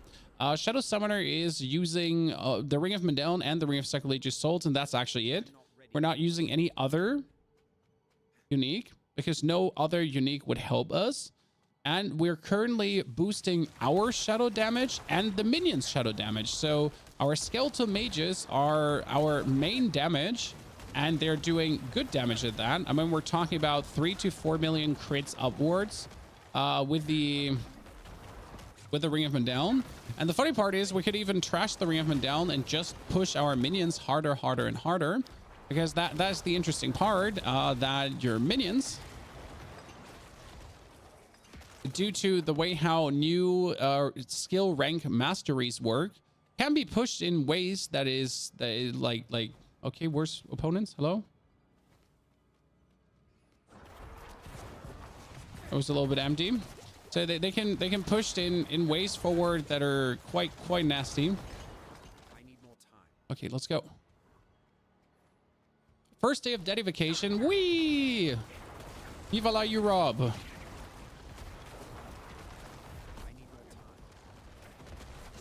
time. Paid PDO thingy.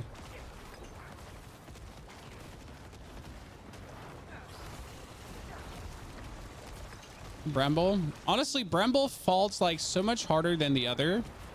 I mean, there's such a quality. By the way, did I understand this right? But when they're staggered, they're not summoning these weird dudes, right? So they're not summoning the boss echoes when they're staggered. 160 Chad, let's go. Okay, no greater affix item again. I feel like I'm being robbed here. I'm literally trying to get the greater affix items and we're not getting them, Chad. I mean, what is this? What is this? You know what the best build for Rogue is? No, but I would check out Mr. Voodie Joe, usually for Rogue, or Lucky Luciano. These are two amazing YouTube creators when it comes down to the Rogue. When will the new patch go live? That is a very good question. It's the 14th of February. May. The 40th of May. 14th. Yeah.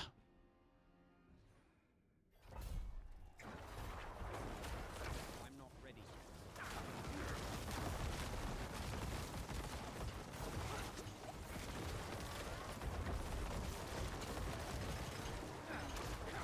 So like 2-3 months of waiting. Weeks. I need more time. It's a bit of a bummer. I mean, as a Diablo 4 aficionado, if you like the game, you'll be having a slight dry stretch in front of you. There's no milking happening. We talked about that earlier. You'll be having to lean back and watch videos of the PDR while imagining to temper and masterwork your gear. And then you'll actually have to wait, man. I'm sorry. I wish it wasn't that way, but it is.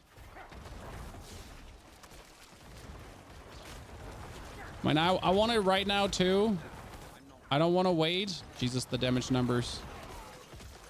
By the way, I've seen quite some content creators actually having turned off all their damage numbers, and I will have to say that I found that boring. I don't know, how are you feeling about it, chat? When you watch a streamer, I do actually like to see damage numbers, and may it only be to gauge like roughly how much damage gauge roughly how much damage they are dealing in a current situation X, because I want to understand how much I'm behind, right? Like, I mean, they're like doing like a tier X of the pit, and I'm like, okay, how much damage are you dealing to get this done? I'm not ready yet. That's at least how I approach this. So I always find like when a streamer has their damage numbers turned off, I'm like, I'm sad.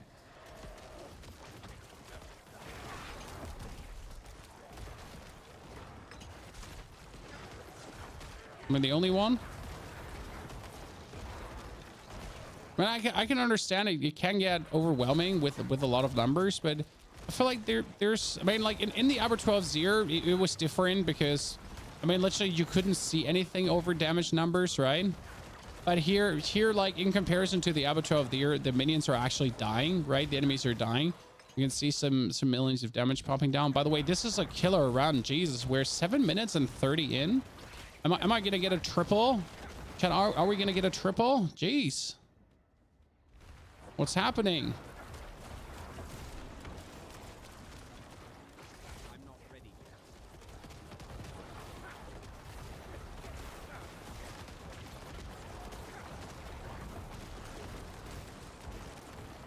I'm not ready yet. I'll get away from that wall. I learned the hard way that standing right next to that wall is a mistake.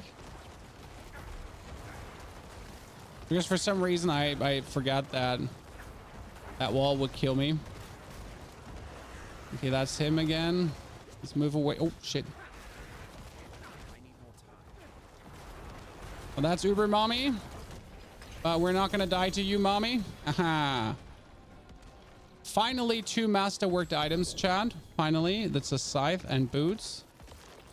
Oh, and gloves, but it's a single. Has any one of you seen a triple masterwork yet? Is it just me? And Vina, good to see you there. How are you doing? So, has anyone of you like dropped the triple? Not seen, dropped a triple masterwork?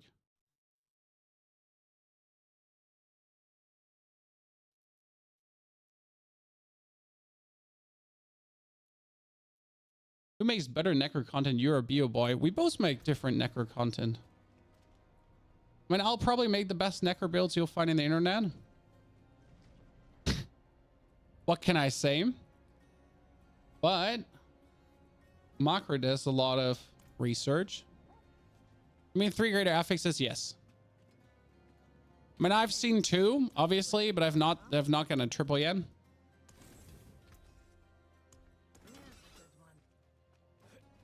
Even 4 times should be in your in-game trade chat. Wait, there's an in-game trade chat? I'll probably never interact with that.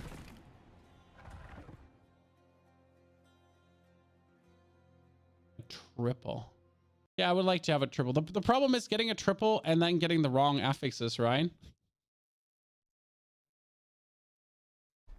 Or imagine you drop a triple and it's kind of like, oh yeah, I mean, like, cool, but every single affix that one has is shit, so it's useless.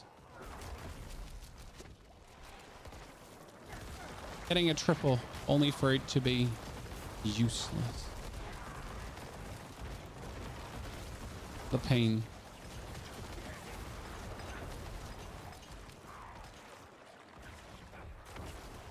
Damn, this is just feeling good. You know, when I started playing this morning, I was like, we're gonna make a very fun maybe okay build. I didn't expect for this to work this well. I'm not ready yet. I mean, my prediction was like it's gonna be okay.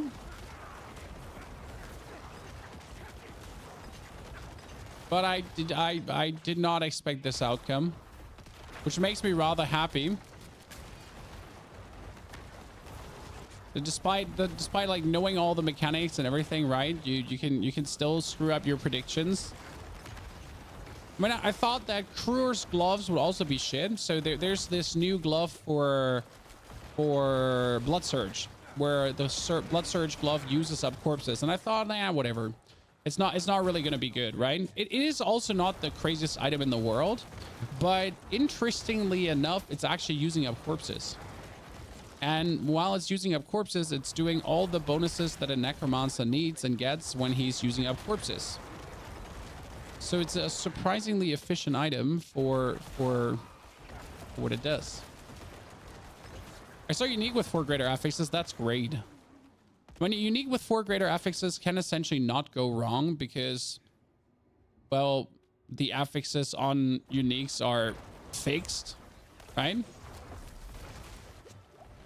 I mean, if you're getting like, right, if you get a Black River with four greater affixes, then it's just what it's the better uber unique.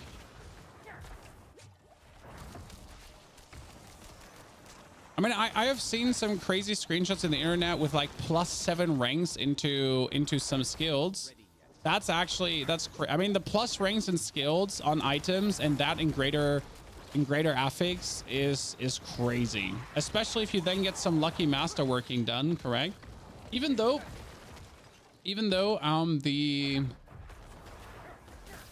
the skill rank up thingies get weirdly master worked. I think there's definitely some bugs happening there, because sometimes you master work like plus 1, plus 2, plus 3, plus 4 in skills, right? And it's just somehow having a very weird interaction going on where it doesn't really work. Might be that the moth is not correctly mothing there, or there's some back-end issues, but yeah. A 4 greater affix T-Bolt's Will. That sounds actually really good because T-Bolt's Will has bonus essence. T-Bolt's Will has bonus damage reduction, right? So like a 4 greater affix T-Bolt's Will essentially has nothing bad going on.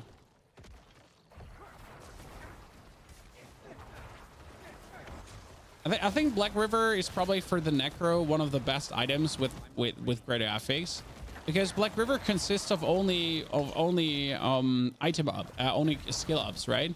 It's Hoot Flesh, it's Corpse Skills, and it's Fueled by Death.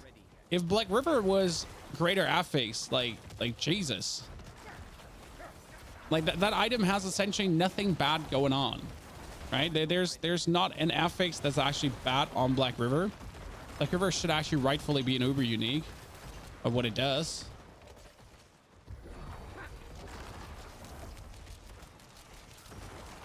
Have I died? No, I haven't died so far, and yet we're still 5 minutes. Jeez. We need more damage, Chad. I'm not ready yet. Snakes on the plane, annoying to kill.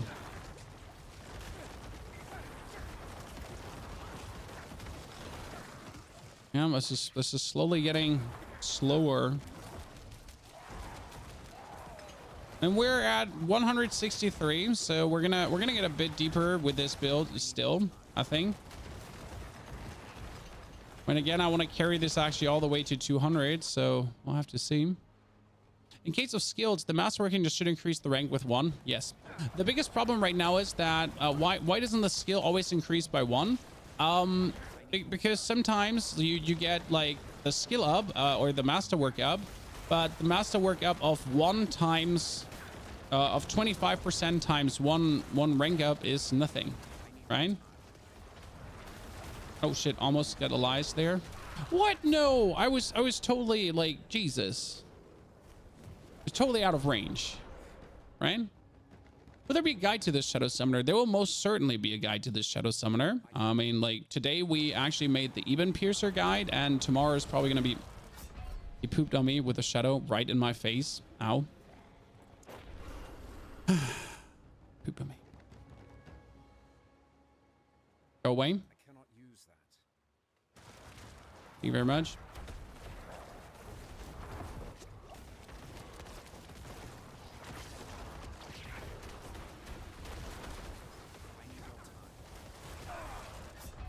Sir. Sir, you should focus on my minions. So yeah, we have master working skeletal mage mastery. That was for 3. Yeah, we had a skeletal mage mastery +2 down here, and for some reason that one didn't get masterwork up this single rank. I'm not ready yet.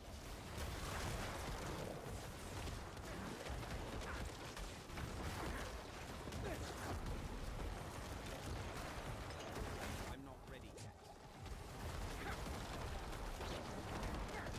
Okay, weird ass demon dude. Oh, weird ass demon dude.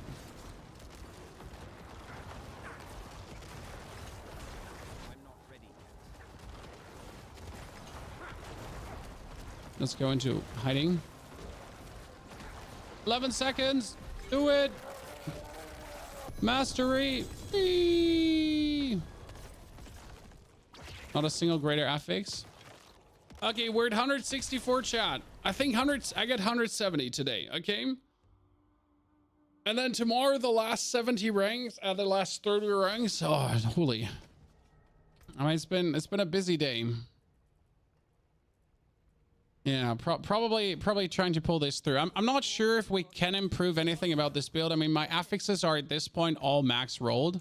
So I couldn't even get much damage out of this. I can get the aspect of the dam. That's 14, but we have that already. No chat. 1% more is 1% more.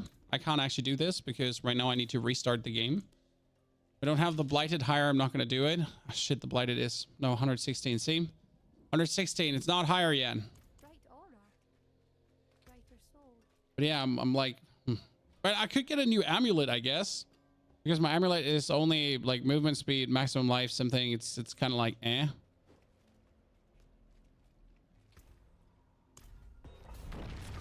Probably reroll my helmet too to give me skeletal mage mastery.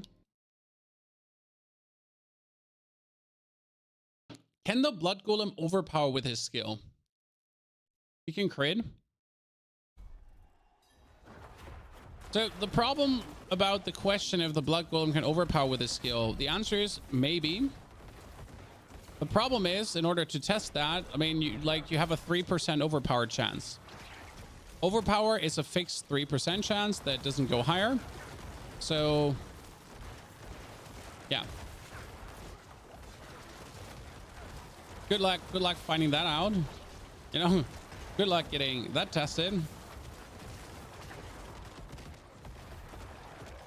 I mean, overpower is fixed 3%. It's not like critical strike where you can push up critical strike to 100% and then just have a 100% critical strike chance and destroy everything. No. Overpower is that fixed chance. I think I've seen my minions do overpower crits. Overpower crits are the orange ones. So most certainly is possible.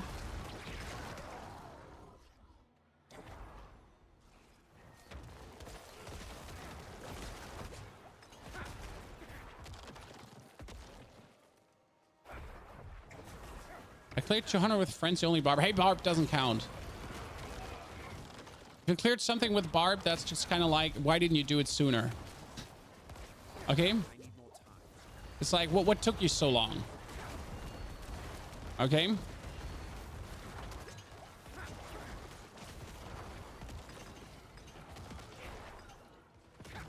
Seriously now. It should have been done yesterday already.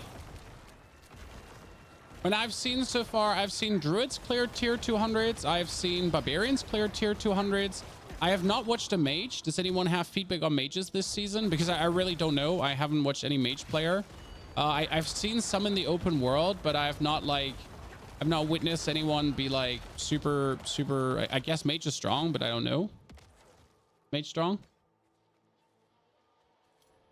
I mean, druid is overpowered. Like for some reason, druid can do trillions of damage to bosses with trample slide, I guess. So that's completely out of the ordinary.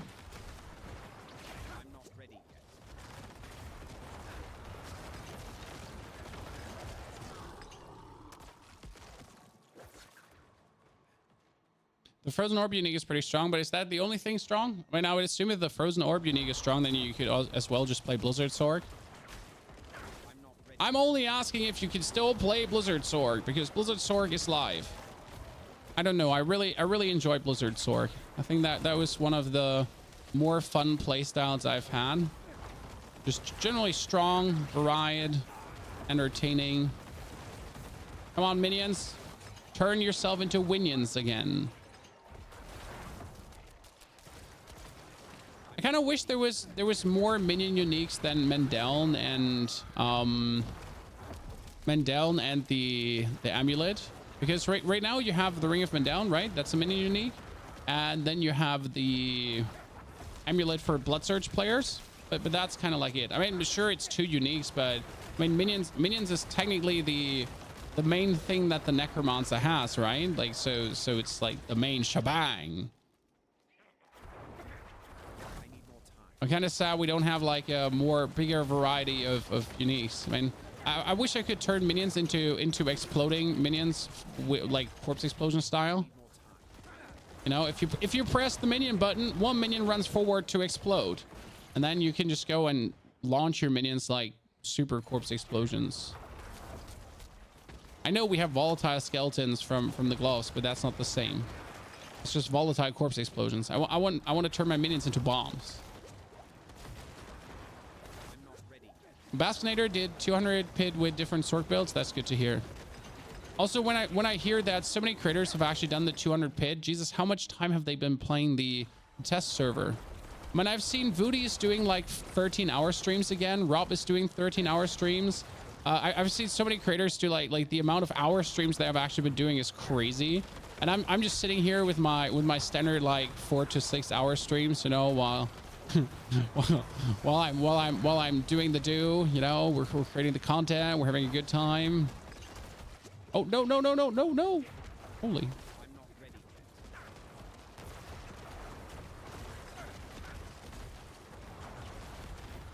They're just playing the game for 1 million hours per day. Okay, 166. 170 is in my dirty, filthy grasp. Overpower damage 90. That's actually really nice if I needed overpower damage, which I don't, so thank you. Yeah, man, I do enjoy Diablo, right, John? I do enjoy Diablo. It's quite fun. Like, Diablo is cool. But I really don't want to do a 12-hour Diablo stream. That being said, I just really don't want to do a 12-hour stream, you know? I'm waking up, I'm making my YouTube videos, I'm you know, spending time with the family, do the thing, do my stream, create more content, and then I kind of like, you know, I want to rest for tomorrow, so I'm not a wreckage. Thing where I don't really want to sit 12 hours in my chair. Been there, done that for years. Kind of okay to not do it again. They're probably trying to increase as much as possible out of the PDR before it ends. Oh, absolutely, Winston. And this is the smart thing, because as a creator, how do I put this now? As a creator, there's always time windows. At when a game is hot, and right now Diablo's hot, right? Right now people are interested in the PDR. Right now people want to see the PDR, people want to watch the PDR, and that's going to change again though. There's going to be a phase where people are done with this. So like, I mean, as soon as the 9th is over, then streaming Diablo is not an option anymore, because people don't want to see this. Like, people don't want to see season 3. So streaming again is over. That means you can still make some videos about like PDR feedback and so on, and is Diablo 4 saved, and is this enough, like all that kind of stuff, you know, like the center videos you kind of make. So there's still some content to make, but then until essentially we're getting season 4 news, you're kind of like out of shebang again. I mean, and obviously it helps to be the first one if you find some new fancy builds. And oh god, this is a very horrible PID, because there are these the corpses. I mean, these corpse dudes are just very, very hardcore to kill at times, because they're like always always healing with the amount of corpses around them. Can be quite something to get them rid. Yeah, this is not what I was hoping for. More energy, more footwork, more energy. Done.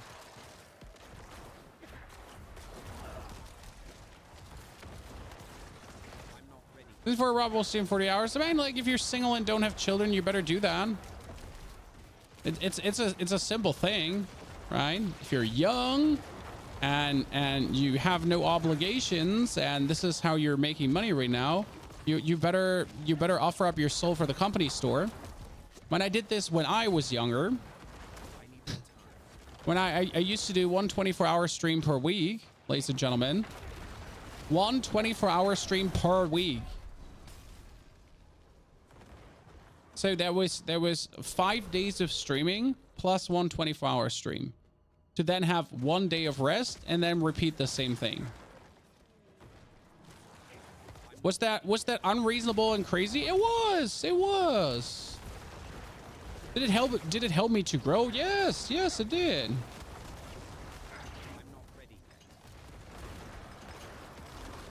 Yes, it did. A lot, to be honest. Would I recommend doing it? Hell no, definitely not.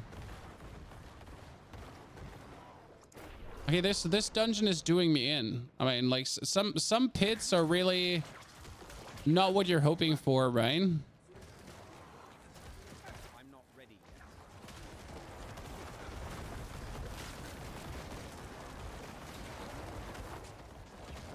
I'm saying, you know, younger, no children. The wife was doing her studies. I was doing my studies. Like, you should have really not touched me there. I feel like that was uncalled for. So it was like vastly easier to do these rather crazy things. Nowadays, it's like if you stream too long, if you play too many hours, if you take too long with work, then you always feel bad because your children have to suffer, right? And they don't see you as much, and you actually do like to see your children. I mean, surprised or unsurprised, you do actually like to see your children and spend time with them. Crazy, I know.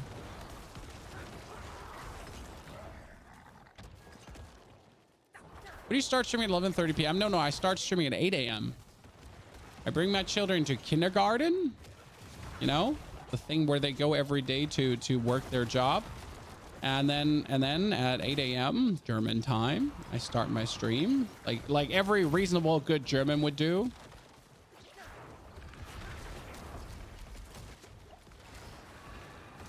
I'm not ready.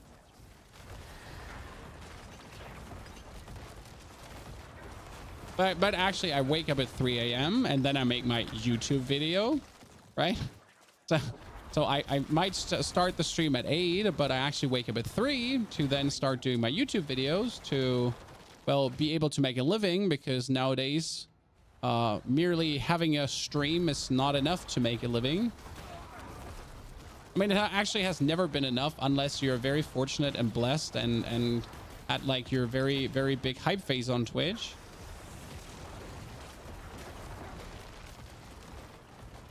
Oh, that's mommy. That's bad. Wolf jumped me. Very not cool. Okay, teleport out because timer's over.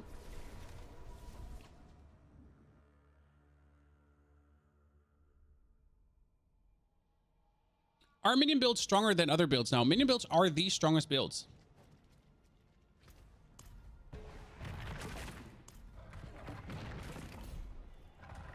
It is there's two reasons for that.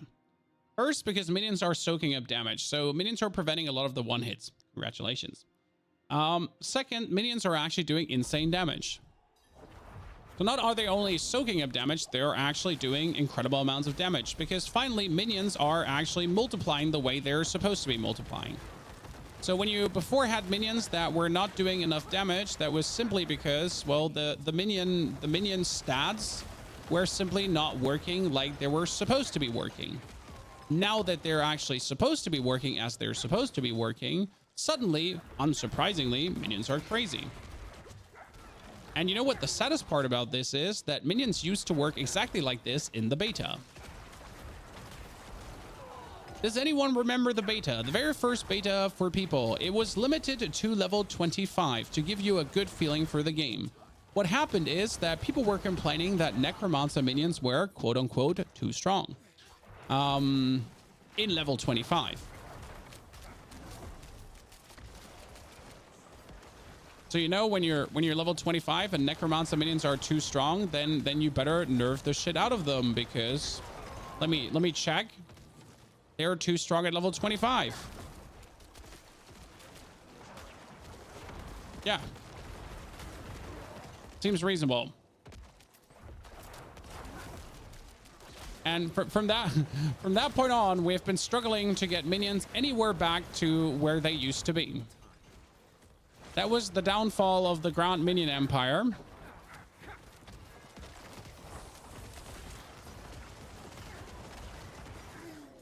When all of this is helped very much, by the way, by minions finally walking in front of you. So this sounds a bit silly and trivial, but minions are finally working actually in front of you, which really does a lot. Okay. Not sure if this question makes sense. However, do you get feedback on the feedback you give to the game? No. Blizzard said, like, I mean, I will make a video. I will make a list. I will send that list directly to Blizzard through their community manager, on Twitter. So that's what we're doing. But you're essentially not getting a, you're not getting a, like, we've looked at your feedback and your point 5, 6, and 7 make complete sense. We'll take care of this. So Blizzard does take your feedback. They accept your feedback. You can actually send that to Blizzard. And as a creator, you can contact their community manager and ask if you're allowed to actually send them your feedback list. So this is all possible. So you can directly reach out to actually send feedback. But you're never getting like a confirmation that like you know, we like your feedback makes sense, sir, and we'll take care of your points you have mentioned. I mean, it might be that suddenly one of the things that you stated gets fixed, right, or altered, and you know that it's probably because you send it in, but you don't get a t-shirt or anything, right? You don't get told.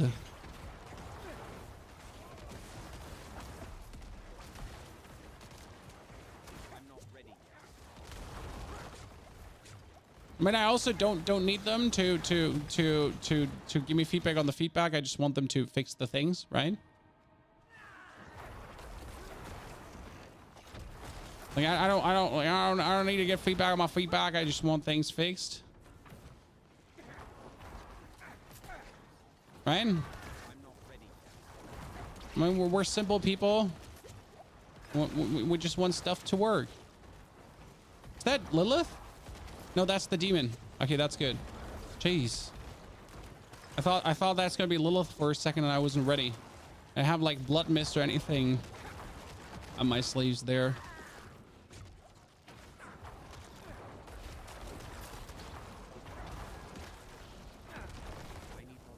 Demonic demon. Done. Let's go. I thought we were actually gonna get a triple. There's only a double. Okay, we're almost at 170, Chan. Jeez. Do you think we can do 200 with this?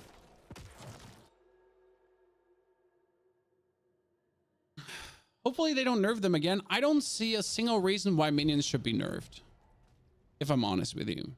Minions work and minions are good. Yes and yes. They're doing decent. They're fine and they're putting down the work. But minions are nowhere at the point where they're like, oh my goodness, this is broken. This is OP. You still need to get significant things together to make minions work really good in the end game. I mean, end of the day, you need to have the mage mastery right on your boots. You need to get the right temperings.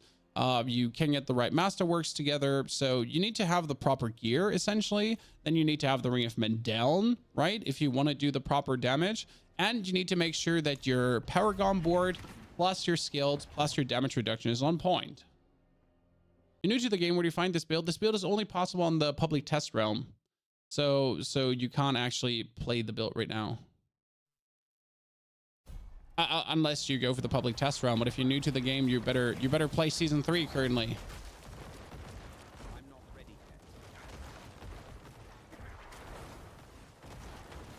ready yet. No reason to engage in the test realm when you're new. There's something going on really weird with the pit. And I'm not sure if you have noticed this while watching the stream. But I have the feeling that some tiers take more damage than other tiers. So like I'm currently at tier 168, right? And tier 168 feels vastly easier than tier 164.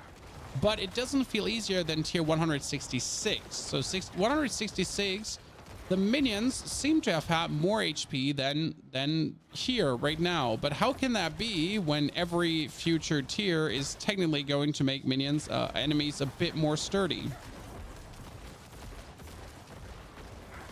Care to explain, Chan?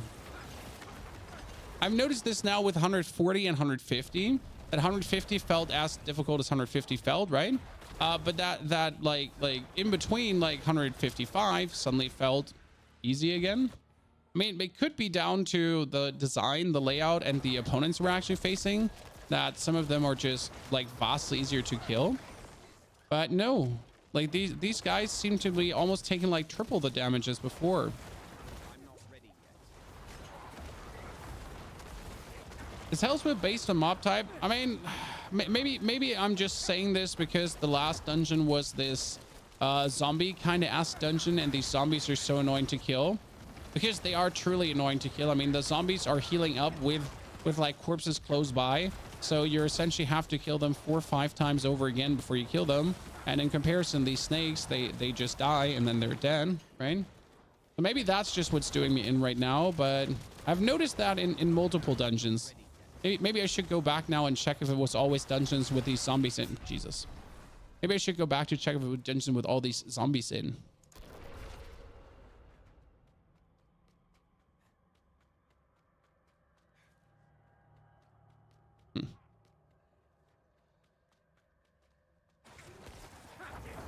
Is there a video on Bloodsearch Summoner? There's a video on Bloodsearch Summoner for season 3 and for this season, for the PDR.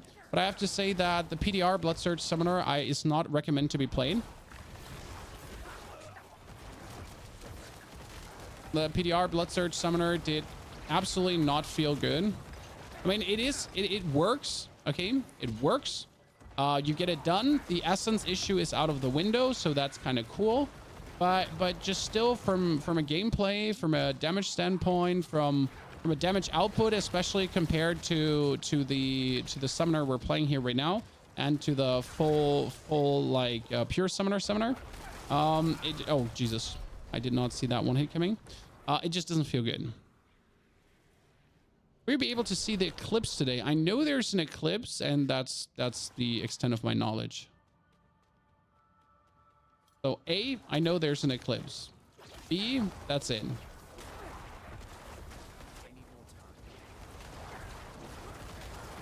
La la la la la la la la la. Not terribly interested, if I'm honest.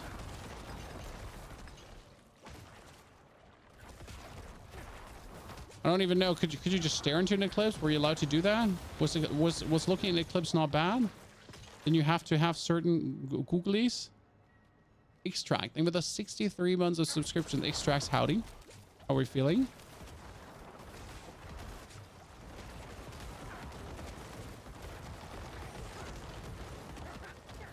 Oh no. Oh no, that's bad.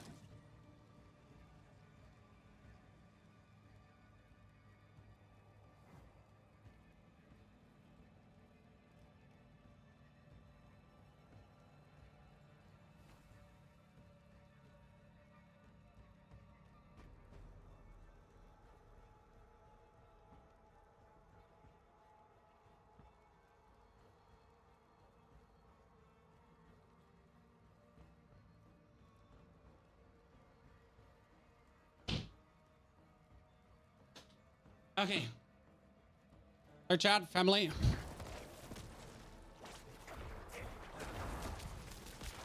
Children came back from kindergarten and they want dad to open the door.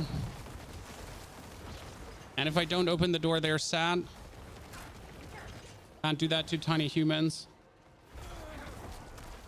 Even if it means my progress in the pit is slowed.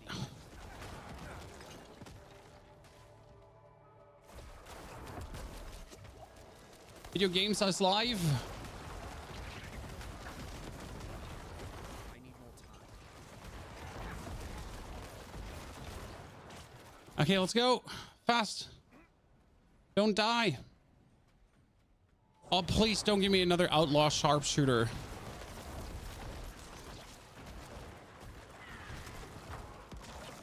I'll stick with that dude is the most annoying one. Because he just literally vanishes and stops taking damage and you have to reorientate yourself completely new, right? It's so annoying. Not very happy.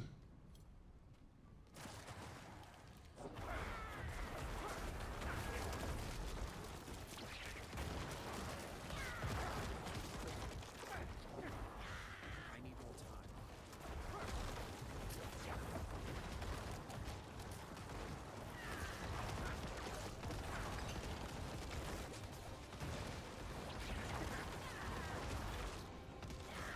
I'm not ready.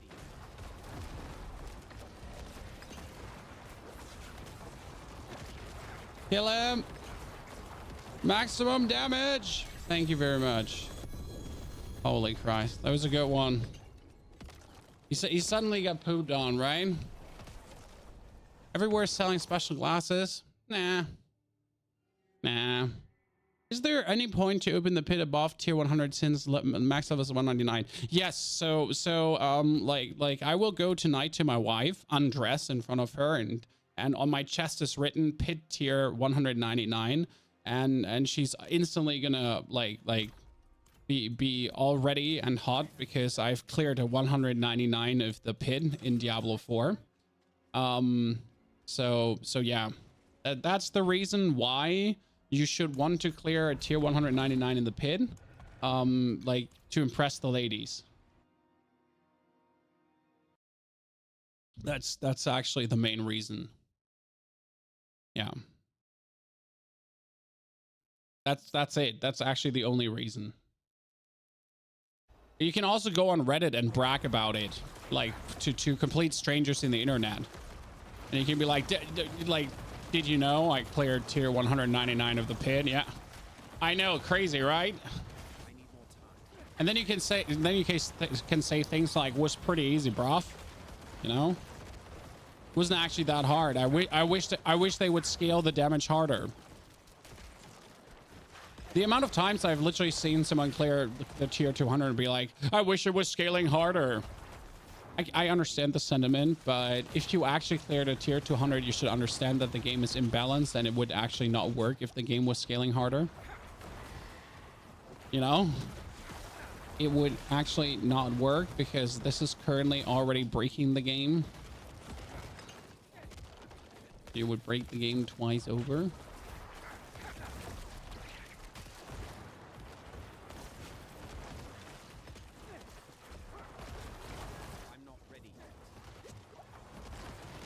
Oh no, spider toxic.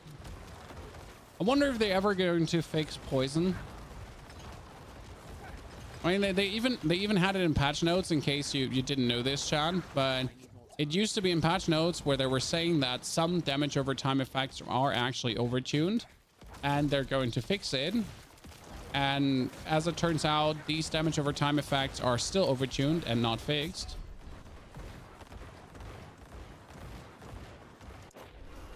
Right?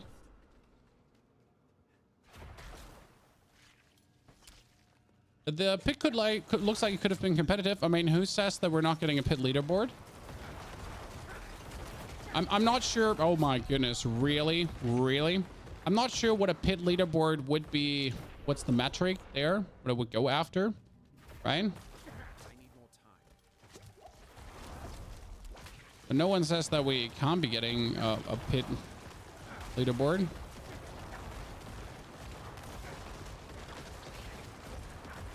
I need more time. Would certainly not mind. Okay, how do I approach this? Aha. I got it, guys. I got it. I throw a long range tentacle that pulls them in. And then I go past the fire explosion so I don't get exterminated. To then just get hit by the next corpse bow. Oh no. That was the trap. They were trying to make me feel safe, Chad.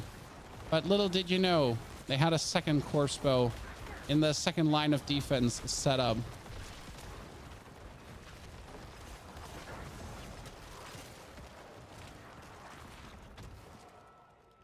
Smart little lads. Can we leave the leaderboards behind and accept that only 30 players care for it? First and foremost, that's wrong. Second and foremost, what does it hurt you if a leaderboard is in? So again, this is something that the casual players are taking a little bit too personal. All Might, sorry. But I mean, what does it hurt you if there's a leaderboard in? If there was a pit leaderboard, you could still play the pit completely normal.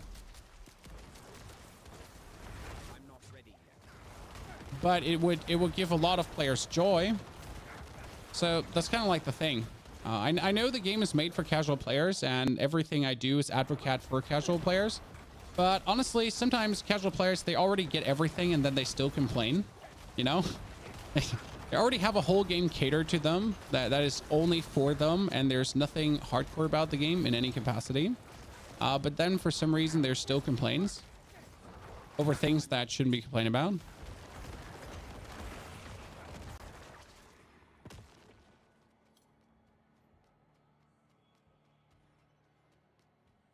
Also, to be honest, All Might, I actually did get top 10 in the leaderboards, even without having all the Uber Uniques and the Genesis and everything. So, I mean, like that's the attitude of someone who truly doesn't care about leaderboards. And that's okay. Again, if you don't care about leaderboards, don't. But please let others care and have fun about it. Because it's not a good look, you know?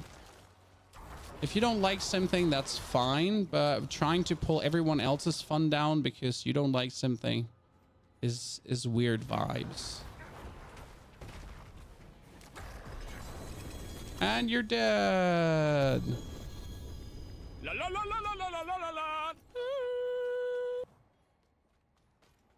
Thank you for the 13 months, Envy. It's way longer watching, and it's so good to have you there. You're doing good.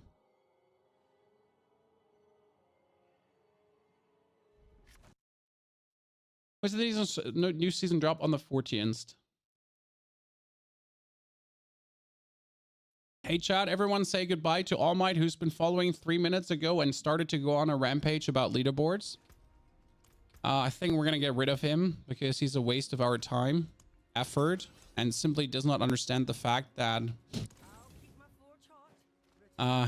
clearly people do actually enjoy leaderboards. Okay, we're 170, Chad. Should we do 180?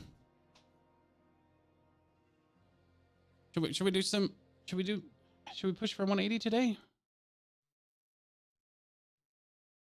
I mean, I tried to be nice to him first. I tried to tell him, you know, different opinions exist and it's okay if he doesn't like it, but he just kept going on about leaderboards being horrible.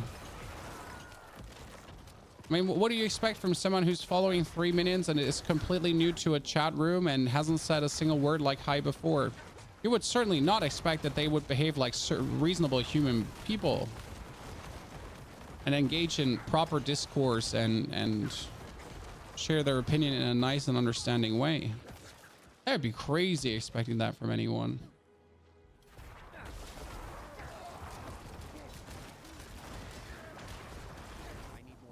Now I'm sad that his name was All Might and I'm actually currently watching My Hero Academia. I finally started, Chad. I don't know what kept me so long, but I've always looked at My Hero Academia and I was like, nah, this looks shit. I was wrong. I couldn't have been more wrong, Chad. It's so good. I love it. It's my new favorite anime. Very, very enjoyable.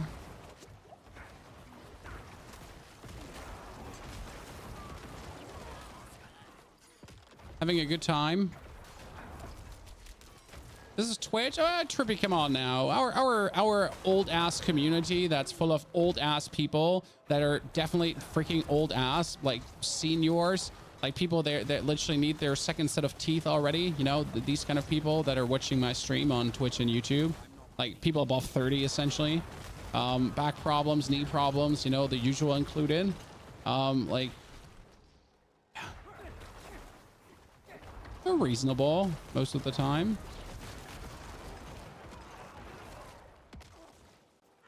Try Shangri-La Frontier as well. See, I have seen Shangri-La Frontier, and I'm like having this this doesn't look interesting vibes.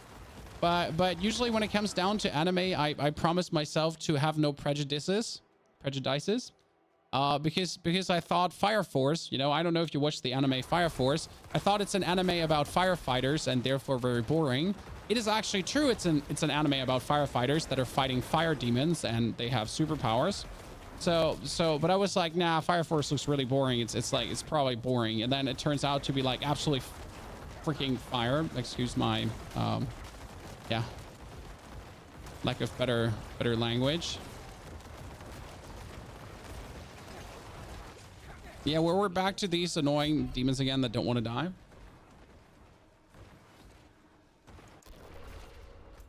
Oh, you really ported me all the way back here because one single demon was still alive there. Do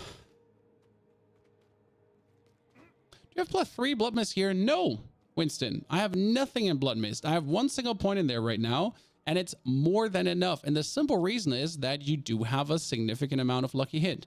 But the thing is that your lucky hit is actually sequenced. So you have the lucky hit for Blight, you have the lucky hit for Corpse Explosion, and the thing is that it just overlaps so much. So you have essentially all these lucky hits, but it's damage over time lucky hits. So you essentially have this all on them, on all these dudes right now, correct? And they're being just constantly lucky hitted, right? So that like really has them absolutely nailed down, because you have like 10 enemies on top of each other, right? But of these 10 enemies, there's like 6 corpse explosions on top of each other, and each corpse explosion on every enemy has a chance of a certain percent to actually do a certain amount of damage to then like lucky hit, and that all like adds up to the point where you really go at it, right?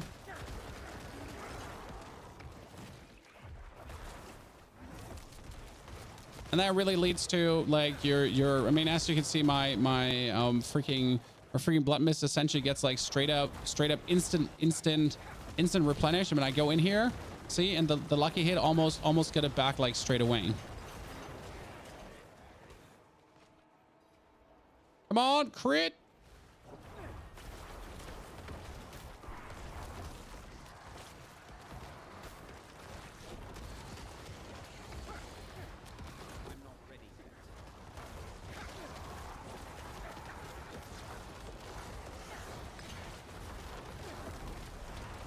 Oh, stun, give him to him. Oh, that's mommy. No, that's snake. I thought we were getting hit by Lilith already. Oh, you get so destroyed. Oh, shit. Done. Okay, so... Oh, that is a helm with Masterwork 1. Finally, that's it, Chad. That's a Shaco. It's a Shaco. No, it's just that. 23 maximum essence is nice, though. We get another... Oh, wow, that's a Ring of X-Felds. Actually, a very good Ring of X-Felds. As part of your feedback, tell Blizzard to make sure that says I beat level 200 pit. My problem is right now, the pit doesn't have a carrot and a stick. You know?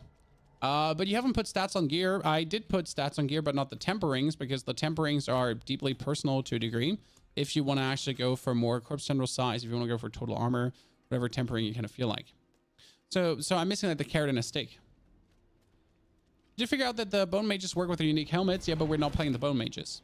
So yes, bone mages work with a unique helmet, and if you play bone spear, that actually does good. But we're like not going for that now currently. No.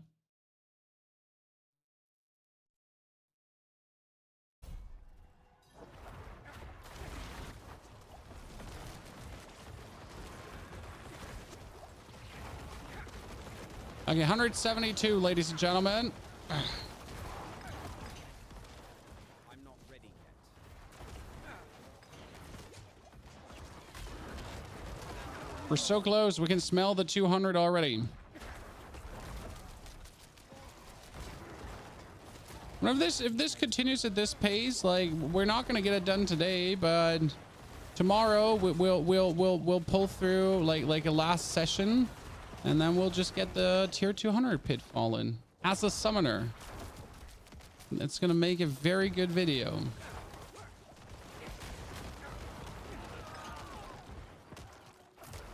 need more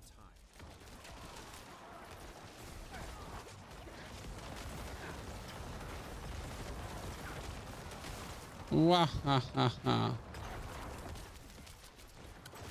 By the way, these grave robbers are dying so easy. I mean, again, compared to these stupid corpse monkeys, these dudes are dying like, man, this is just a joke, right? I mean, before playing like kind of pit and rift content, I always was like, you know, no matter what kind of opponents you're gonna get, you're gonna just play it anyways, because I couldn't be bothered with like fishing for the right pit. But honestly, I'm not ready yet. it really matters what type of opponents you're getting, right? If you're gonna have fun or not. Like if I'm facing these stupid lich, the stupid corpse backs, I'm kind of like, you're just annoying. You're a bunch of annoying corpse bags, and I don't like you.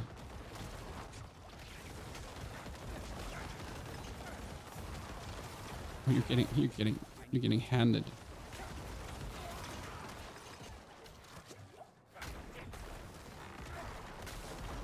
Let's kill these before we get teleported back again, but we're obviously not dying, right? Do you think a new Blood Surge gloves?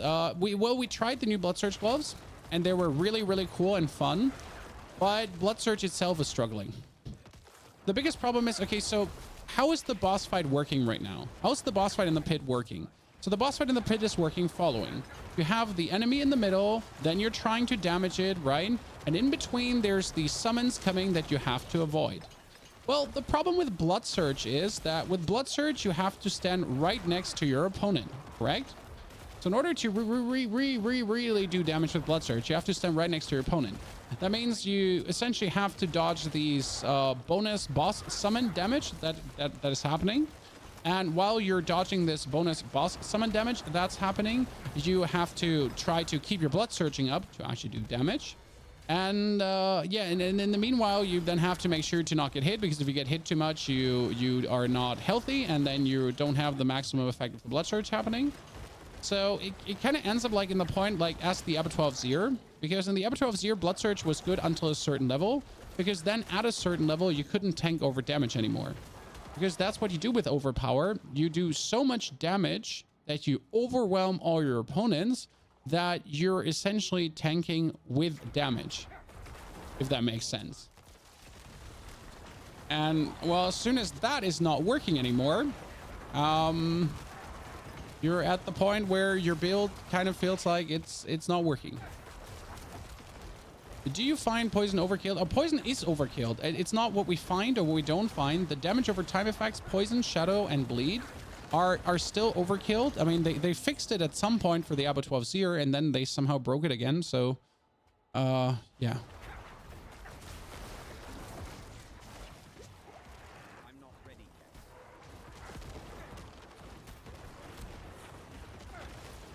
I'm not sure how we fix something and then how we break it again, but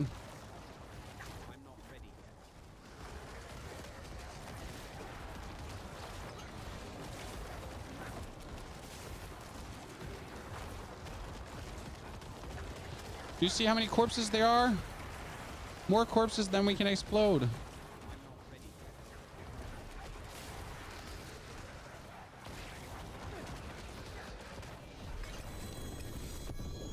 174, ladies and gentlemen. 174. Still no Skeleton Mage Mastery or anything. This poison is just forever, and potion are not even close. Yeah, so the only way how you avoid the poison, for example, is by getting invulnerable. Hey, Anchor, good to see you there. That's the new meta. That's the new meta. We're currently playing Summoner minions with Shadow or without Shadow. So there's Shadow and Bone. But I will have to... So I'm pushing currently to tier 200 to try out all the Necro builds that are working. So I'm going to... Like, if I as soon as I reach tier 200... it's the Bone Summoner and it's the Shadow Summoner. And if I have these two working, then that's perfect.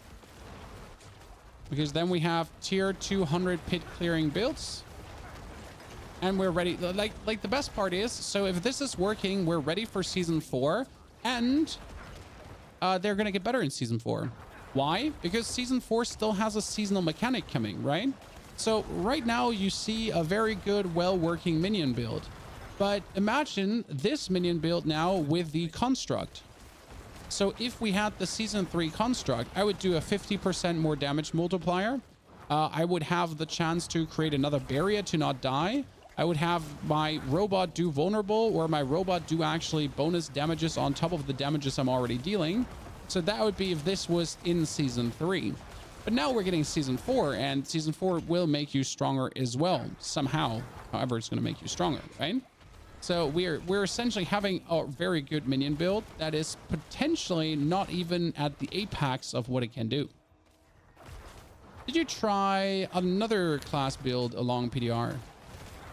I mean, we did do Bone Spear, but Bone Spear didn't work. We did do a full Shadow Even Piercer build that is actually out that you can check out. But I've only tested Necro. I haven't tried like a Sorks, Barbs or anything because I don't enjoy them. I mean, I'm still that one guy that does Necro content because I just find Necro the most interesting.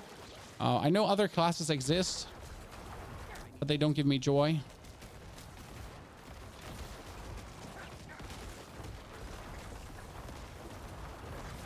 I mean, probably should just make a druid tonight just to make a video about the trillion damage druid. So in case you missed it, there's a trillion damage druid, Chan. An actual, literal, like real trillion damage druid, not like ha ha ha trillion damage druid. No, it's actually like, it's like it exists.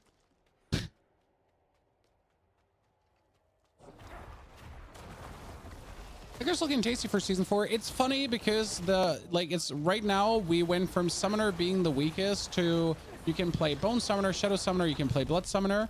But as soon as you take minions out, your builds actually get weaker. And the main reason is that they finally made the sacrifice, they made having minions worth it. But they also made having minions not a hassle. Because usually you had to have maximum minion life on every piece of gear to make minions work. You don't have to have that. So you can actually focus on your own survivability and your minions will get stronger. Plus, in order to make minions work, you need only one aspect. That's the aspect of Occult Dominion.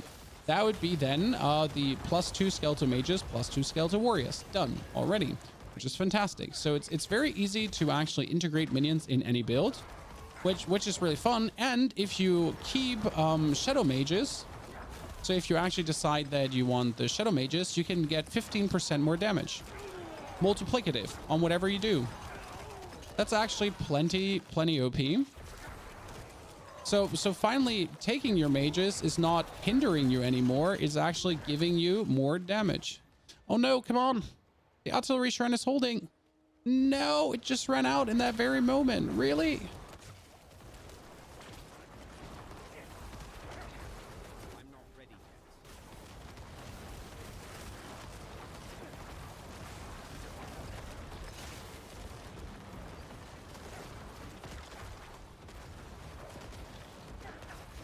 I need more time.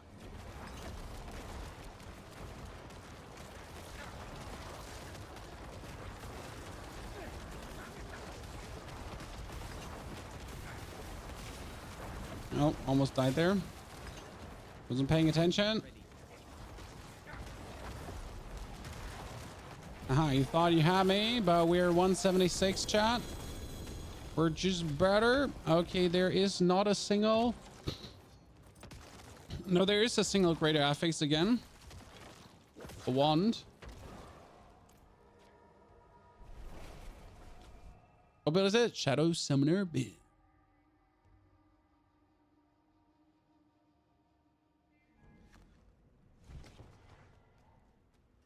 Okay. Trash everything. I'll keep Let's check if things are enchantable again. They weren't enchantable just a second ago. Sometimes it breaks. Sadly, they're still not. I mean, I can only squeeze out like another 5% more damage multiplier. Don't even think I need that. Will you make a video describing the final version of the build? Yes, probably tomorrow. I mean, like right now we did our Even Piercer build. That was interesting, but I need to change the thumbnail of the Even Piercer build. That one didn't turn out as good as I wanted it to be. So that's going to be my next job for today. Then so the videos that you can still expect from the PTR are following. We want to make a video about this build. We want to make a PTR like wrap-up video, like about the feedback on the PTR.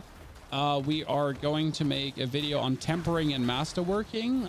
Then there is another video planned for the state of Necromancer. So where we talk about a lot of the things that are actually not working. So as I told you, that the Paragon board has a lot of nodes that are unnecessary, that the skill board has a bunch of skills that are unnecessary right now. So like kind of like state of the Necromancer, right? And what actually they would need to be fixed to make the Necromancer really fixed. That's that. They're probably a Necro tier list for season 4. Already a preliminary Necro tier list where we talk about the builds.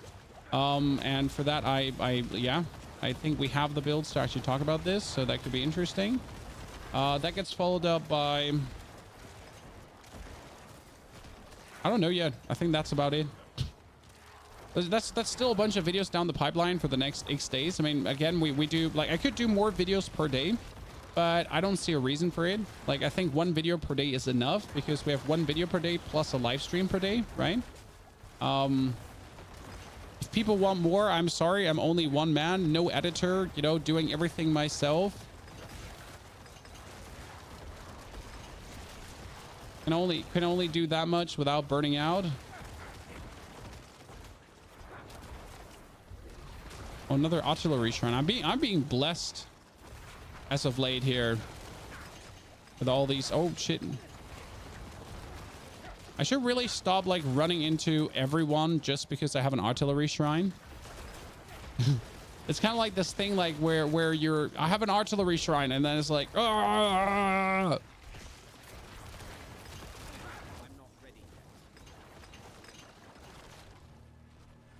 Right? Or the unreasonable thing. Doesn't the Druid B damage build need a mandatory amulet to work? I don't know. I haven't actually looked how the Druid does the trillions of damage, right? I've just seen the numbers and was like, hee hee, that's funny. You know, I don't mind actual trillion damage builds existing if it's not like footing on a bug. The problem is that most of these builds are bug related, right? I mean, yet to see an actual like insane gazillion damage build that is not like because something is overtuned or bugged. I'm playing Bone Mancer with Pat, Pit 50, but I often get one shot even though armor is capped the max resis and blood golem damage reduction. Yeah, I mean, that's normal. So how am I avoiding to get one-shotted? That's actually very simple. I'm currently... I turn my my summoner into something that plays a bit more like Blood Mist. So as you can see, I'm often in Blood Mist, and whenever I get close to an opponent or anywhere into the vicinity of an opponent, it's with Blood Mist. I never like normally walk into an enemy because why would I do that when I can do it with Blood Mist? So that's how I'm currently playing and avoiding any kind of one hits. For that, I sacrificed the golem. So I put the golem out of my builds to essentially do this. And you know what? It's working so damn well. Ja, gleich.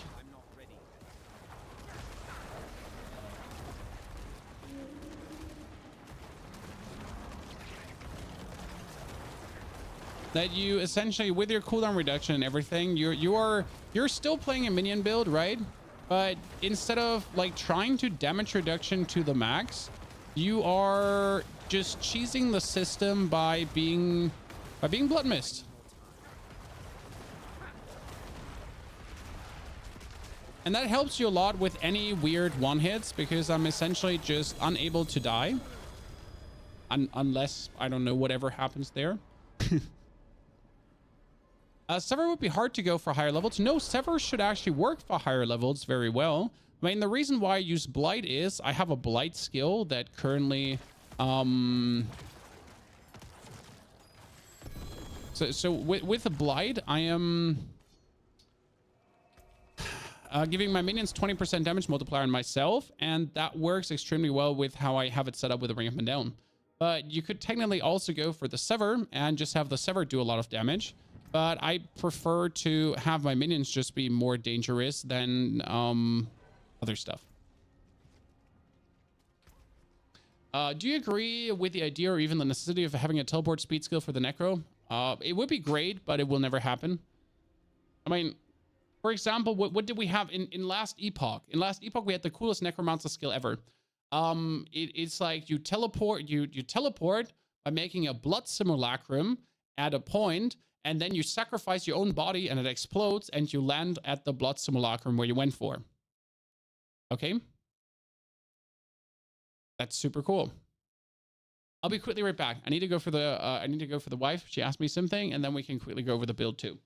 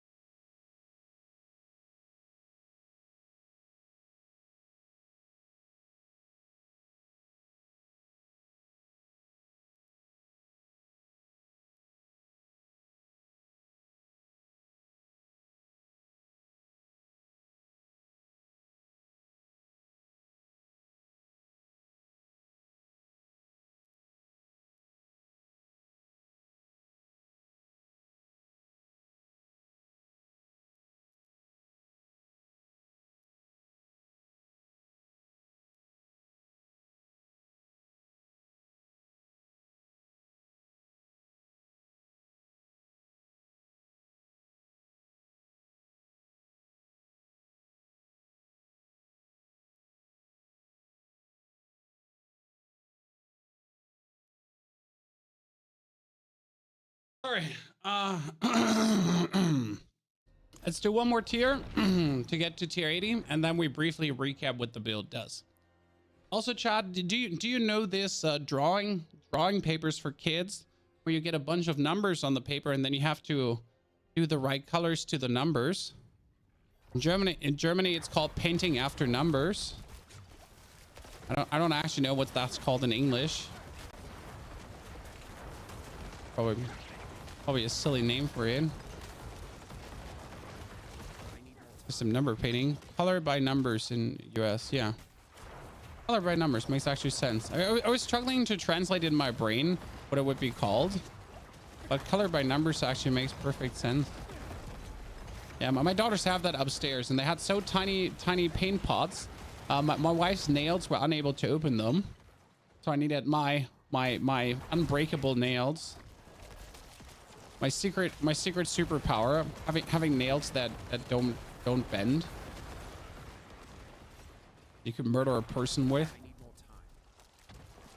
Link to this build. There's no link to this build. This build was created this very morning live on stream. So you actually can follow the process by watching the beginning of the live stream on YouTube. But we will also make a build of this tomorrow, and we will be walking you through the aspects in a second, just to give you a feeling for how this build is done and what this build even does. And keep in mind that we don't even have the perfect gear. We're actually far from the perfect gear because we don't have a single masterworked aspect of skeleton mastery, which technically would be the pinnacle of this build. But despite not even having the perfect version of the build, we are already shredding. But there's definitely more possible. And in season 4, I will 100% want to get the perfect one.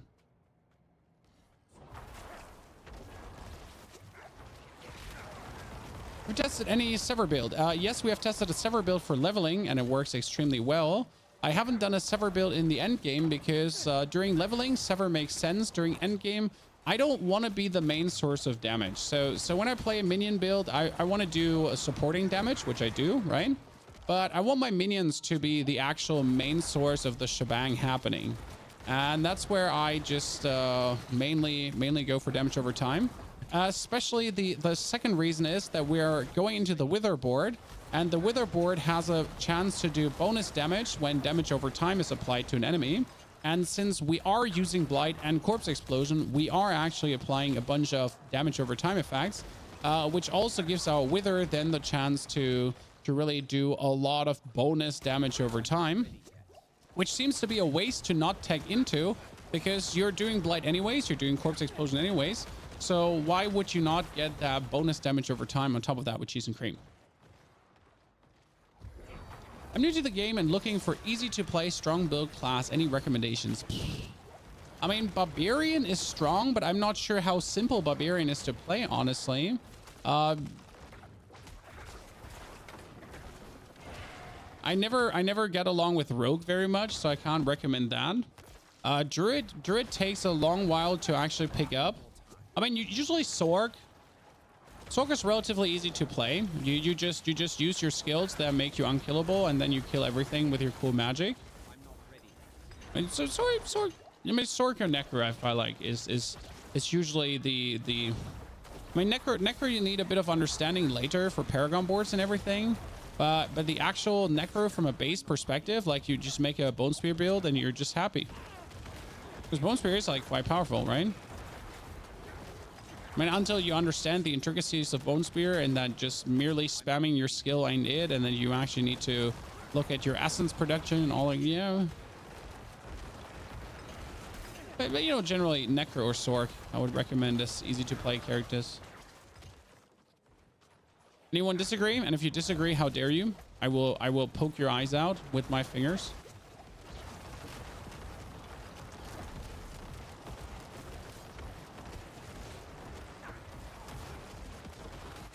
How dare you? I'm not ready yet.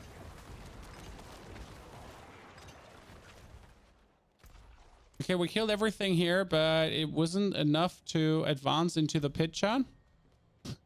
So we need to actually backtrack to find some more opponents.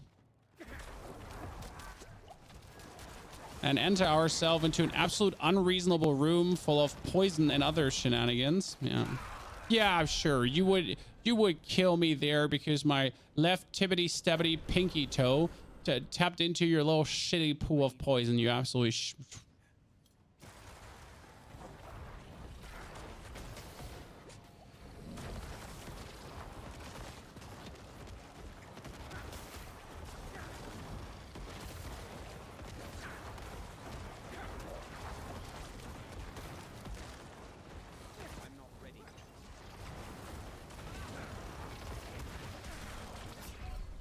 What? Oh, the middle had the middle had the explosion going on. Can you use Doombringer on this build? If you want to make the build worse, yes, you can use Doombringer. I mean, generally, right now, if you want to make a build worse, you add an Uber unique to it. Okay. Like if that's your goal, you know, in hurting builds, making builds weaker than they could be, then be my guest. Just add Uber Uniques to it.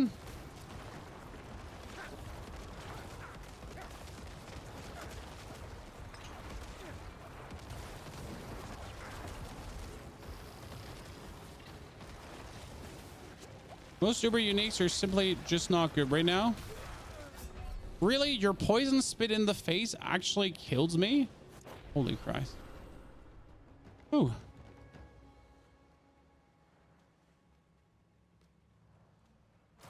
Sorcerer had more tankiness than Necro. What means somehow? I mean, Sorcerer has X sources of barrier. Sorcerer has great damage reduction. Sorcerer has immense amounts of ability to create a barrier.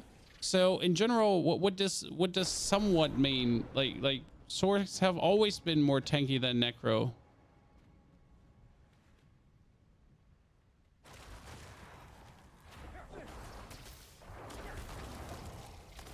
Hey, does this thing just like one hit me with a poison poop?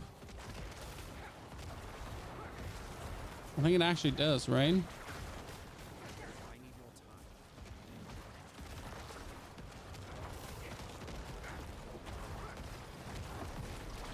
Gonna look on the ground and not randomly get poison pooped on. Not ready yet.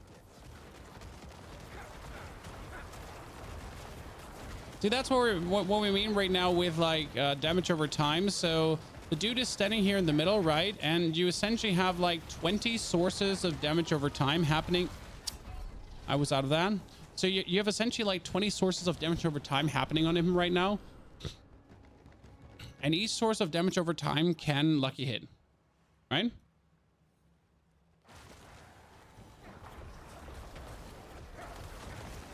And Slither, you're being annoying.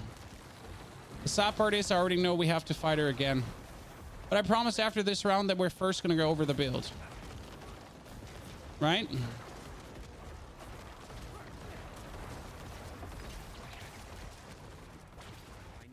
Ah, this time I avoided it. Once in a while, didn't get nuked.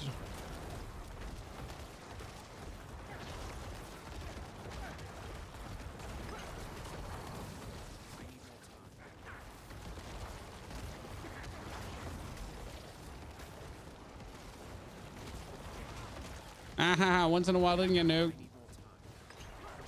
Oh no, Uber Lilith.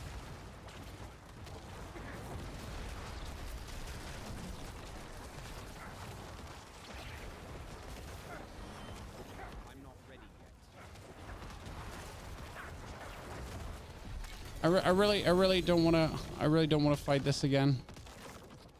Because we didn't go to tier 80 now. That was sadly a fail. We died a bit more. Unlucky.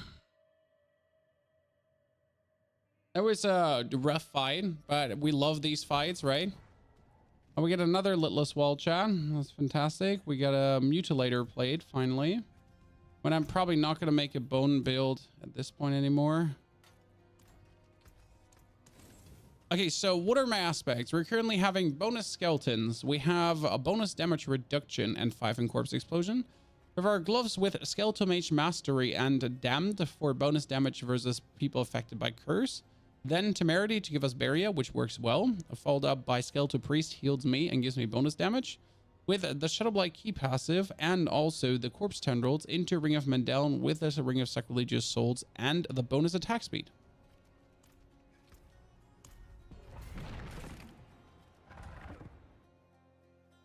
Sword can currently be immutable all the time with PDR, tempering stats, increasing the duration of the fire barrier. That sounds super fun. And I'm not even mad. I mean, imagine being able to do that. That sounds pretty damn cool.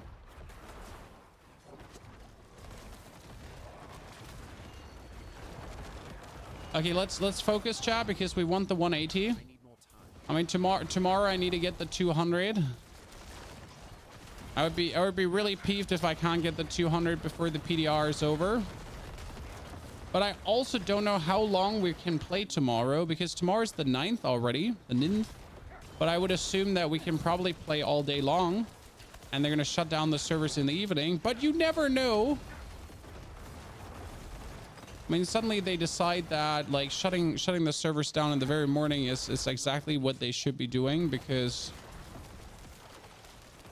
reasons.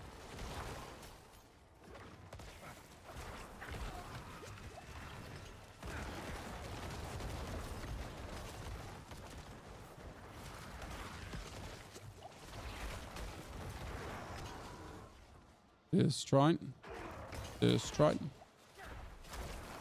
not ready yet. Really? You all didn't die? A little bit disappointed. You're able to do tier 111 in 4 minutes with minions? Yep. I mean, 111 checks out. Afterwards, it gets a bit sturdier. I mean, later tiers is just a sturdiness exercise. Bosses take a bit less damage. Bosses have a bit more HP. There might be a few more summons happening. I mean, again, it is truly not worth it. I mean, right now, I have all the temper materials to temper all my gear 5 to 6 times over. Okay, so I have all the temper materials in the world. And the only reason I'm doing this is because I just want to have I want to do this tier 200 with Summoner, right? Just to write it on my resume, just to tell my wife tonight that I did it. Just to make a YouTube video. I mean, actually, the only reason I'm doing this is for a YouTube video. And because I'm having fun. This is great. I'm having fun, so... It is quite entertaining. I would enjoy this more if there was like a carrot at the end, though.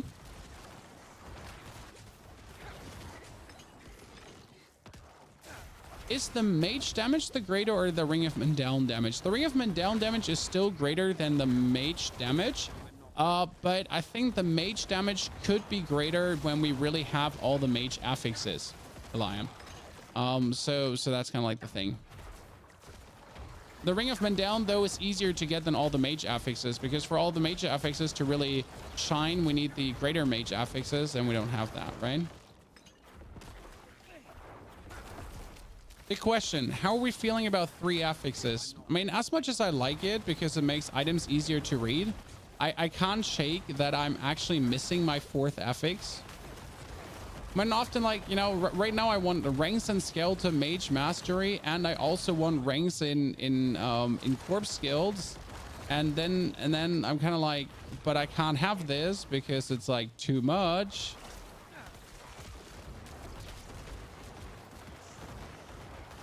So I'm like, I'm a bit torn. I mean, I'm really enjoying the 3 affixes, but at the same time, I'm like, but if I had one more. Mage can 6 million each with mage affixes. Yeah, but you need all of them, and you need all of them upgraded, right, Bimok? I mean, right now I have like, I think I have my mage at +10. No, +9. I have my mage at +9. And +9 is like child's play, right? It can be so much higher.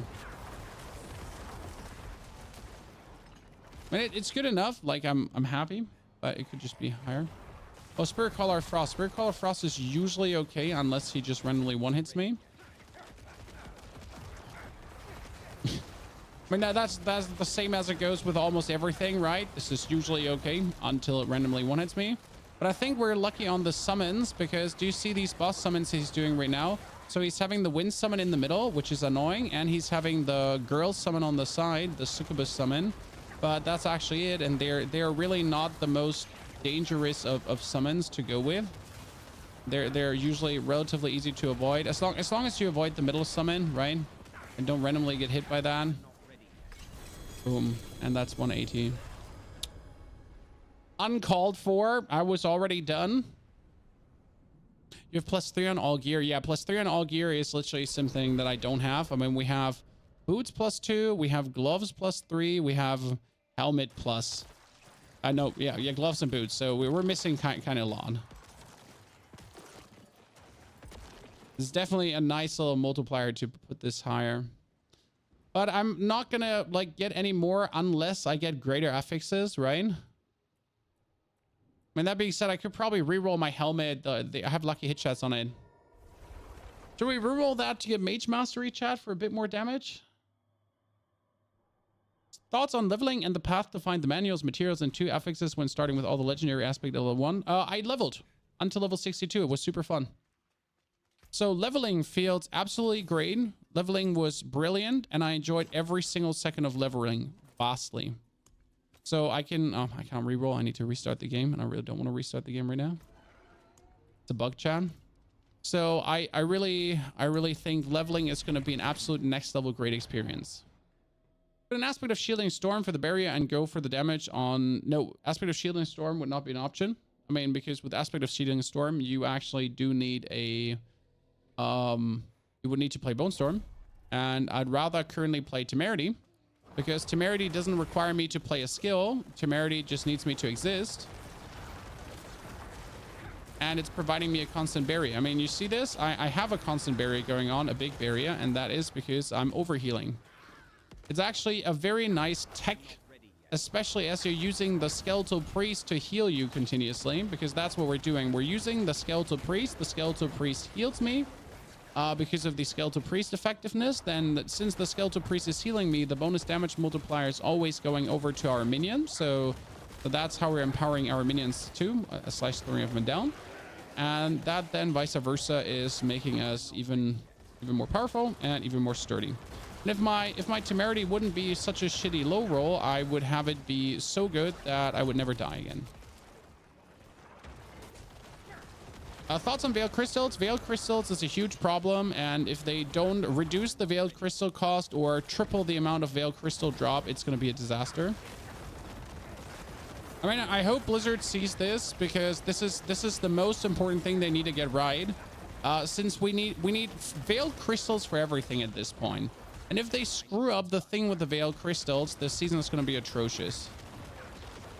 It all costs too much right now, and you're not going to have enough. I hope the Veiled Crystal cost was only so high because of the PDR. Because this would truly be disastrous. It's even like the Veiled Crystal cost is even worse than the actual tempering. I mean, so just to draw you a picture, I've been playing this for 9 days now, right? I've obviously tried out, or since it's out, I've obviously tried out everything. But I have had to make myself 20,000 Veiled Crystals to try out the things I did. To try out all the temperings, to try out the different builds, and to make myself 20,000 Veiled Crystals. I've never had 20,000 Veiled Crystals on any situation in the realm. Even with my character that's like that I have played a lot, right? I just simply don't have 20,000 Veiled Crystals, because why would I have 20,000 Veiled Crystals? I'm not ready. I mean, seriously.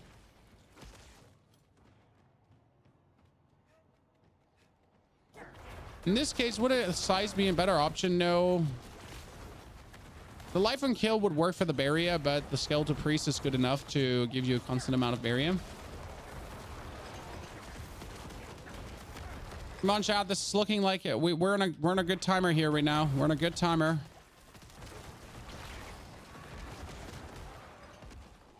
We're doing a 4-minute one. I don't randomly die to some shit, and then don't randomly die on the boss, and then like yeah, everything is going good. We're great.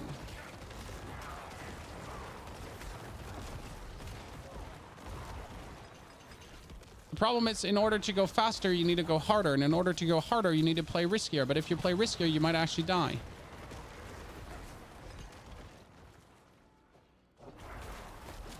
We need to go harder to actually pull off a 4-minute. Unless you end up here in one of these sequences again where there's no goddamn minion, because Blizzard thought for some reason that it's actually really, really funny if you end up in a stretch with no single minion for like a goddamn year.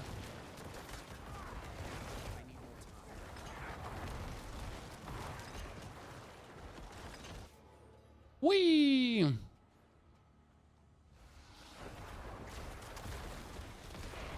So, but yeah, Veiled Crystals is an existing problem. I think everyone knows that by now. I hope Blizzard sees it as the problem that it is. In my humble opinion, I don't know if they will. Like, you can never be sure with Blizzard like this. I mean, they have their data in the back end. You would assume that they're gonna take data back to decisions, so that they're gonna see like how much of a problem the Veiled Crystals are, and that people are actually struggling, and then that they make like a very educated, I didn't actually see a lies there, that was really bullshit, that they make a data backed smart decision. But oh chat, this could be, I found a new pants, this could be a better Temerity. How much gold costs for rerolling now? Oh, it stops at 2 million and 4 million in certain items, so it doesn't go infinitely high. Oh, that's a Tacit of the Dawning Sky, which is still the absolute most useless item. Especially with these now. Resistance to... Oh, well, actually, you know what? It has resistance to all elements, which kind of makes it not completely useless.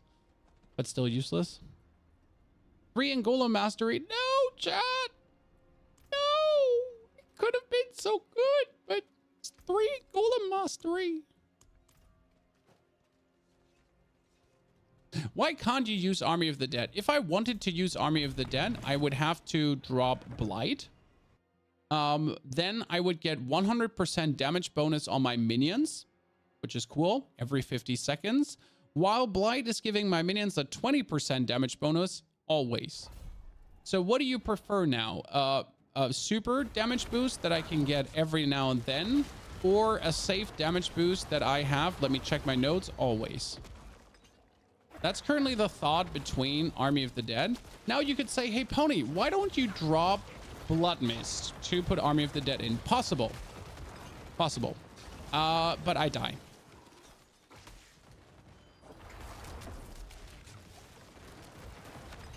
There is a different build that is not this build that's actually running Army of the Dead. So I have 2 builds, guys. I have this Shadow build, and then I have the physical damage build that is running Army of the Dead. Because you have to understand that Army of the Dead is what? Physical damage. So if you now push Army of the Dead in this build that actually pushes Shadow damage, it's kind of useless. The physical damage build is running things a bit different. It's running the Paragon board a bit different, where I have other multipliers, so I get more out of my physical damage. So it makes no sense to play Army of the Dead in the Shadow build because you're inherently not boosting that damage as well, and you're kind of wasting. And that's why I choose to play Army of the Dead only in the pure Summoner. That is fully focusing on physical damage, no core skill, nothing. And we're going to actually kick the Golem out of that one to higher our damage even more. I'm using bows. I mean, you can use bows.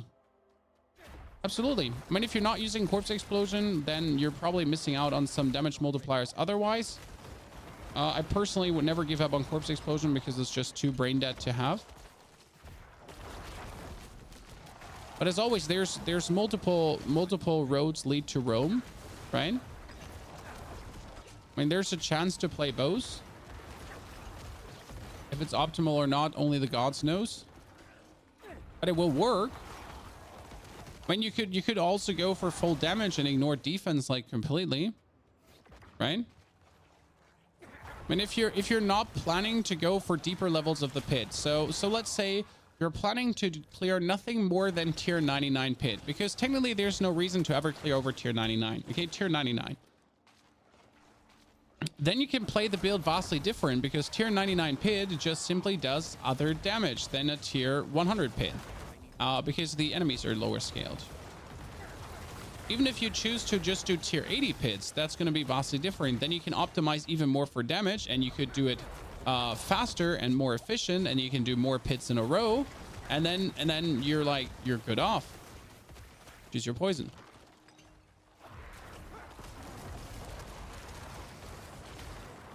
I need more time.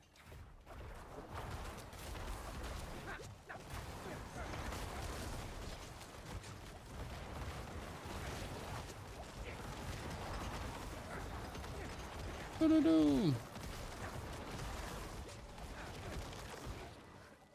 This is actually a very good one, but I'm going to blame it on the lethal shrine. I need more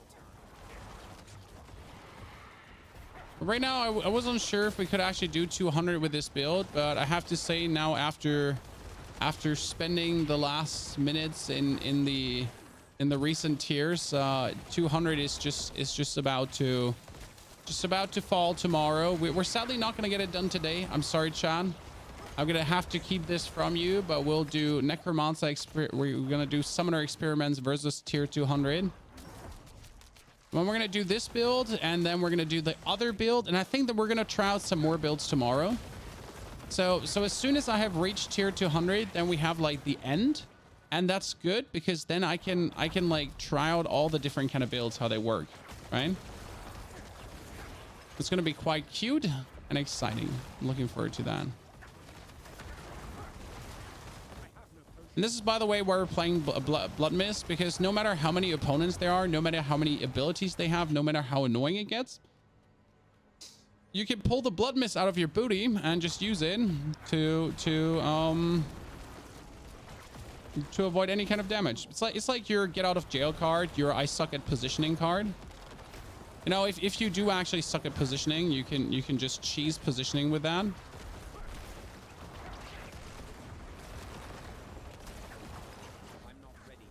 Right, because you're essentially just getting out of jail with that.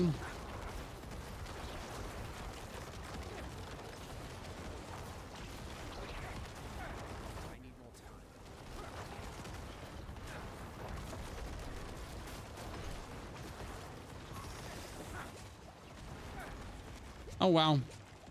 I didn't see that coming in my direction. Please kill him.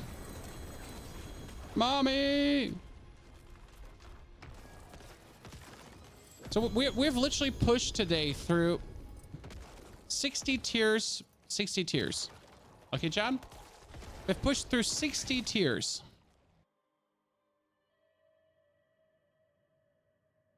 And we haven't gotten a double greater affix. So I'm playing now for 5 hours, 40 minutes.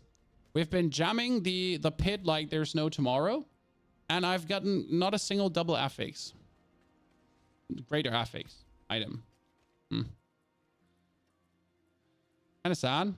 I know they're supposed to be rare, but sad. Right? What can I say? Sad.